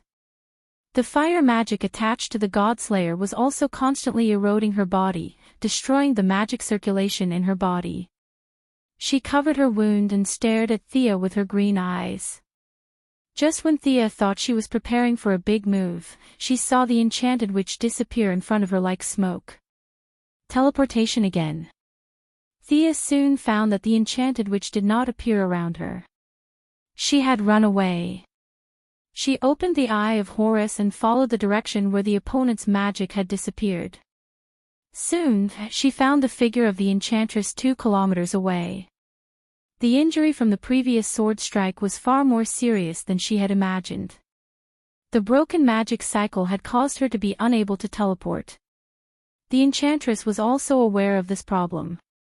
Although she did not have a long-range vision like the Eye of Horus, she was extremely sensitive to magic power. She could sense that Thea was searching for her. Looking at the battlefield around her, she saw that the Archer of Death and Rick Flegg were exchanging fire not far from her. Rick, who originally had 7 or 8 subordinates, was in great pain from the Archer of Death. Although they were also elite soldiers, the Archer of Death's marksmanship was far better than theirs. In less than 10 minutes of exchanging fire, 4 of his subordinates had already been killed. The remaining few, including Rick Flegg, were all struggling to hold on. The enchantress, who had entered the battlefield, quickly judged the situation and was about to teleport to kill the Archer of Death. After that, she could rely on these soldiers to slightly delay Thea's pursuit. After years of mercenary life, the Archer of Death had developed an amazing intuition. Although he did not see any danger, he still rolled forward in advance and dodged the enchantress who had teleported to his side. Realizing that he had been ambushed, he did not even look at who the attacker was. He raised his hands and fired wildly with the silenced pistol on his wrist at the target. The enchantress had finally found some pleasure in torturing noobs. Her heart was indescribably happy. Like a ghost, she flashed left and right around the Archer of Death. In less than 3 seconds, the Archer of Death had been hit twice, and the remaining one was blocked by his wrist guard. You must be very proud of bullying people who don't have magic. Thea finally caught up. Her spatial magic was only at the beginning. She did not care about teleporting others, but she felt that teleporting herself was too dangerous. When they were in the square, Thea saw that the fire tornado was getting closer and closer. Thousands of people were still unconscious in the square. She raised her hand and reversed the direction of the fire tornado, changing the direction of the fire tornado. This spell was very powerful and was very useful against enemies in a large area. However, it was not very effective against single enemies. She would have to use it carefully next time. Thea cancelled the spell and quickly caught up with the Archer of Death. Seeing that the Enchantress's knife was only a few centimeters away from the Archer of Death's neck, she raised her hand and slapped it with the magician's hand. Now that her mana was several times stronger than before, this kind of low-level spell could be cast instantly. The invisible giant hand slammed into the Archer of Death's stomach and sent him flying 5 or 6 meters back. Thank you. Can you use more force? The Archer of Death clutched his stomach and staggered to get up. He gritted his teeth and shouted at Thea. This was different from the time when she dealt with the katana at the Ministry of Defense. At that time, Thea had held back. This time, she used it on the Archer of Death, which almost broke his intestines. You're welcome. Thea took advantage of the situation and slashed down with her sword. The Enchantress was about to teleport away, but Thea had already targeted her. She did not stop and shout the frost gun at her as if it was free. The Enchantress was only halfway through her teleportation when her left hand was frozen. Thea's angle of attack was very tricky. The huge icicle connected her hand to the ground. The Enchantress struggled twice but could not break free. Seeing that Thea's frost gun began to hum again, the Enchantress knew that there was a problem before the gun could be used. However, this gap was very short, leaving her only a little more than a second to think. She made a prompt decision. She raised the long sword in her right hand and slashed at her left arm. Pfft! Her left arm was cut off from the elbow. Fortunately, the blood in her veins was almost frozen, and the wound was very cold. Other than losing an arm, the damage was not great. The Enchantress did not dare to look back. She chose to teleport. Damn, that's a lot of determination. Thea was a little impressed. The frost gun's cooldown was only 1 second. It was not easy to make such a decision in such a short time. After all, any damage to her body would be permanent. However, the enemy had escaped under her nose. She had to give chase. Just as she was about to fly away, Rick Flag tied 4 or 5 grenades together and threw them at her like a madman. He hurriedly conjured a yellow protective shield and withstood the violent explosion. You're courting death. Theo looked straight at Rick Flag. This person had betrayed his country for his lover and now he did not even care about his life. There weren't many people who weren't afraid of her intimidating gaze. Rick Flag was also human, so he was naturally afraid. However, it was unknown if it was because his heart was filled with the feelings he had imagined, but his strong love overcame a portion of his fear, and the rest was withstood by his willpower. Rick Flag was extremely silent. He raised the M4A1 in his hand and fired at Thea with all his might.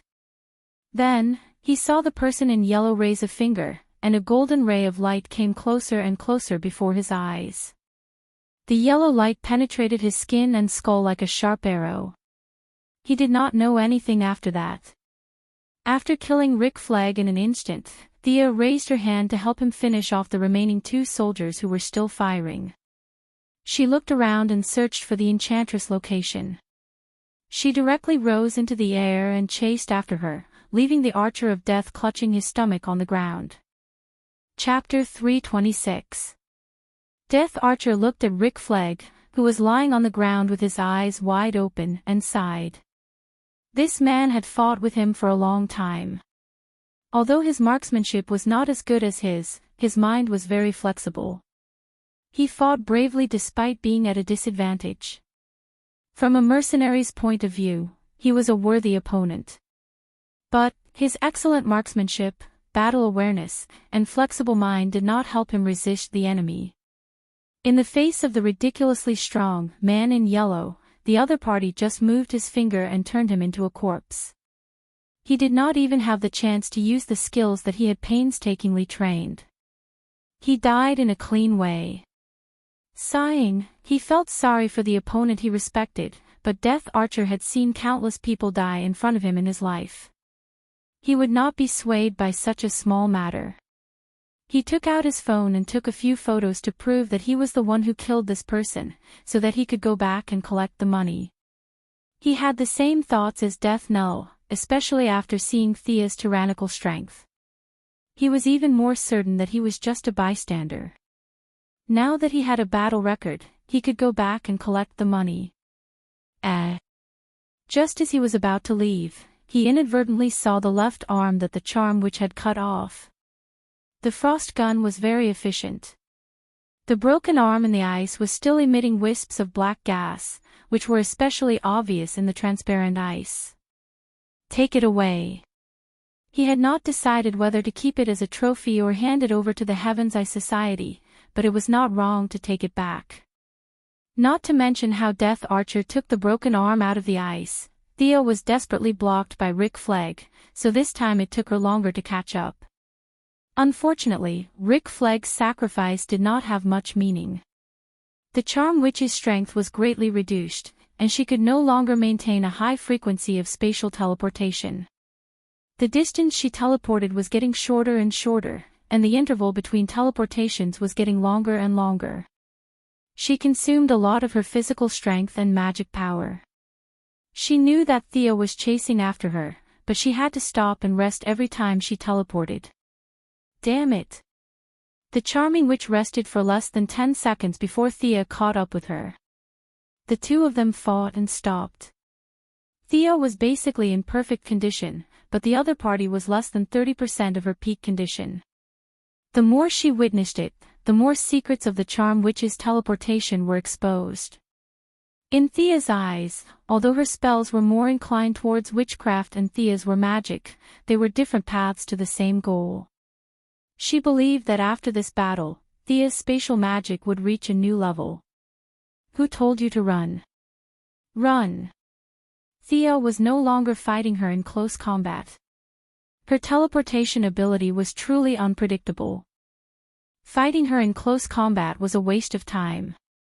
The Frost Spear's firing speed was not fast enough. The best weapon to deal with her was a divine longbow paired with light elemental magic arrows. Flying 20 meters above the ground, Thea drew her bow and shot an arrow as soon as she showed her head. At this moment, Thea was reminded of the time when she rode a skateboard across Gotham. Boom! Clang! The sound came one after another. The path they took seemed to have been bombed, and the ground was full of craters. Presumably, the city's reconstruction in the future would be another business for the Quinn Group. Damn rat, you're dead. Thea was very happy with her shooting. Suddenly, she realized a problem. Her opponent was now a woman who had done many evil things. It was completely in line with the teachings of the goddess of the hunt and the requirements of the arrow of vengeance. Unlike the last time when she was beaten up by Ares, she had to accumulate divine power to take revenge. This time, it was a one-sided beating. It was more likely that the charm witch would take revenge on her. The ability to accumulate divine power could not be used.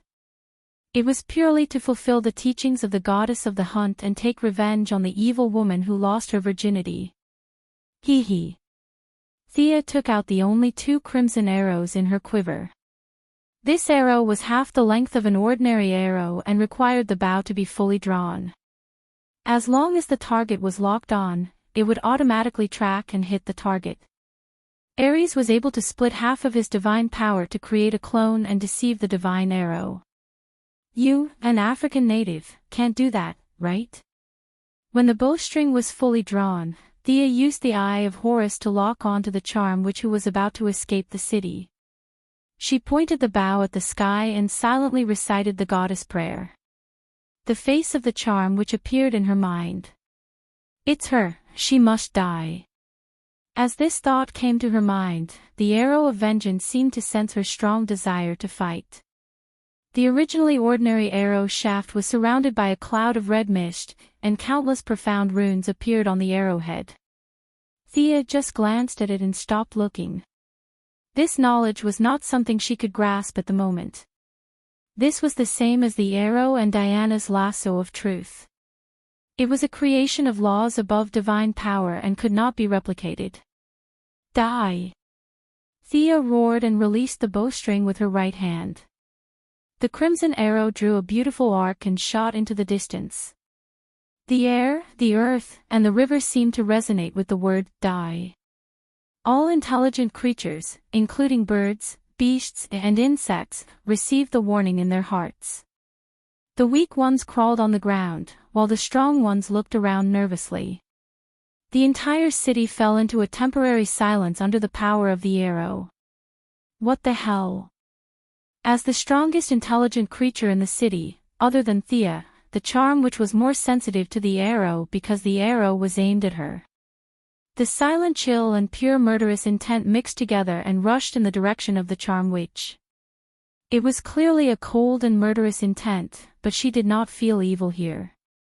There was only a simple meaning: I want to kill you, so you must die. The charm no longer cared about her injuries. She used her life to teleport several times in a row, trying to avoid the arrow. However, the arrow could also teleport. The distance between the two was rapidly shrinking. The charm only felt that she had never been in such a dangerous situation in hundreds of years. This killing intent was unrestrained. It only wanted the target to die, no matter where the target ran to.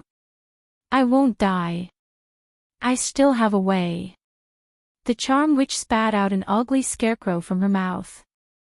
The scarecrow was black and looked exactly the same as when Thea first met her. The charm reached out and dug out one of her eyes, slapped it into the scarecrow's body, and spat a few mouthfuls of black blood on it. She opened a long-distance portal and threw the scarecrow into it. After that, she stared at the arrow nervously. However, she was disappointed. Ares's divine power could deceive the arrow of vengeance, but the level of her witchcraft was much lower. Dolls could usually avoid some fatal attacks, but today, she was not facing magic or divine power, but the power of rules of a higher level. Only the natural order could go against the natural order. The crimson arrow did not know mercy or sympathy. It was the judge and the ultimate executor. Bang! All the intelligent creatures heard the sound of a hammer smashing glass. The enchantress used her body to illustrate the teachings of the goddess of the hunt. The arrow pierced through her chest, but there was no blood or organs in the wound. It was as if the wound was made of air. The charm blankly covered her wound, but she touched nothing. Her body was rapidly dissipating. Chapter 327. My body. The charming witch wanted to say something, but her body dissipated too quickly. In the blink of an eye, half of her body seemed to have been erased out of thin air. Her mouth made a whimpering sound. She no longer had any vocal organs. She knew that resistance was meaningless, but her life instinct still made her gather the remaining magic to resist this kind of destruction on the level of the rules. But all of this was futile. Before the ink-black magic touched the nothingness, the charming witch felt her sense of touch, hearing, and vision being rapidly stripped away. The cold killing intent had already reached her head. Her soul was unwilling to die just like that. She desperately sent out waves of soul fluctuations, but in the face of the powerful rules, everything was so powerless. When she made up her mind to self-destruct her mana, at least to leave something in this world that could prove that she had been here, her dark elemental mana began to flip and boil, but it was already too late. The power of the natural order swept across, and whatever mana or soul, everything disappeared in the face of the natural order. The earth-shattering explosion did not happen, and the vicious curse before death did not shout out. The charming witch was killed by the arrow of vengeance. Huff.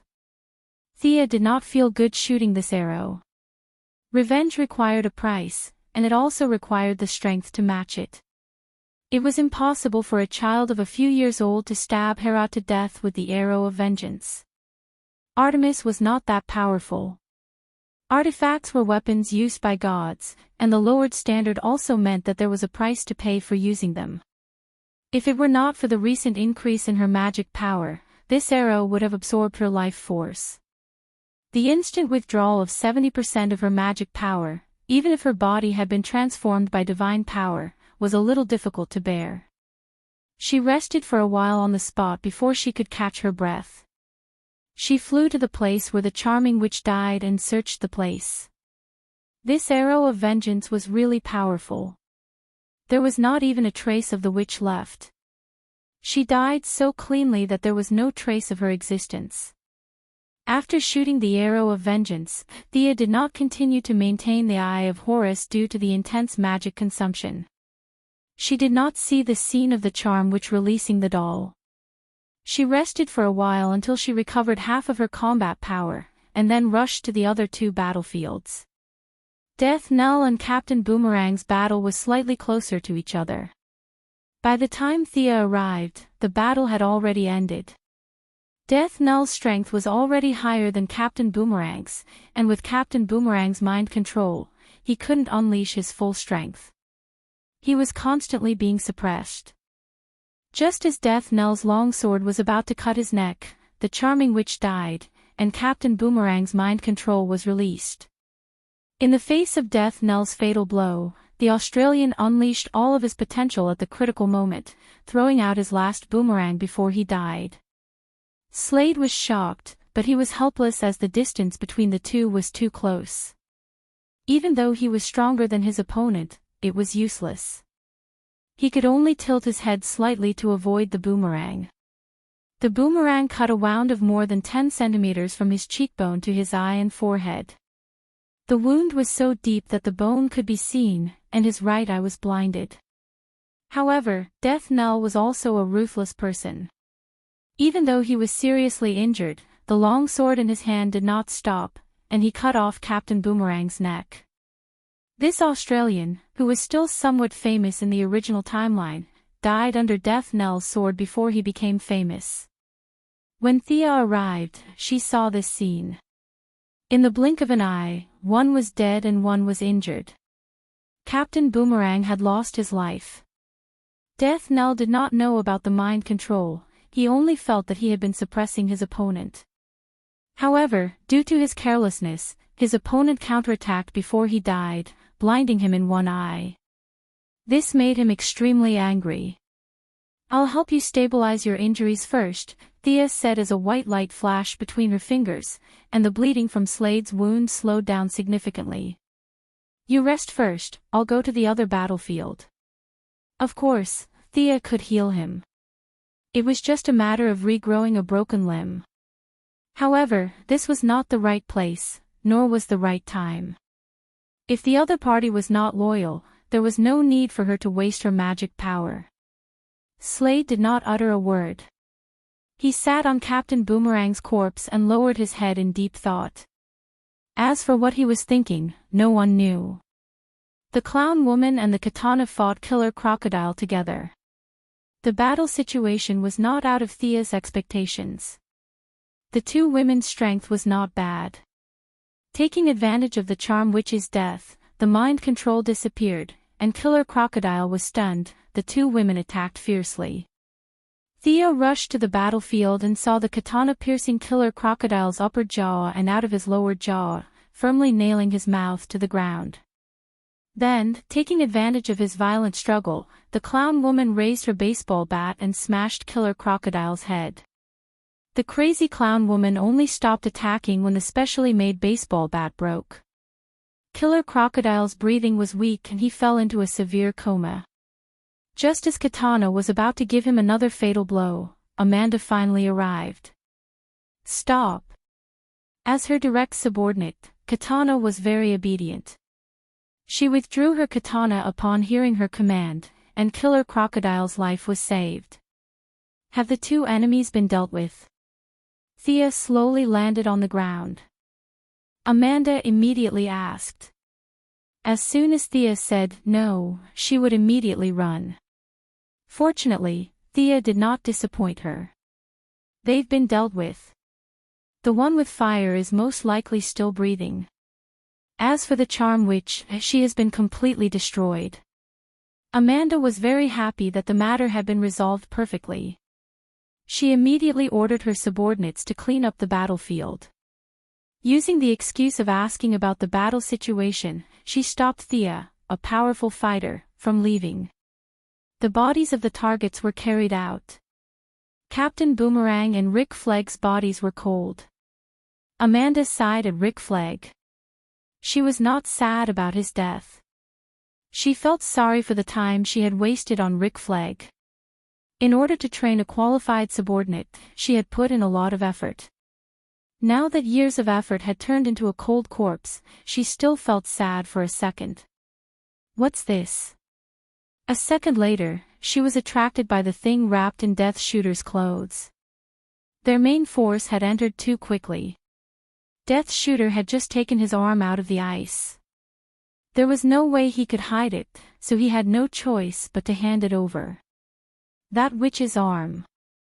It just seems a little dry. I think it's loss of water. Death Shooter held the thing that looked like a hand bone wrapped in a layer of human skin and explained to Amanda. Amanda did not listen to his explanation. She automatically looked at Thea, the occult expert. Thea used her mental power to feel for a bit. There was still a trace of energy left in the arm, but because the charm witch's soul had been destroyed, the magic on the arm dissipated very quickly. This is the charm witch's arm. Since her soul has been destroyed, this arm is useless. Take it back and destroy it, Thea said casually. Amanda thought of something and nodded. She ordered her subordinates to take out a box and put the arm inside. Chapter 328. Thea looked at the scene coldly and didn't stop them. The Sky's Eye Society had a habit of collecting mysterious items everywhere. They had a secret room deep underground called the Black Room. It contained all the supernatural items that could be found in the world, such as the Sun God's Orb, the Spear of Fate, and even Pandora's box that would cause a great war in the future. There were so many good things in there that it was comparable to the treasures of the gods. Although Thea wanted to take a look, the Black Room was heavily guarded. In the past 100 years, mystics had been recruited by the government to add protective spells and barriers. She didn't want to set foot in there unless she was fully prepared. Following the corpse was Chatter Santana, who was on his last breath. Half of his body had been burnt to a crisp by the lightning breath. Amanda frowned at the sight. Was there any value in saving such a person? Fortunately, the Sky's Eye Society had always been extravagant. Although the unconscious Chatter Santana didn't hold Amanda's hand, he still wanted to be treated. Amanda made a decision. No matter what, she had to save him first. She instructed her subordinates to bandage him first before sending him back for treatment. She transferred money to Death Knell and Death Archer. Both of them were mercenaries. Death Knell was missing an eye, while Death Archer offered the remains of his arm. Amanda compensated them with a portion of the originally agreed-upon price. They left first. Thea waited for a while and left after seeing that there was nothing else for her to do. Not long after she left, Laura reported to Amanda with a tablet. Sir, the central square of the city is severely damaged. There are traces of a tornado at the scene. The tornado kept moving from the city center to the northwest corner before finally leaving the city and dissipating. From the square and the tracks along the way, we found more than 1,100 corpses. There are also thousands of people who are unconscious. We can't calculate the number of missing persons at the moment. There are no losses. Amanda waved her hand lightly, indicating that she understood. There were no missiles that bombed the White House or the Pentagon. The citizens' losses were within an acceptable range. Those with corpses would be sent to the city government to express their condolences. Those without corpses would be treated as missing persons. The federal government would send a spokesperson to perform and the flags would be lowered to half-mast in silence. Record it. Tell the media that the city's gas pipeline exploded. Isn't there a trace of a tornado? Tell them that the pipeline exploded. That's the truth. Next. Laura recorded silently. She was already used to this kind of life. The female soldier who had fought for the country in Afghanistan had long disappeared. In a market in Massachusetts. 10 minutes ago, many people saw a dark blue door of light. Then, a straw doll fell out of the door. The agent said that the doll looked very similar to the enchanted witch. Our people are looking for it in the area. Witnesses said that it was taken by a gang. Laura showed the image on the tablet and showed it to Amanda. The image was very blurry, and it was indeed taken in a hurry. The camera was very shaky, but Amanda's attention was immediately captured. Is this guy not dead? Thea said that her soul was destroyed. Laura remained silent. These mysterious things were very different from her worldview. Let's get it first. We'll just wipe out the gang and deal with it according to Article 5 of the Supernatural Affairs Management Ordinance. How's the search of the cave where Dr. Jean Munn fell? We've searched ancient documents and found the key item. It's a green heart. But 10 minutes ago, the person in charge told me that the heart's original vitality was rapidly draining. Now, it's as stiff as a rock. Laura stood straight and reported meticulously. Amanda didn't comment. Collect them all. This arm, the straw doll, and the heart. Send them back to the headquarters for testing. If there's no sign of life, seal them in the dark room. Understood. Search for traces of Bronze Tiger. The X team needs a new leader. Go and do it. I'll leave this to you. I'll go back to Washington. After saying that, Amanda left the scene with a few guards. She had just received news that Steve Trevor was really lucky. He had actually escaped under the noses of more than 30 elite criminal soldiers. Amanda wanted to return to the Department of Defense first and do her best to defame him in front of a few generals with real power. Leaving aside Amanda, who was scheming against Steve, Seal left the people of the Society of the Heavenly Eye and came to a house according to some signs. She pushed the door open and entered. Slade, whose right eye was still bleeding, was waiting for her. He had gauze wrapped around his right eye and was still bleeding. So, have you thought it through? I can give you power and your lost eye. Thea went straight to the point. You can hire me to do things. Slade still didn't want to lose his autonomy. The dependent nature of loyalty was too strong, and he didn't like to use it. Of course I can hire you. Thea paused. Slade's left eye glowed, but Thea's next words made his eyes flicker. Once you get my power, you'll automatically be loyal to me. This has nothing to do with your subjective behavior. It's the effect of magic. If you think it's a hire, I don't care. It's just a change of words. Thea chuckled. Her laughter was like a demon that bewitched mortals. One was power, and the other was freedom. Which was more important? Slade's forehead was sweating a little. Thea had a lot of things to do at home. She didn't want to waste time with him. She flicked her finger, and a fake yellow light ring fell on the table. This ring is the source of power. I'll give it to you now. If you don't wear it, it'll come back to me in 3 days. Take your time to think about it. After that, Thea disappeared from the room like a puff of smoke, leaving Slade with a solemn expression. Why did she leave just like that? You could have at least persuaded me a little more. Slade stood alone at the corner of the table, looking at the yellow ring. He reached out his hand several times to grab it, but gave up. This kind of invisible psychological pressure was more testing than Thea's persuasion. At least there was no need for him to kneel in front of her face. It made him unconsciously lean toward power. Should he wear it or not? Slade was like a donkey grinding a mill. He walked in circles around the small round table, thinking. Images kept flashing in his mind. There were images of him flying freely, and there were images of him beating up his enemies. In short, each had its own advantages. He couldn't make up his mind at the moment. He took out a bottle of hard liquor from the kitchen, trying to calm himself down. However, the more he drank, the more depressed he became. In a fit of anger, he fell asleep. The man who usually slept soundly amidst the roar of guns and cannons found himself not sleepy at all after lying down for 10 minutes. His blinded right eye was burning with pain. He couldn't fall asleep at all. So what if I die? Come on.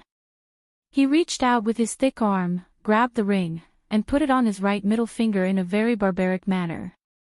Endless amounts of emotional power surged into his heart.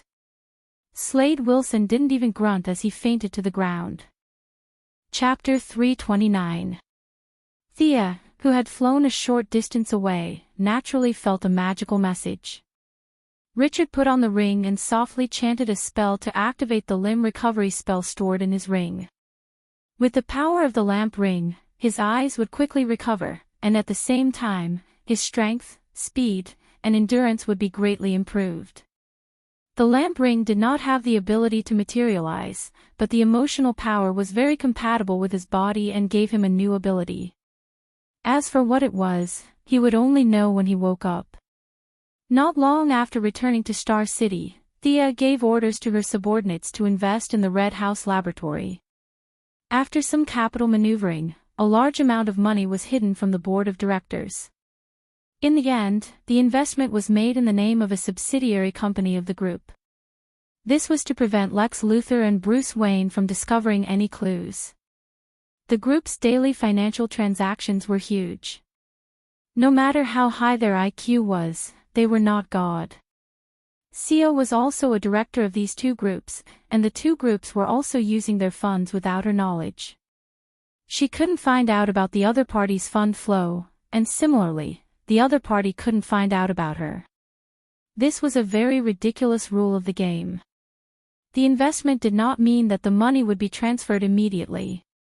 The preliminary research was still needed. The incident at the Central City's top laboratory was just a few days ago, so Thea could not leave. Moreover, as the chairman of the board, she could not personally go to the non-famous laboratory. Sending a vice president showed that she cared a lot. Remember, look more, talk less, and write down all the valuable things. Thea whispered. Don't worry. Hee hee. The vice president she sent was Miss Felicity Smoker. When the genius hacker heard that she was going to see the alien technology, she was so excited that she did not sleep the whole night. Although she had 2 big dark circles under her eyes, she was still very energetic. Thea was not worried about her. Felicity looked unreliable, but she was actually very smart. When the original spacetime Ray Palmer disappeared, she had already stabilized the top management of the Palmer Group. If it were not for Green Arrow's nonsense, she would have been the chairman for a long time. The research team was led by Felicity. It wasn't a large team with only a dozen people. Most of them were legal and financial professionals. Only Felicity, Dr. Hoffman, the former head of product research and development, and Cisco Ramon, who was wearing the Quinn Group's uniform and pretending to be the head of the applied science department, entered the laboratory. Thea was afraid that Felicity wouldn't be able to do much on her own, so she pulled Syker over and asked him to take a few days off in the Central City. He was considered a non-staff member and could help come up with ideas. Just like Felicity, he was also excited the whole night when he heard that they were going to see alien technology. Syker, who usually stayed in the central city and didn't go anywhere, rushed to Star City when he received Thea's call. Sitting on the Quinn Corporation's commercial plane, Cisco Ramon was still very excited. He wanted to find someone to talk to and ease his nerves. He glanced at the solemn Dr. Hoffman beside him. The old man had a straight face, as though he was about to complete some important revolutionary task. Cisco shrunk his neck and didn't dare speak to him. The rest of the businessmen obviously didn't have anything in common with him. He could only look for Felicity, who was trying her best to touch up her makeup to hide the two big dark circles under her eyes. She looked like a flower vase. At first, Cisco thought that she didn't have any real talent, but after a few words, he was shocked.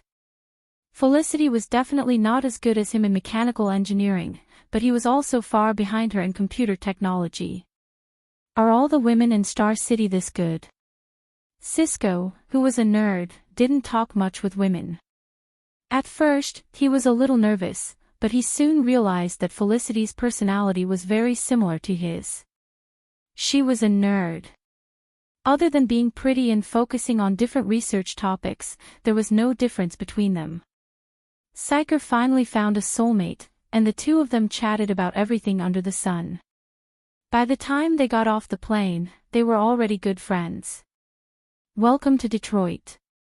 On behalf of Dr. Silas Stone, I welcome you.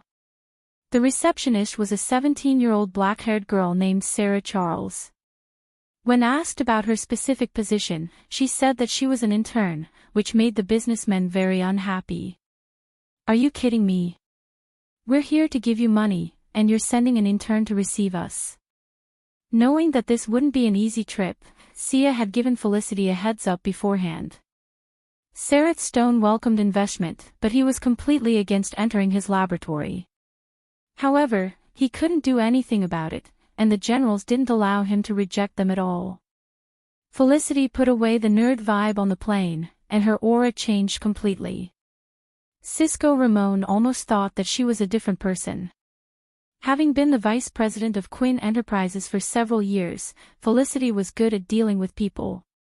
In just a few words, she got a lot of information from the 17-year-old intern. Dr. Silas Stone was an expert in technology, but his emotional intelligence was very poor. He racked his brains for a long time to come up with a plan to deal with the people from Star City. He hoped that they would leave in a fit of anger, but how could that be possible? Not to mention her friendship with Thea, the alien technology was right in front of her, and Felicity had to squeeze her head in to take a look. When she saw the person in charge of the laboratory, Dr. Silas Stone, although the doctor's face was as dark as the bottom of a pot, the former super hacker and current vice president, Miss Smock, used all her skills to ignore the other party's expression and talked about the beautiful prospects of the cooperation between the two parties. Dr. Stone was depressed. Felicity was a young girl, and she would do anything to act cute. He really couldn't chase her out. Miss Smock, I think. Can you understand the direction of my research? Is there really room for us to cooperate? Felicity looked around, trying to find something to prove herself. She saw the system that Dr. Stone was operating, and her eyes lit up. Can I try this? Dr. Stone thought that she was curious about the system in his laboratory, so he silently handed the control panel to her. But in less than 3 minutes, he was dumbfounded. Felicity was extremely focused, and her eyes were shining. Her hands were flying on the control panel. There's a loophole here. This algorithm is wrong. It should be like this, **T. How can you ignore such a big bug? Felicity entered her field of expertise and instantly became a person again. Only her tapping could be heard in the laboratory. What the hell is the name of your system? Maze system. I think it's more like a broken system.